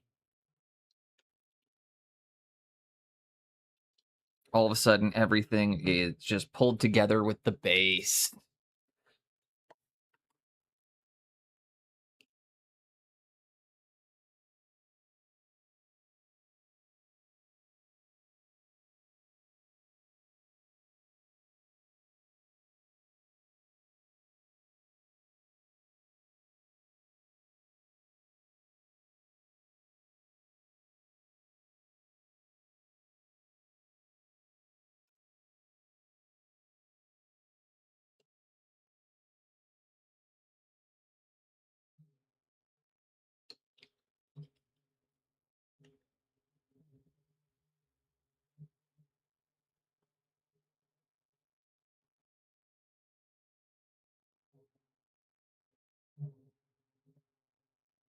And you can also apply it in multiple coats. So if you need afterwards to get a bit extra texture, maybe you don't like how it dried in a couple spots, you can always apply a second layer of this and then create even more texture and more crackles.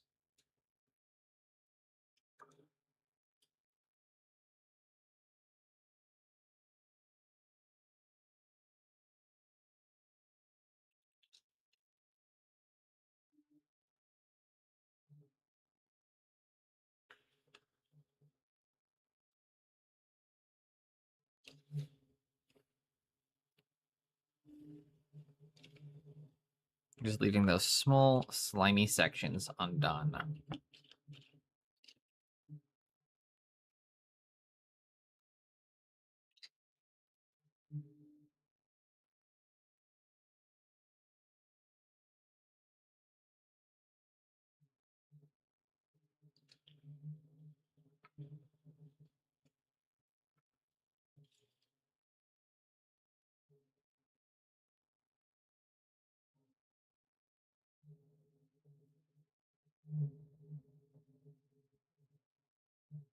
And the other thing that you're going to notice that we're doing is some of the slime is still damp.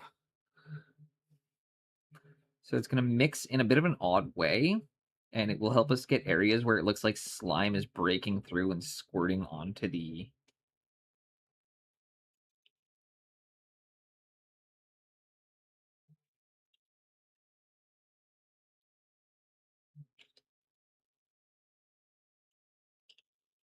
It'll help us get more visual interest, is all I'm getting at.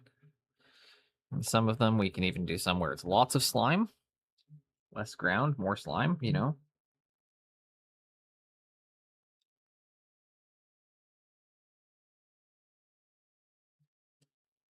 You can do ones that are mostly, you can do ones that have lots of slime, maybe only a little bit of slime.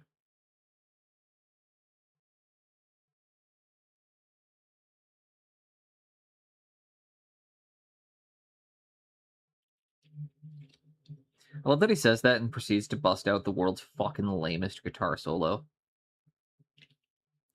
Get one set of double slime going on.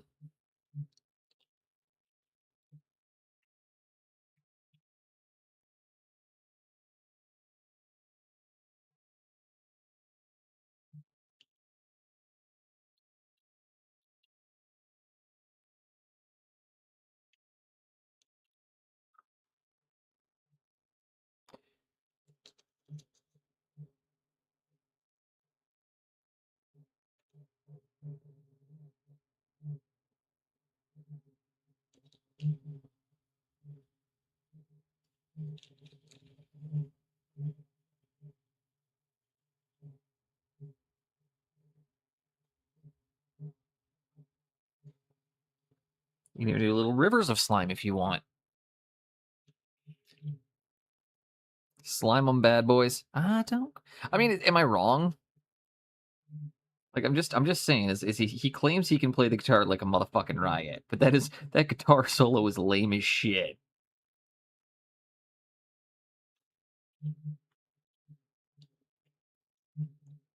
I like Sublime. I remember that one song, April 26, 1992.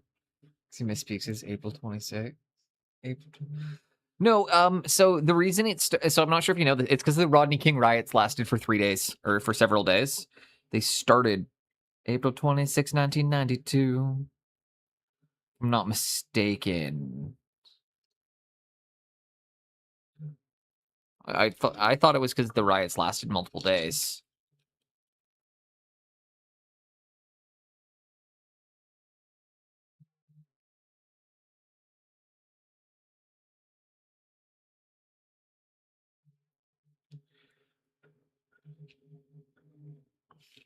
I'd fact check me on that one, but I'm pretty sure the 26th was the first day of the riots, or that might have been the day of the verdict.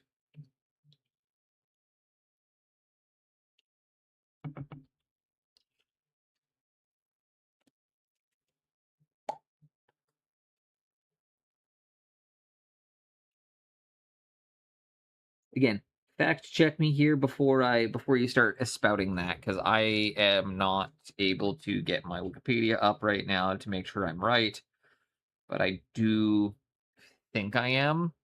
And as a content creator, it's my job to spout off my thoughts as if they're facts without fact checking them, because I'm too busy to do so. And it's if anybody's going to espouse misinformation, I mean, come on, it's practically in my job title.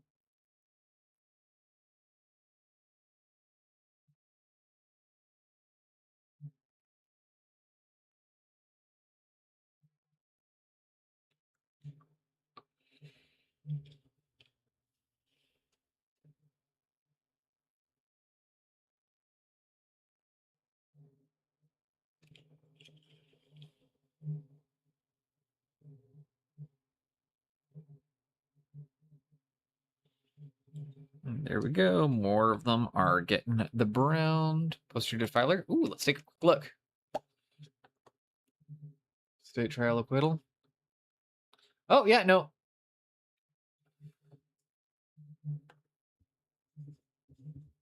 Okay, fucking mouse. My mouse is really not responsive a lot of the time. Mini minis. Ooh, that looks good.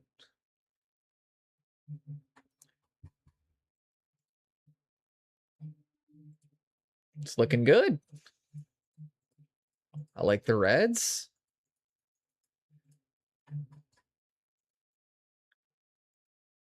Those are looking dope, dude. I'm excited to see how they progress.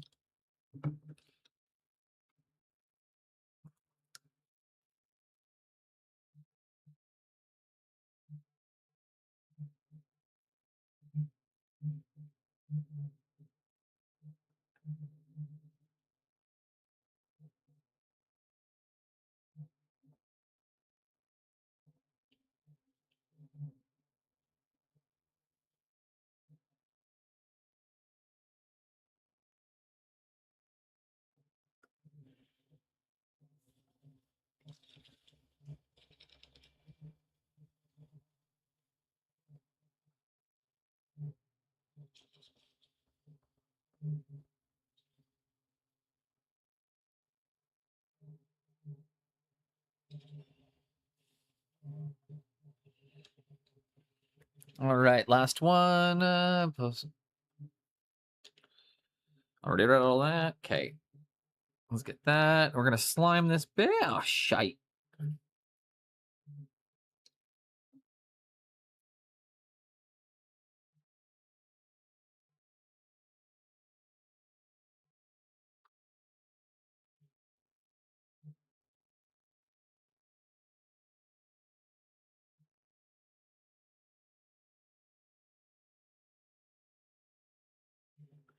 Again, remember, we can also just do little slimes sometimes.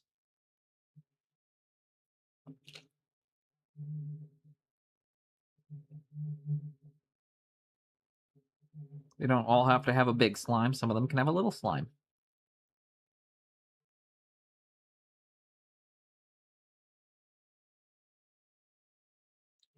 Okay. We're going to rinse this brush out, and we're going to go back to the blow dryer really, really quickly because this stuff works better. Something that's another thing to note about crackle pastes is they crackle better when they're heat dried. I don't know why. I honestly, I don't know why. I just know for a fact when you heat dry them, they work way better. If anybody in here has the answer to why that is, I'd love to know. Doing first case Marines from 2000. Hell yeah. I have a chaos, or I have a potential Chaos Space Marine commission coming up. I just waiting to see if I'm getting a yay or a nay on the price. Because we'll see what happens.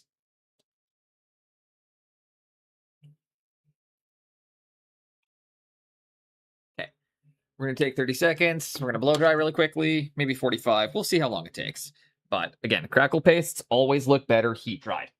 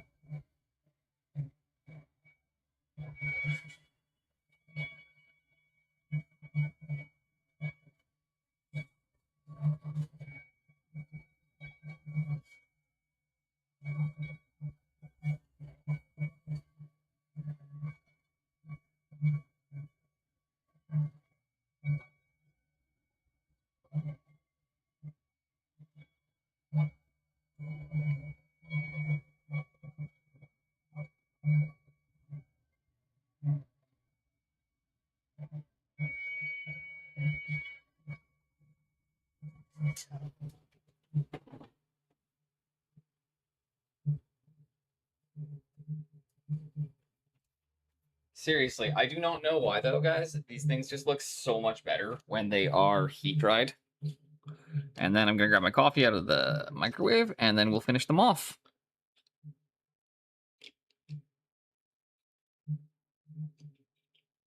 How are we going to finish them off? A little bit more slime. They'll also get a matte varnish, but then they'll get slimed one more time after the matte varnish, just to ensure that we get a glossy finish to to some of this. All right, coffee, and we finish them.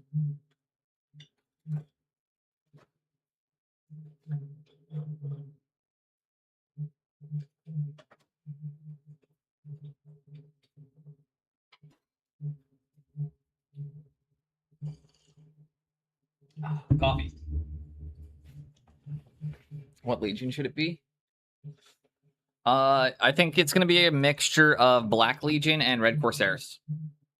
Although there's also Fabulous Bill in there and a couple of Noise Marines, so I think I'm going to be doing 3 different factions.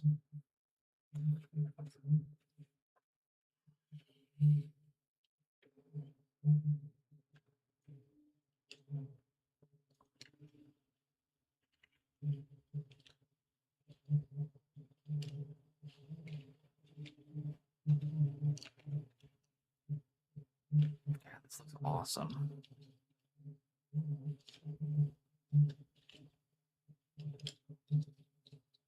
They literally look like they're in a toxic wasteland right now. I love it.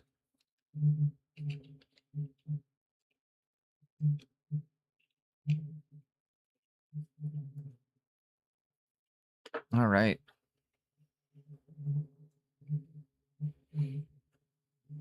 Who's ready to slime? Who's ready to slime with me?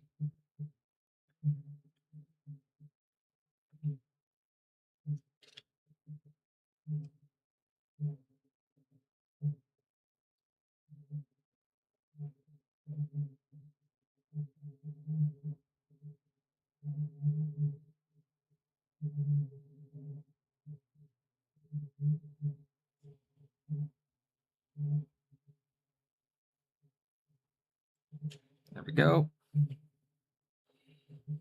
So now you're coming back in with this goop down here. The really thick stuff. You're putting a second layer in. Ooh, we got a natural bubble. We're going to do our best to preserve that. That's just going to add to the effect. That's the other thing about using a bit of heat on this product, is it can cause bubbling, which if you want slime, guess what? Actually, bubbling is not a bad thing. So we're coming in with that final layer. Black Legion and Red Corsairs are cool to paint. They recruit Marines from other chapters. So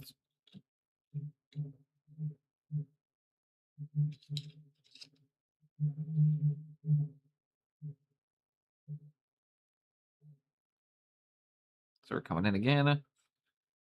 Slime it.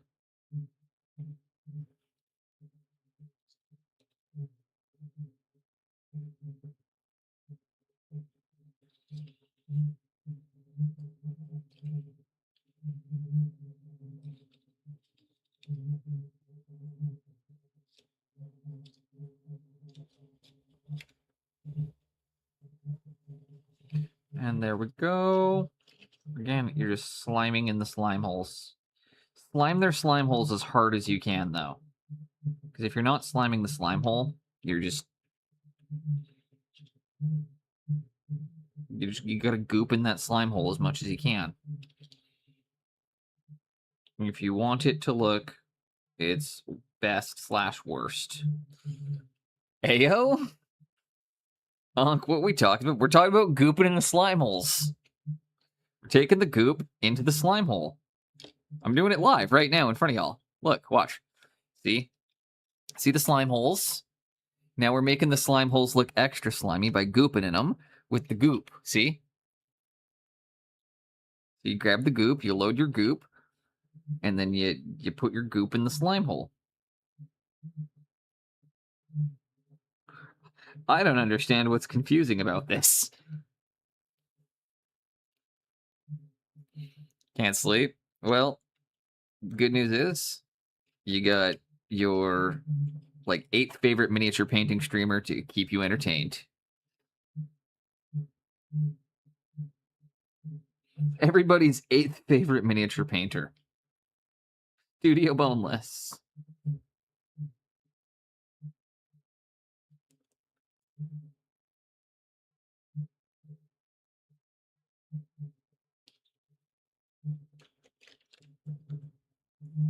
Not quite good enough for the top 5. Damn, Ankh rating himself high. Hey man, it's what keeps me going.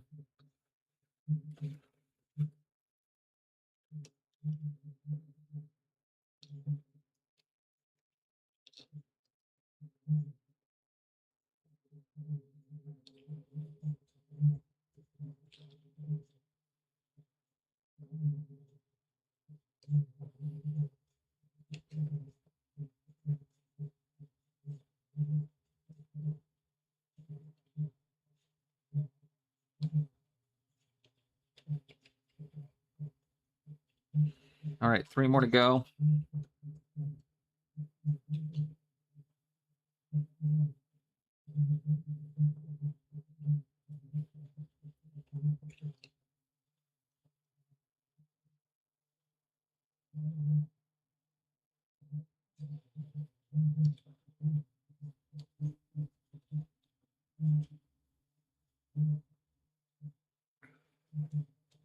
Alrighty. Great. From Plate Smasher. Funny enough, Plate Smasher actually rated in today. I'm not sure if he's still here. If you are, Plate Smasher, say hello. Apparently, your number 1 fan is here today.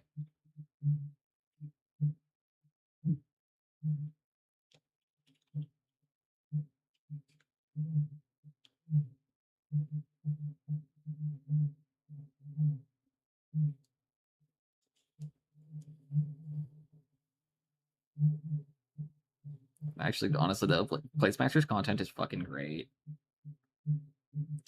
I have learned a lot about how to do broad, like indirectly from watching him, but also from just like listening to him talk. I have learned a significant amount about broadcast from him. So if anybody wants to get into streaming, he is quite insightful for not just the painting stuff, but also like his in-depth knowledge of radio really does translate.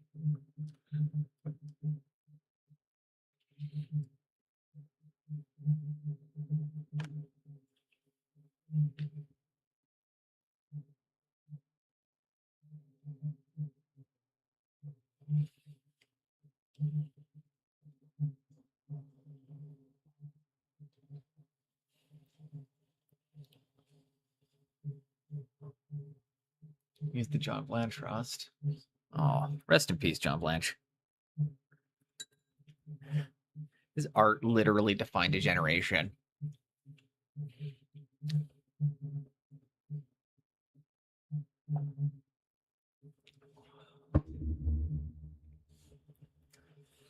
All right, so we got those ones re-slimed. That's about as... I used the first 2. If you're referring to the Army Painter ones, I used the first 2 sets. I didn't use the 3 and 4. There were aspects of them I really liked.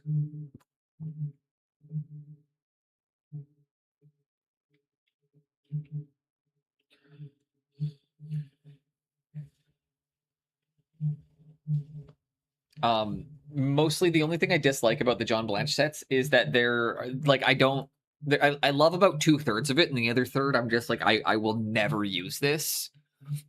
So then it puts the cost per paint too high for me to justify the kit, which then it frustrates me that I can't get Ruddy Terra outside of the box set because I use that one a lot and I really like that color.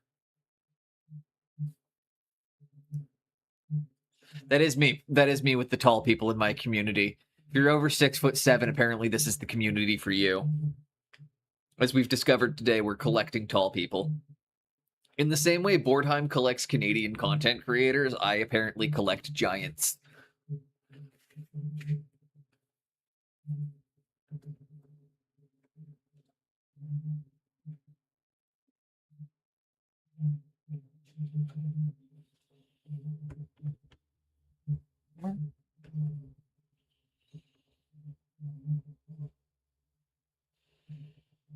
While those are drying, shit, I gotta come back in and we're gonna do the next step on the Gorebeast Chariots. Because it turns out that we have the colors out right now. So clean out the sloshy brush. Add some water to just the green, to Pro Acryl green.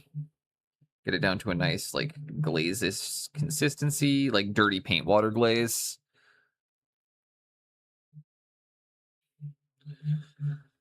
And we're just going to very heavily, oh, look at that. Slap that green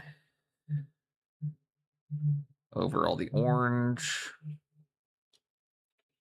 Apply this inconsistently. And this is how you guys do cool ass armor like I did on these guys. So we're doing the exact same recipe on these Gorebeasts that we did on the dudes.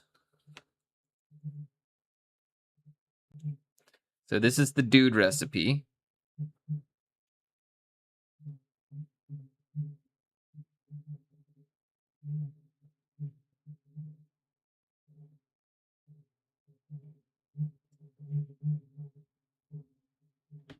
Whether you can pre-order GTA 6.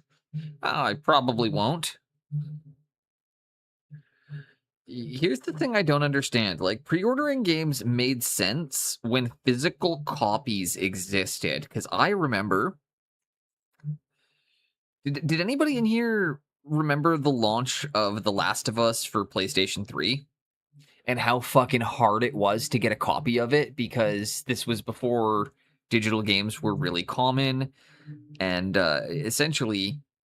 people were trying to get physical, like every store would be sold out. I had to go to, I think, 8 or 9 different stores before I found somewhere that had one copy left of it. Now, back when that was a thing, pre-ordering games made a ton of sense to me. That's why I pre-ordered Fallout 3, because guess what? When I showed up to the store at noon on the day, or sorry, at 2 o'clock, it wasn't noon, it was 2 o'clock because I had to go to school that day. When I got out of school and I went to the mall to go and pick it up, they were sold out of all non-pre-order copies. The store had only been open for 4 hours. See, Metro, I understand because the studio actually needs the funding. Again, when you're dealing with small studios, it can make sense because you do understand going into it that the pre-orders are actually helping with some of the funding of the project, and that pre-orders are helping keep the company solvent. It's why The Witcher 3 is getting a DLC right now, so late into it, because that is the final push, because they've announced that they're delaying Witcher 4, and that they don't have a release date for it currently. So, like CD Red, what they're doing now is they're going to pump out a DLC for Witcher 3 instead. That's going to generate them enough money to keep the company solvent until they need to, or until they're able to get their next title out, right? Not every company has the ability to do that. So then what you end up with sometimes is the launch of a pre-sale, like what you're getting with Metro, where exactly, not only do you get, and like I also like exactly like pre-orders where you get cool shit. I mean, we all remember the Halo 3 pre-order from back in the day, the Master Chief Collector's Edition. Everybody knows that one, right? Or the Elden Ring one that came with the Statue of Melania. You're not that old. Fuck off. Dude, it came with literally it literally came with a wearable Master Chief helmet. And a mounting stand and everything? Come on. When Fallout 4 came out, they launched the Nuclear box set, which literally was a Fat Man mini nuke that came with Fallout 1, 2, Brotherhood of Steel, Tactics, 3, and New Vegas. Did not come with Fallout 4. I actually wish I bought that box set, though, because it was fucking awesome, and I would be the only chance I'd ever have at having a disc copy of Fallout 1.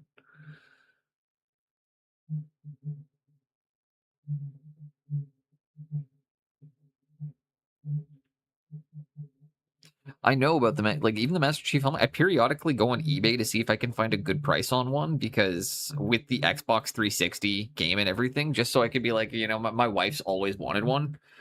And I was like, if I got the chance, I would absolutely buy that for her, because it's a stupid expensive gift that she would never get herself, because it's absolutely pointless. But she wanted it since she was a teenager, and I would, humor that.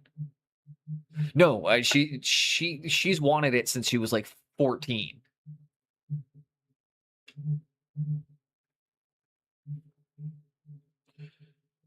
She will openly say it's the only like special edition other than the Fallout one that came with the Pip-Boy, that she's genuinely wanted.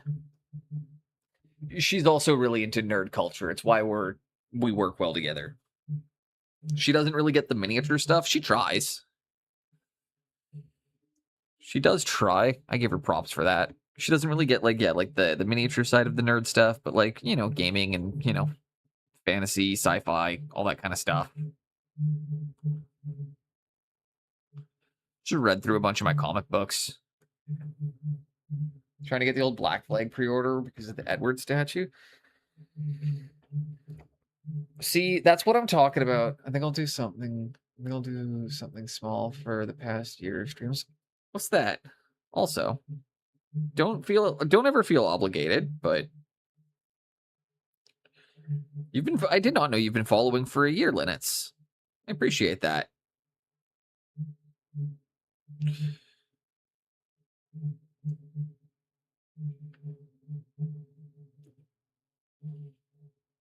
I will see. Okay.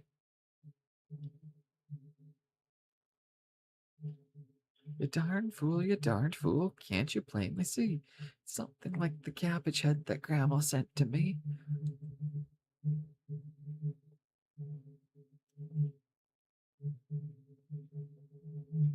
Finished since late 2023. I was gonna say, wait, shit, it's been since 2023? I was gonna say, I thought I started in 2024 for the streaming part of it. When did Space Marine 2 come out?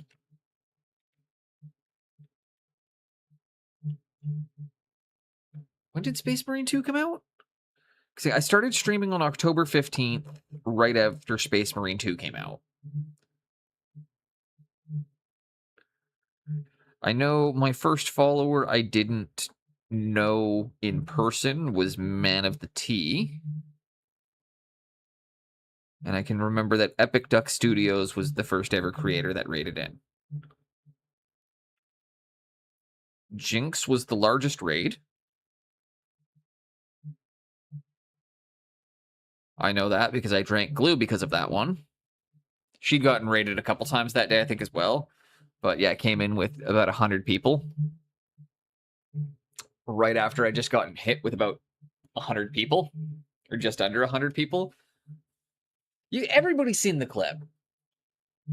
Everyone's seen the clip.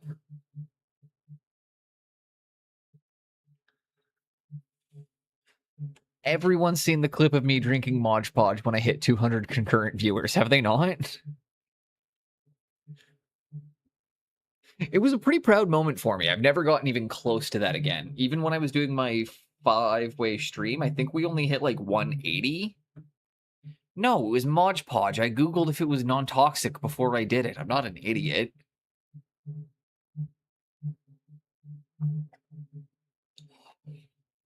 Votan was November 2024. That was the first project I ever sold.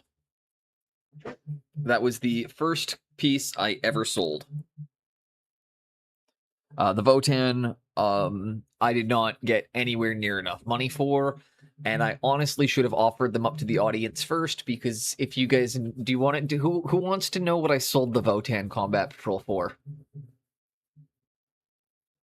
Who wants to know what I sold that fully painted Votan Combat Patrol for? I can give you the Canadian dollars or the US dollars. 90 that would be losing money. I didn't lose money.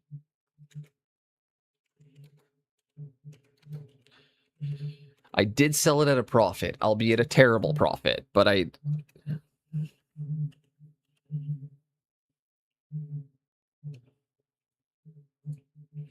I got $190 for that combat patrol.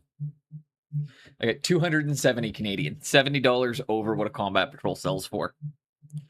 So a combat patrol is a $200 box, and I sold it for 270.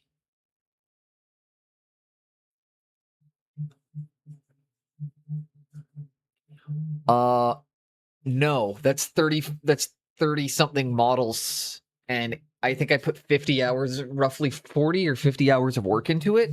So I made roughly $1.20 an hour.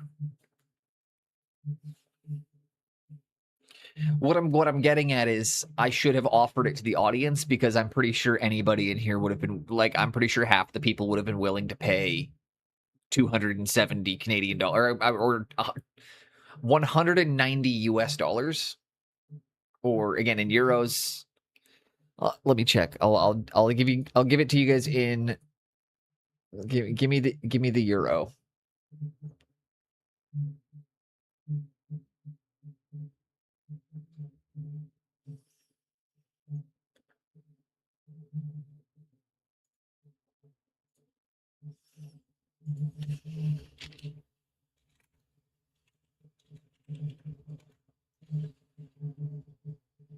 Oh god, that's even so. Yeah, in euros, I sold it for 165 euros. I sold my fully painted combat patrol for 165 euros.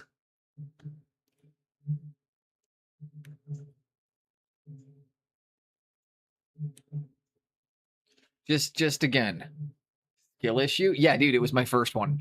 It was a skill issue in not knowing how to value my own work, which is a mistake I never made again. These guys are super wet and drying. You don't have to browse the trigger, but you do have to. I don't know what you guys are talking about here. Yeah, that's Linux, again, why I'm saying right now, had you known that I was only selling it for 30 euros more than the box actually cost, you probably would have just asked, like, can I buy it? Which is why, again, I was making that comment that I was like, I should have just sold it to someone in my audience based on like how low or how cheap I ended up selling it for. But hopefully at some point when I'm a little bit more financially stable, I'd like to do a giveaway for a painted combat patrol. The giveaway being done in a different, I'd like to do it in a different sense, because we'll raffle it off to be the combat patrol of the player's choosing. So we'll do the raffle beforehand. They pick the combat patrol, then we'll buy it, paint it, and send it. I think we'll do that for 1,000. If you won, it would be Tyranids. You would be able to request Tyranids if you win. If I give you a Black Templars, I'll pay $70 over market price. No. A Black Templar combat patrol is... I do it for 600 Canadian, so about 400 euros. I do it for 400 euros. I could do a Black Templar combat patrol for about 400 euros.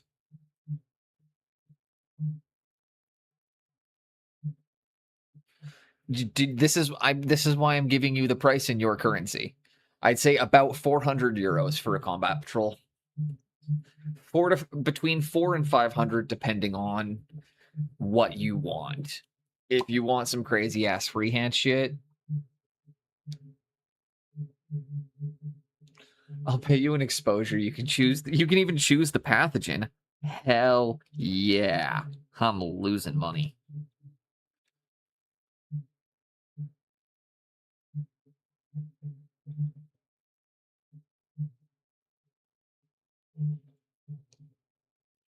And these slimes are now dried enough, just enough for us to be able to come in. Paint the base rims black.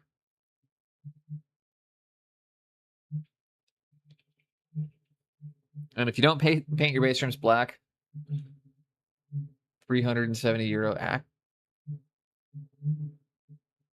If you pay for the combat patrol, yeah, I do it. Genuinely, if you pay for the combat patrol, yeah, I do that.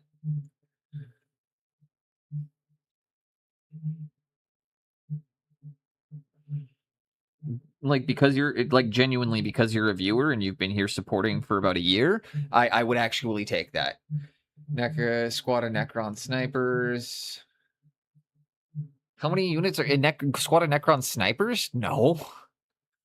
Necrons are the easiest things in the world to paint. I can do a whole Necron army for, like, if you wanted a Necron combat patrol, let me take a quick look at that. I could probably do Necron for, like, probably 300 euros. Like, genuinely, I could probably do the Necron box for 300. It would take me... I don't think I could do it in... Take a look at that really quickly.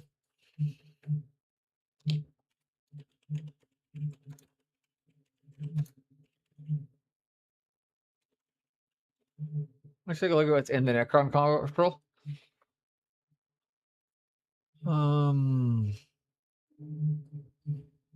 I could do that for 300 euros. Easy. Easy.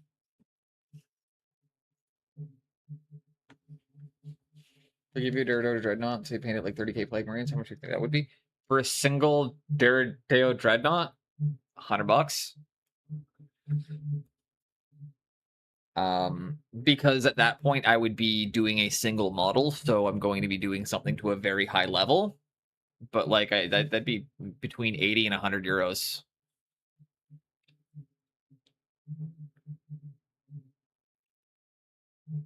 And again, that's talking for display level work.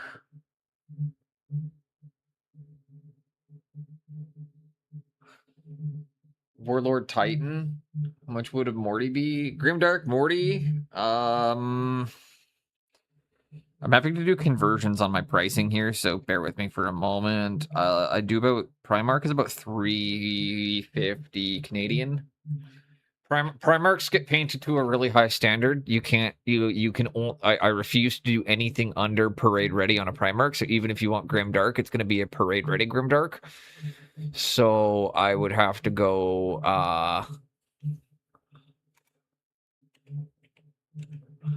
about 210. Morty would be about 200 because again that would be I charge about 300 to 350 Canadian for that. I'm not cheap. I'm not expensive either. I like to think I'm kind of right in the middle.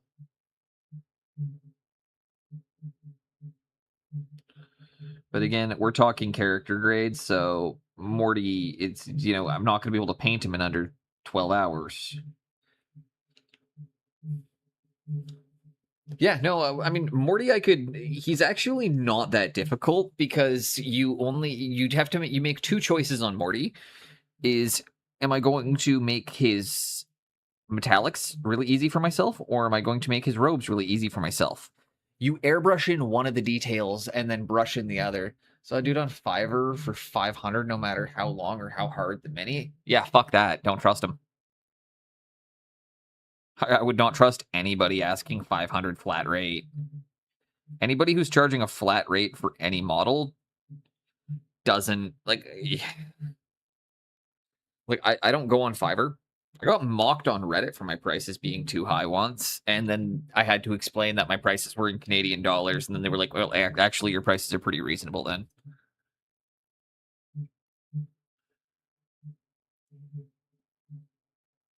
Yeah, I'd say, like, there's a couple models. A Warlord Titan, for example. I've actually said this out loud as well. If it is the official GW model, I will do it for 1,200 Canadian or 900 euros, and that is exclusively because I do not have one in my portfolio yet. So the first person to get one from me gets a fucking insane deal on it. That's just something to note. I've said that before, but the first Warlord Titan I do, I will do it a steep discount just because I want one in my portfolio. And I can't afford the model, so if you want to get the official one, this does not apply to a 3D print. Reaver? If it, again, same thing. Reaver probably. Oh well, Reavers are a lot easier. Also, I love the Reaver Titan, so same thing. I'd love to get one in my kit, or I'd like to get one done.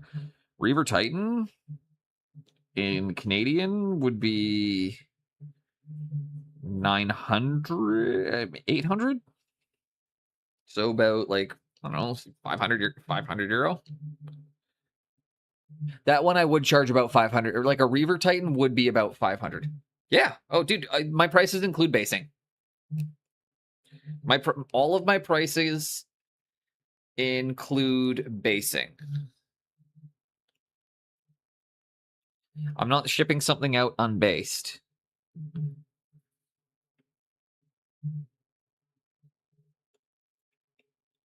Because if you don't know, I need to get it based so I can get photos of it for my portfolio.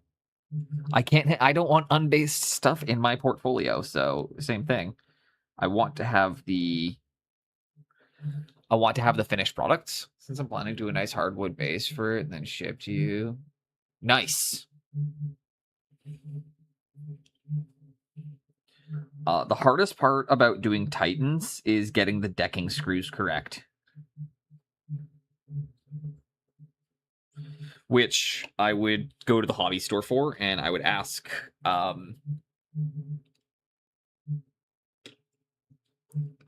did you, so I'm not sure if you know this, on the Titans you need to bury a 2-inch decking screw up the bottom of the foot through the middle of the leg. But you actually have to use decking screws to pin a Titan correctly.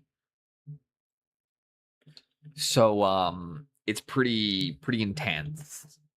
Like it's pretty intense work. So for that aspect too, like it's even just building a Titan takes 2 people. And so that's the other thing about it. 104th is, even if you're painting a Warlord, I'm probably not even able to ship it back assembled.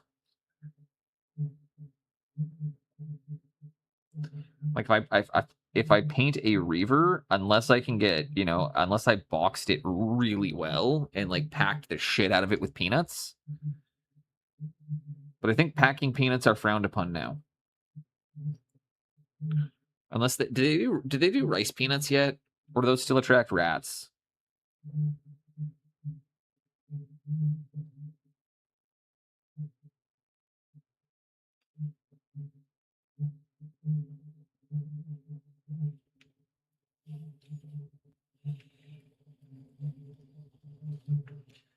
And as long as yeah, no, the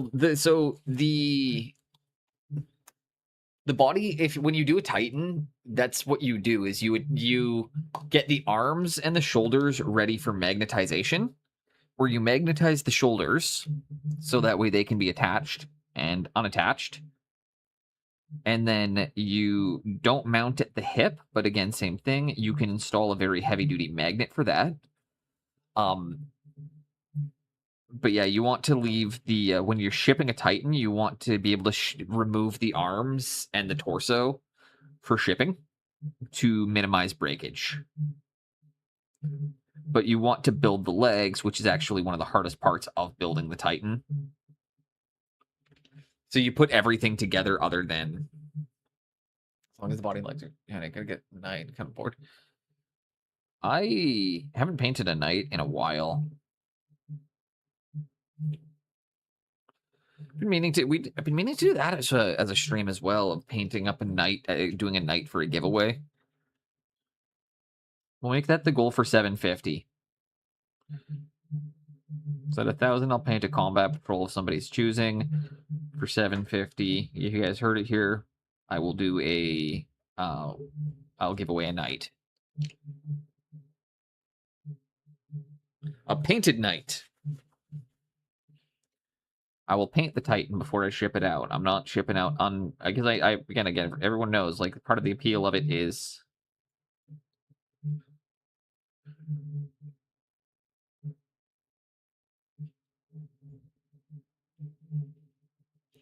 And lastly, when we do the Titan giveaway, we'll do multiple pings in Discord, but it will not be put into the stream title, so that way it does not encourage or people who haven't been here for a while to, you know, pop in and just win a prize and disappear.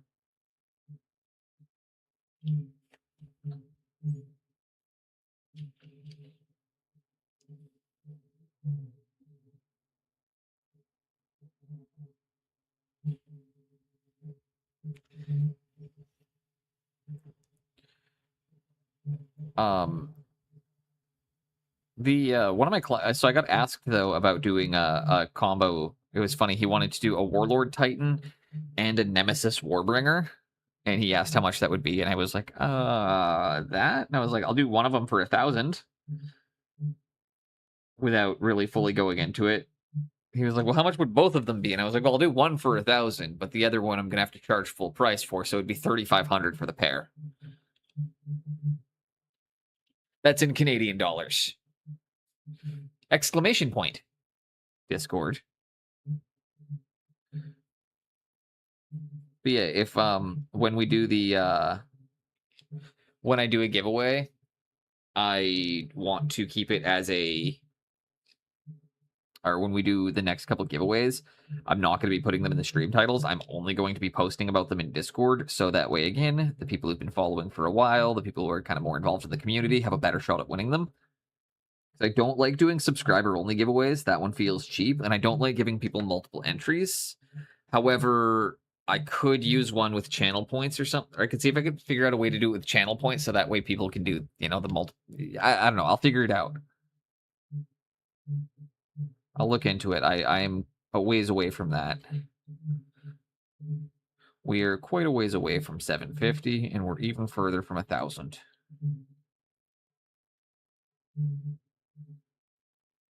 And I'm not really in a rush to get there. Those are my next two big landmarks, or those are my next big milestones, though. Lil D, aka the independent variable.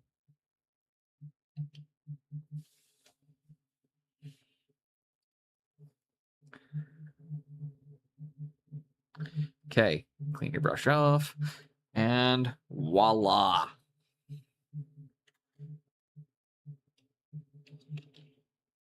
Check these guys out.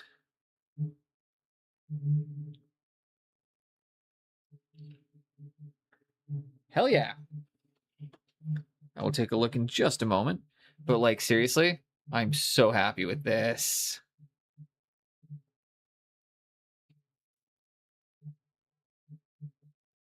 Oh, these guys look fucking great. French Crusade look and MFers. Yeah.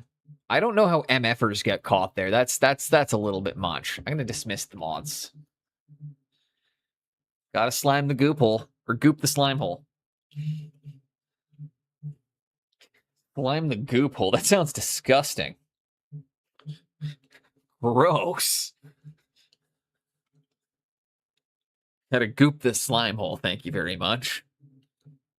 Automod, I'm gonna pour salt water in here. My automod is, again, I will say, I have it because of one situation that got way too out of hand a long time ago.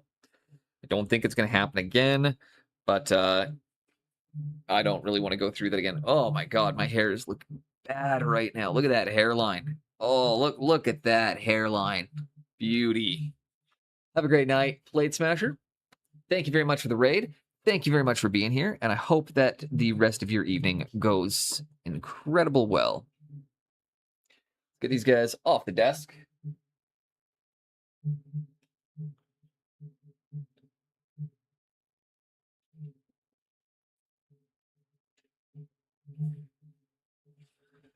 And we will shake it, Callie. Shake it, baby.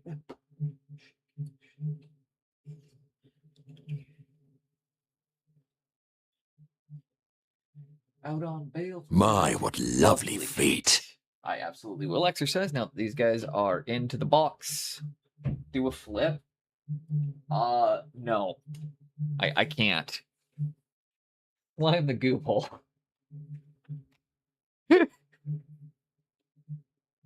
You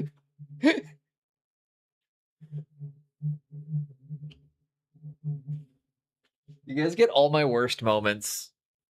Also, Jinx, you've been so great with the clips lately. Thank you very much for that. Like, I really, really appreciate it.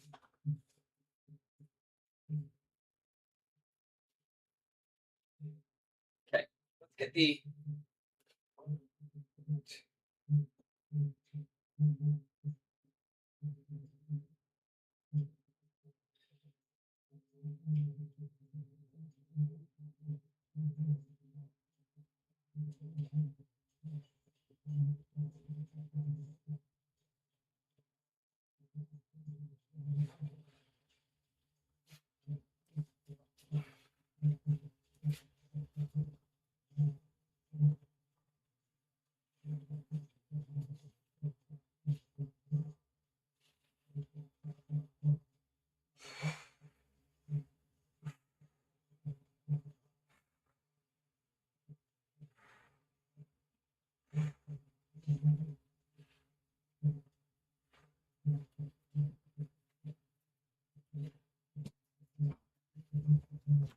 And I know it looked like I just did the same lift twice.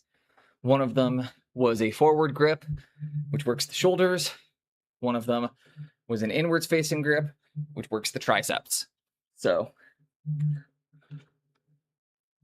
same lift, but if you turn the arms, how many of you finished it?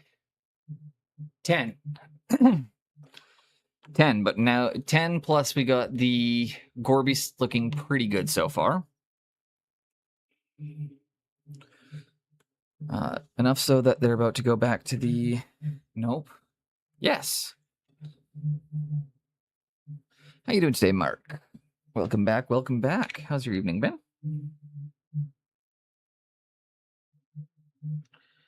Load up to panty.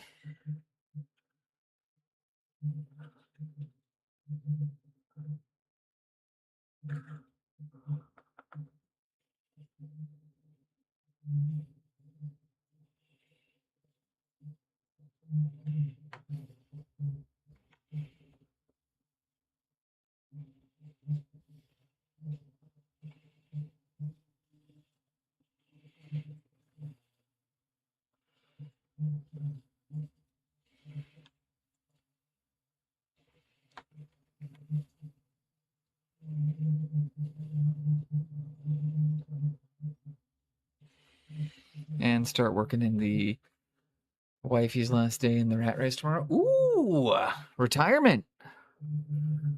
That will make both of you now, eh? How are you going to celebrate? Because obviously that is definitely something worth celebrating. Early retirement, I must add. Hell yeah. Well, I figured as much. You're retired pretty young.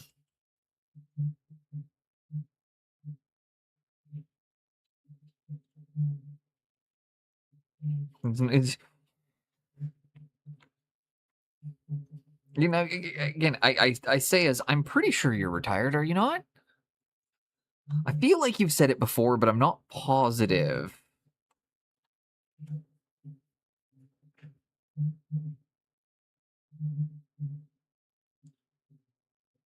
Yeah. Okay. Okay. I just because yeah, I was gonna say you also retired at least very young by Canadian standards. Like extremely young by Canadian standards. Most like retirement age here right now is averaging 68 to 70.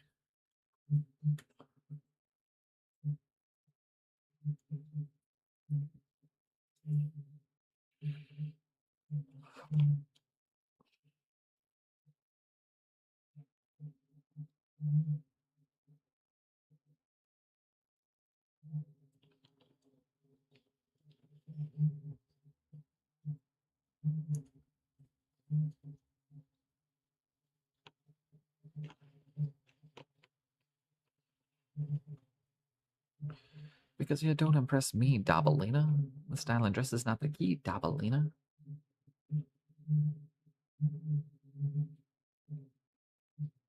That's the bracers. Get over here. Try your best not to miss any spots that might need to be.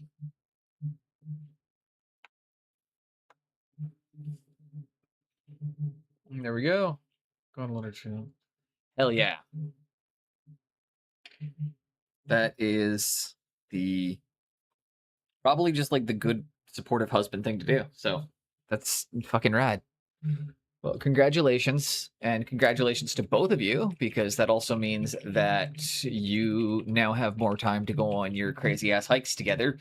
And I remember you mentioning that your wife is a really good, like you two do hike well together.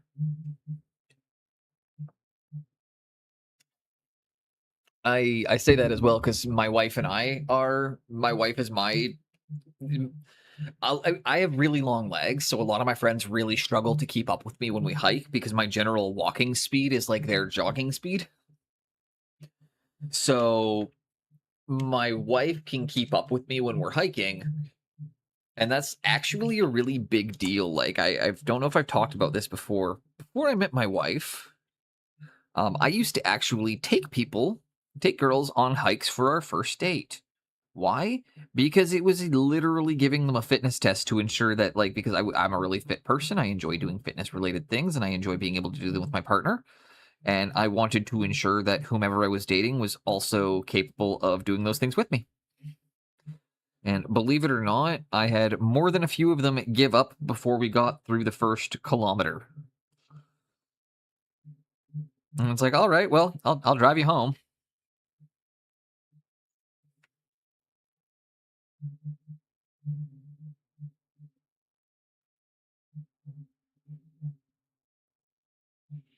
I don't know if that's mean to say or not, but like when you're wanting to be able to do those types of things with a person, it is a good way to do a first date because it's a good qualifier. I don't think there's anything wrong with ruling people out because they're not able to do the things you're wanting to do with your partner. I have outdoor hobbies because I spend too much time inside. So like I do like my gardening and I do like hiking. Um, You'll notice though, Jinx, both of those are things that don't involve or don't have to involve other people.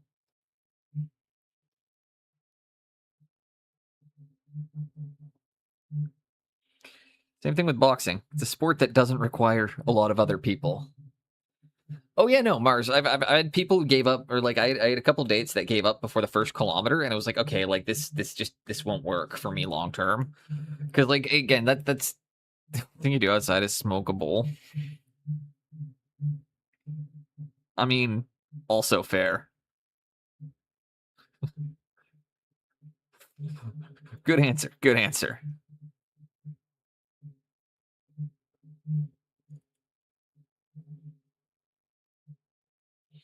But yeah, 1 kilometer. Wife challenged me to do the Inca Trail. Ooh, that's an intense one. You're gonna go down to the rainforest, eh?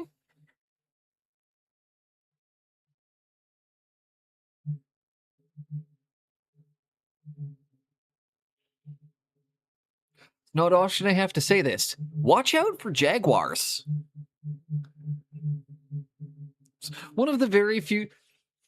We did that. It was the first track.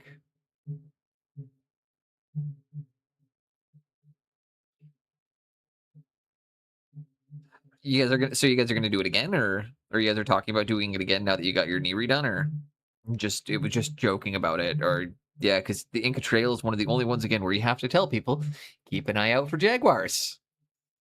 Okay.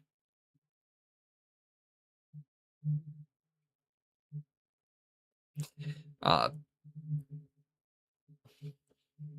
the Inca Trail's cool, but it also has like a ton of hazards to it that are not even related to like the hike itself.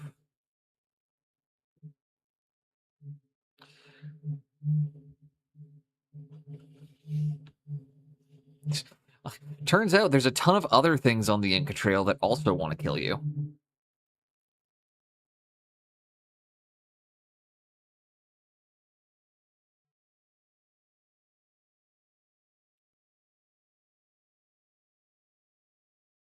I've been riding hard most of the night.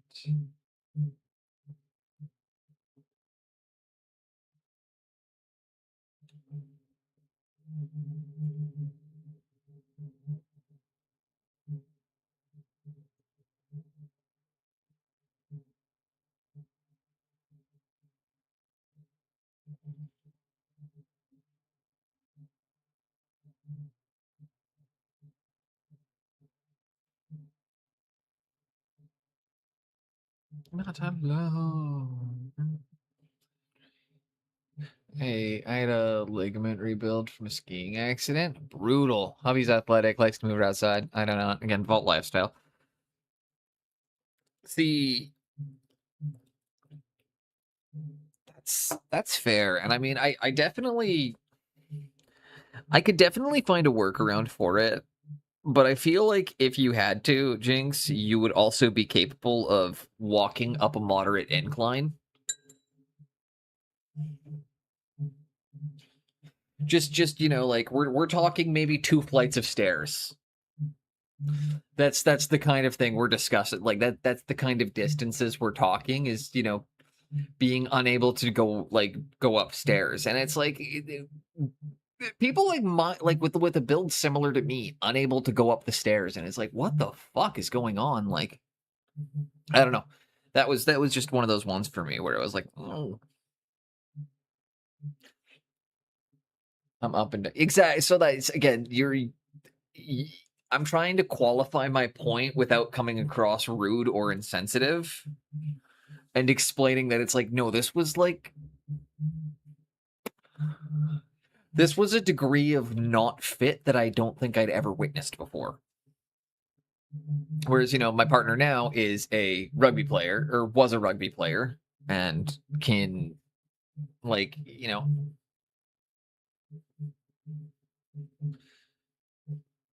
and that's just it. Like, I like hiking because it doesn't have to be around other people.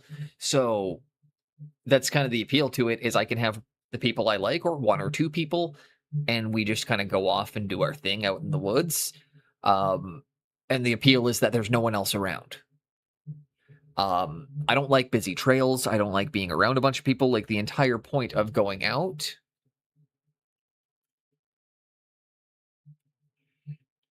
I've never been to Africa. I have absolutely no input on what it's like going there. I've heard great things from all of my friends who've traveled there. I'm gonna go up 40 flights of stairs before dying. Yeah, I think I can still run about 15. Like, I can still sprint run for about 15 flights of stairs. I used to live on a 7th story apartment that did not have an elevator. So every time I wanted to go for a puff, because it was a no smoking building, and again, you guys have seen kind of how frequently I smoke, I used to have to run up and down the stairs, or down and back up anytime I wanted to go for a puff. So my ass missed my back and easily walked 10K. Yeah, exactly. Like, freedom, you're getting what I'm saying. I appreciate it, because again, it's not being said in a way to try and be mean to people. It's not said to be like, you guys are, I'm not making fun of disabled people. I'm not trying to have a laugh at anybody. I'm just, baseline health and baseline fitness are an important thing to me. I think it's important that we take care of ourselves and our bodies as best we can. And I think that that's a moral that if I don't necessarily share with if the person doesn't necessarily share, then we're immediately kind of going to run into an issue of core values.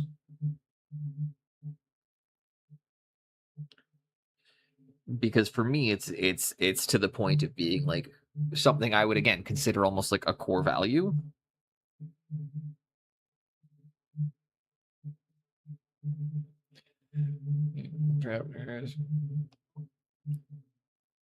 And that's the other thing about it, Mark, too, is that everyone, I mean, I'm not saying everybody's going to recover from an injury the same way, but everyone I know who recovered had to go through brutal fucking physio, and it wasn't just handed to them. Like, they went through ruthless physiotherapy to get it back. Just want to shout that part out as well. Like, everybody I know who's been able to recover after those kinds of injuries, it was through ruthless physio. And that a lot of people just struggle to get through physio at the end of it. Like, because, it's not an easy process. And, like, I don't know, like, my physio used to suck. I used to leave physio in more pain than I showed up to it in. Regularly, I would leave physio hurting more than I arrived.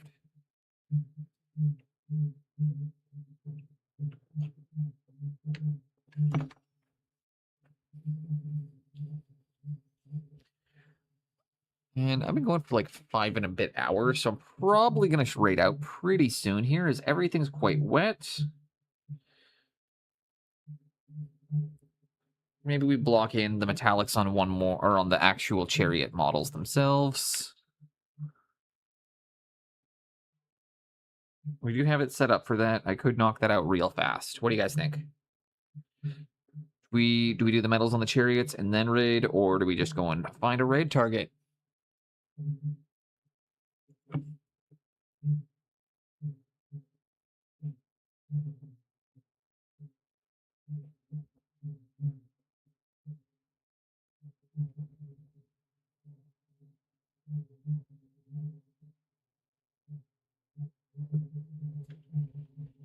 She was a career spine. Yeah. Yeah, see, I'm lucky. My car accident just gave me a 3rd-degree conky.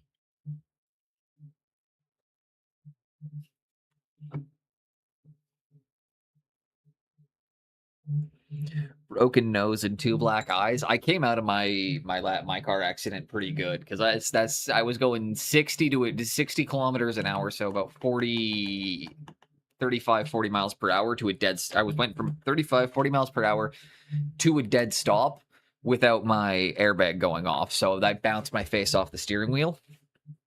And yeah, came out of it with a conky, a broken nose, and 2 black eyes. So, and I mean, you can all hear the way that I speak. So my concussion did not really leave me in a position where I struggle or suffer from long-lasting repercussions. They might show up later in life, but right now, I don't have, like, my concussions have not caused me any issues with my ability to think.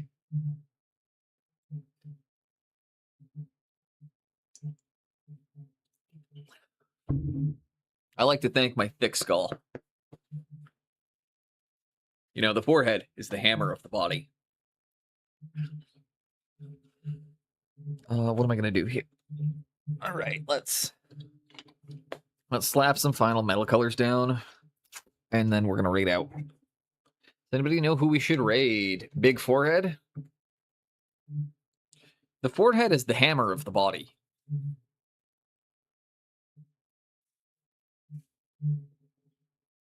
Like they say, your elbows are like the knives of the body. The forehead is the hammer. No worries. In call, good night. Have fun. Look at minis. No worries. You have a good night. We are gonna wrap up again. About. My forehead's empty. Yeah, we're gonna wrap up here right after I slap down this one base coat. So if anybody has a raid target, please let me know in chat. I am open to new people. If you're new here, please consider hitting the follow button. My name is Studio Boneless. I am live on Thursdays, Fridays, Sundays, and Mondays from 10 a.m. until at least 3 p.m. Pacific Standard Time. I hope to see you guys tomorrow. And for those of you that are, again, new here, please consider hitting follow. It would help out a ton. We'll be back finishing up these chariots, and then I think once we're through the rest of this commission stuff, I can turn commission brain off and go back to display painting. I've been having a hard time bouncing back and forth between the two lately. Smiling Beagle, done. Beagle's awesome. Love Smiling Beagle. They also rated in last week, so it would be nice to get them back. Great suggestion. 10 out of 10. Great suggestion, Mark. It's always nice to raid back when somebody raids in.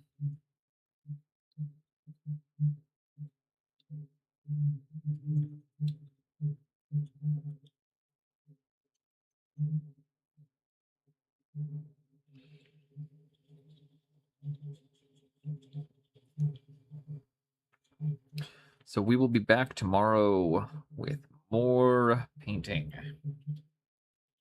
I know, exciting stuff. We'll get these chariots done. We'll get the guys who go in the chariots done. We might even get the horse part of the chariot done because, oh, why is he doing these unassembled?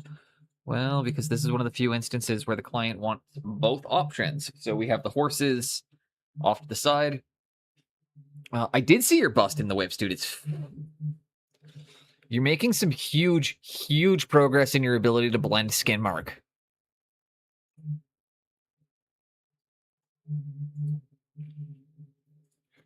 The blends in your skin are so much better than I've seen out of you before.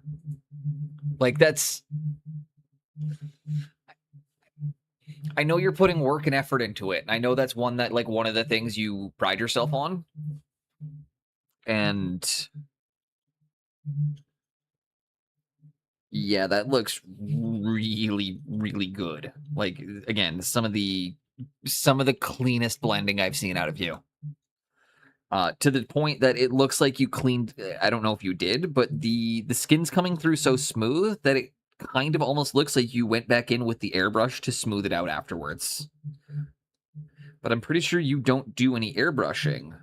So that's, again, take that as the compliment that it is. It's to the point that it looks like you used an airbrush to smooth out the skin, though. It's really, really well done.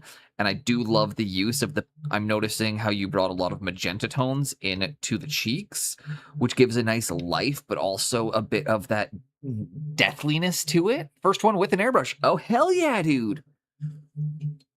It's looking, you're picking it up very quickly then, and essentially,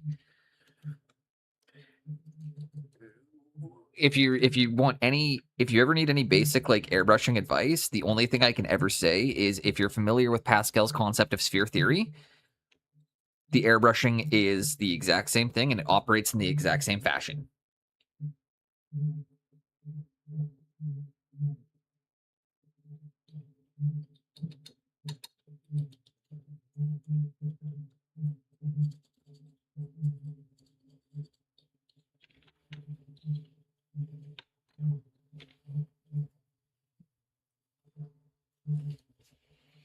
We're doing our best to keep this off of the wood, but if something gets on it, it's fine. We'll clean it up afterwards. I'm actually realizing now it probably would have been better to start these from the silver and then just do the wood in afterwards. But you can't win them all. You don't always realize what way would have been easier until you're done. But yeah, Mark, that is... Found it hard to start, and then I touched them. It's... honestly, the trick with airbrushing is the magic combo is the ratio to get it to spray consistently, right? The hardest part I found with the airbrush was to keep it from clogging and how to keep it like spraying. Magentas, purples, yellow, and brown. Oh, color-wise, yes. But you've got a lot of life in that skin, but also a lot of like sickliness and kind of like, I don't know, it reads so nicely. Yeah, it's high quality work. And you're I know you're saying you're pushing yourself on it, and it shows.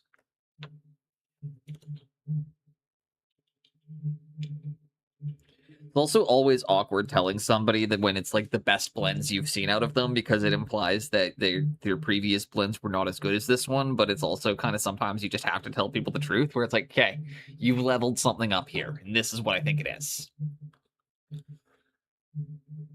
You should be really happy with it. Honestly, I would be stoked to get skin like that on a larger piece, or on really any of my pieces.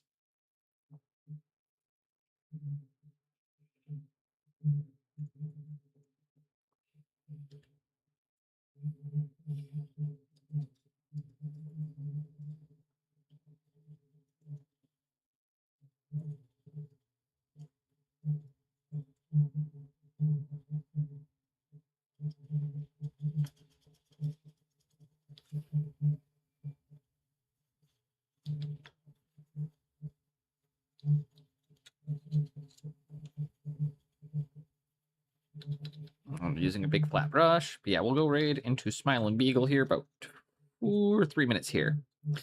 So one last time, if you are new, please consider hitting follow if you're enjoying what you're seeing. It helps out a ton. We'll keep you up to date on everything.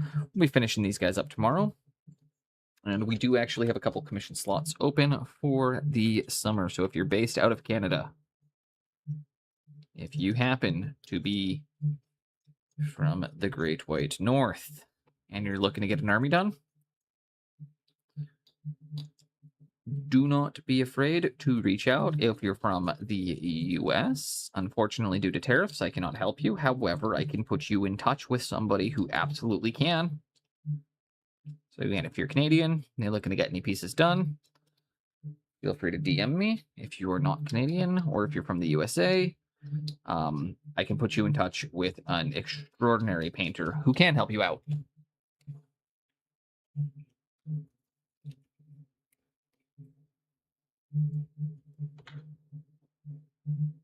Just tariffs are too much to ship it across border. So, again, yeah, any US-based customers, I will be referring you elsewhere, but trust me when I say you'd be in good hands.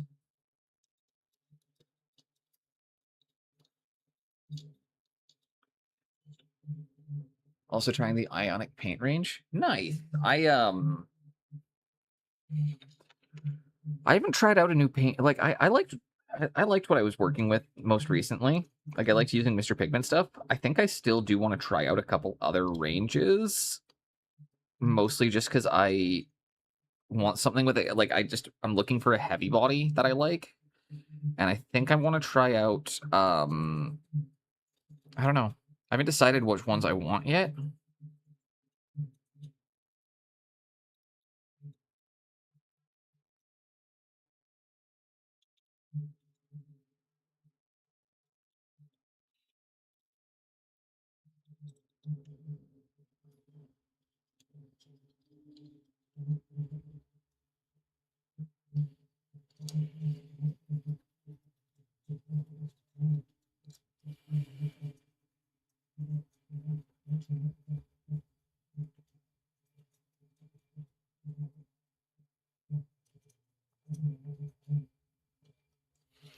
And Golden Chimera to name two. Golden's probably what I'm gonna go with. Mostly because they have such a good reputation. And everybody I've talked to about Golden has sworn by them. Like, I don't know anybody who's disliked their Golden paints. Chimera as well, I've heard really good things about. They have a couple fugitive colors, apparently. So it does make me a little bit skeptical. But the colors can be a bit, or I've heard people stating that the color can be a bit fugitive, so that's my only concern with them. But the golden ones I'm quite excited to try out.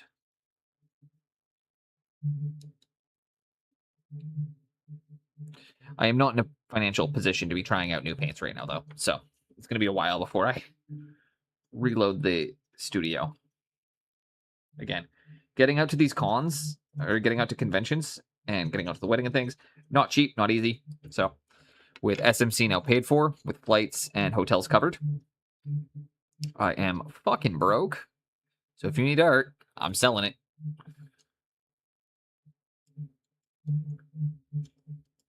Please excuse me while I whore myself out for money. I mean, that's technically just what that means anyways. Oh, well.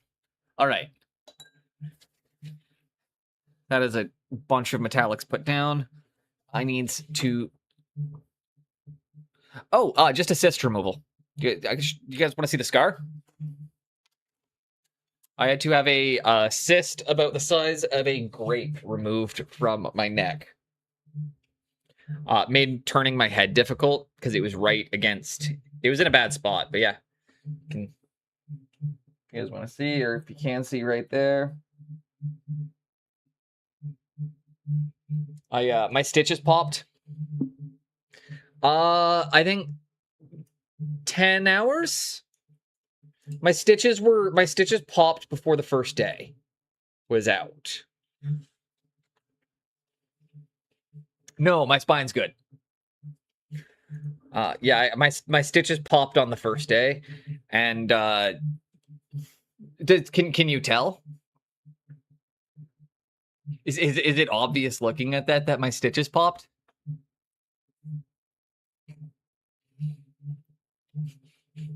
I feel like because of the question immediately, how long did those last? Yeah, no, it's scarred a bit. All right, let's go see Smiling Beagle. He's an absolute gem. So once again, we're gonna give him all the love that he deserves.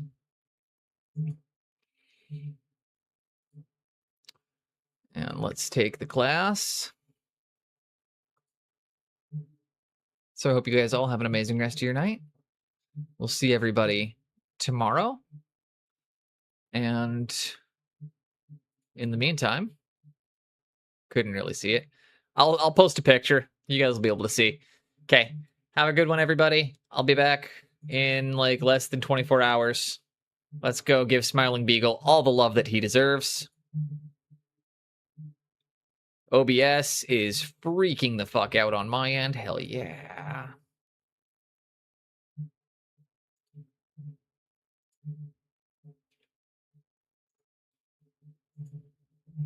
See if that works.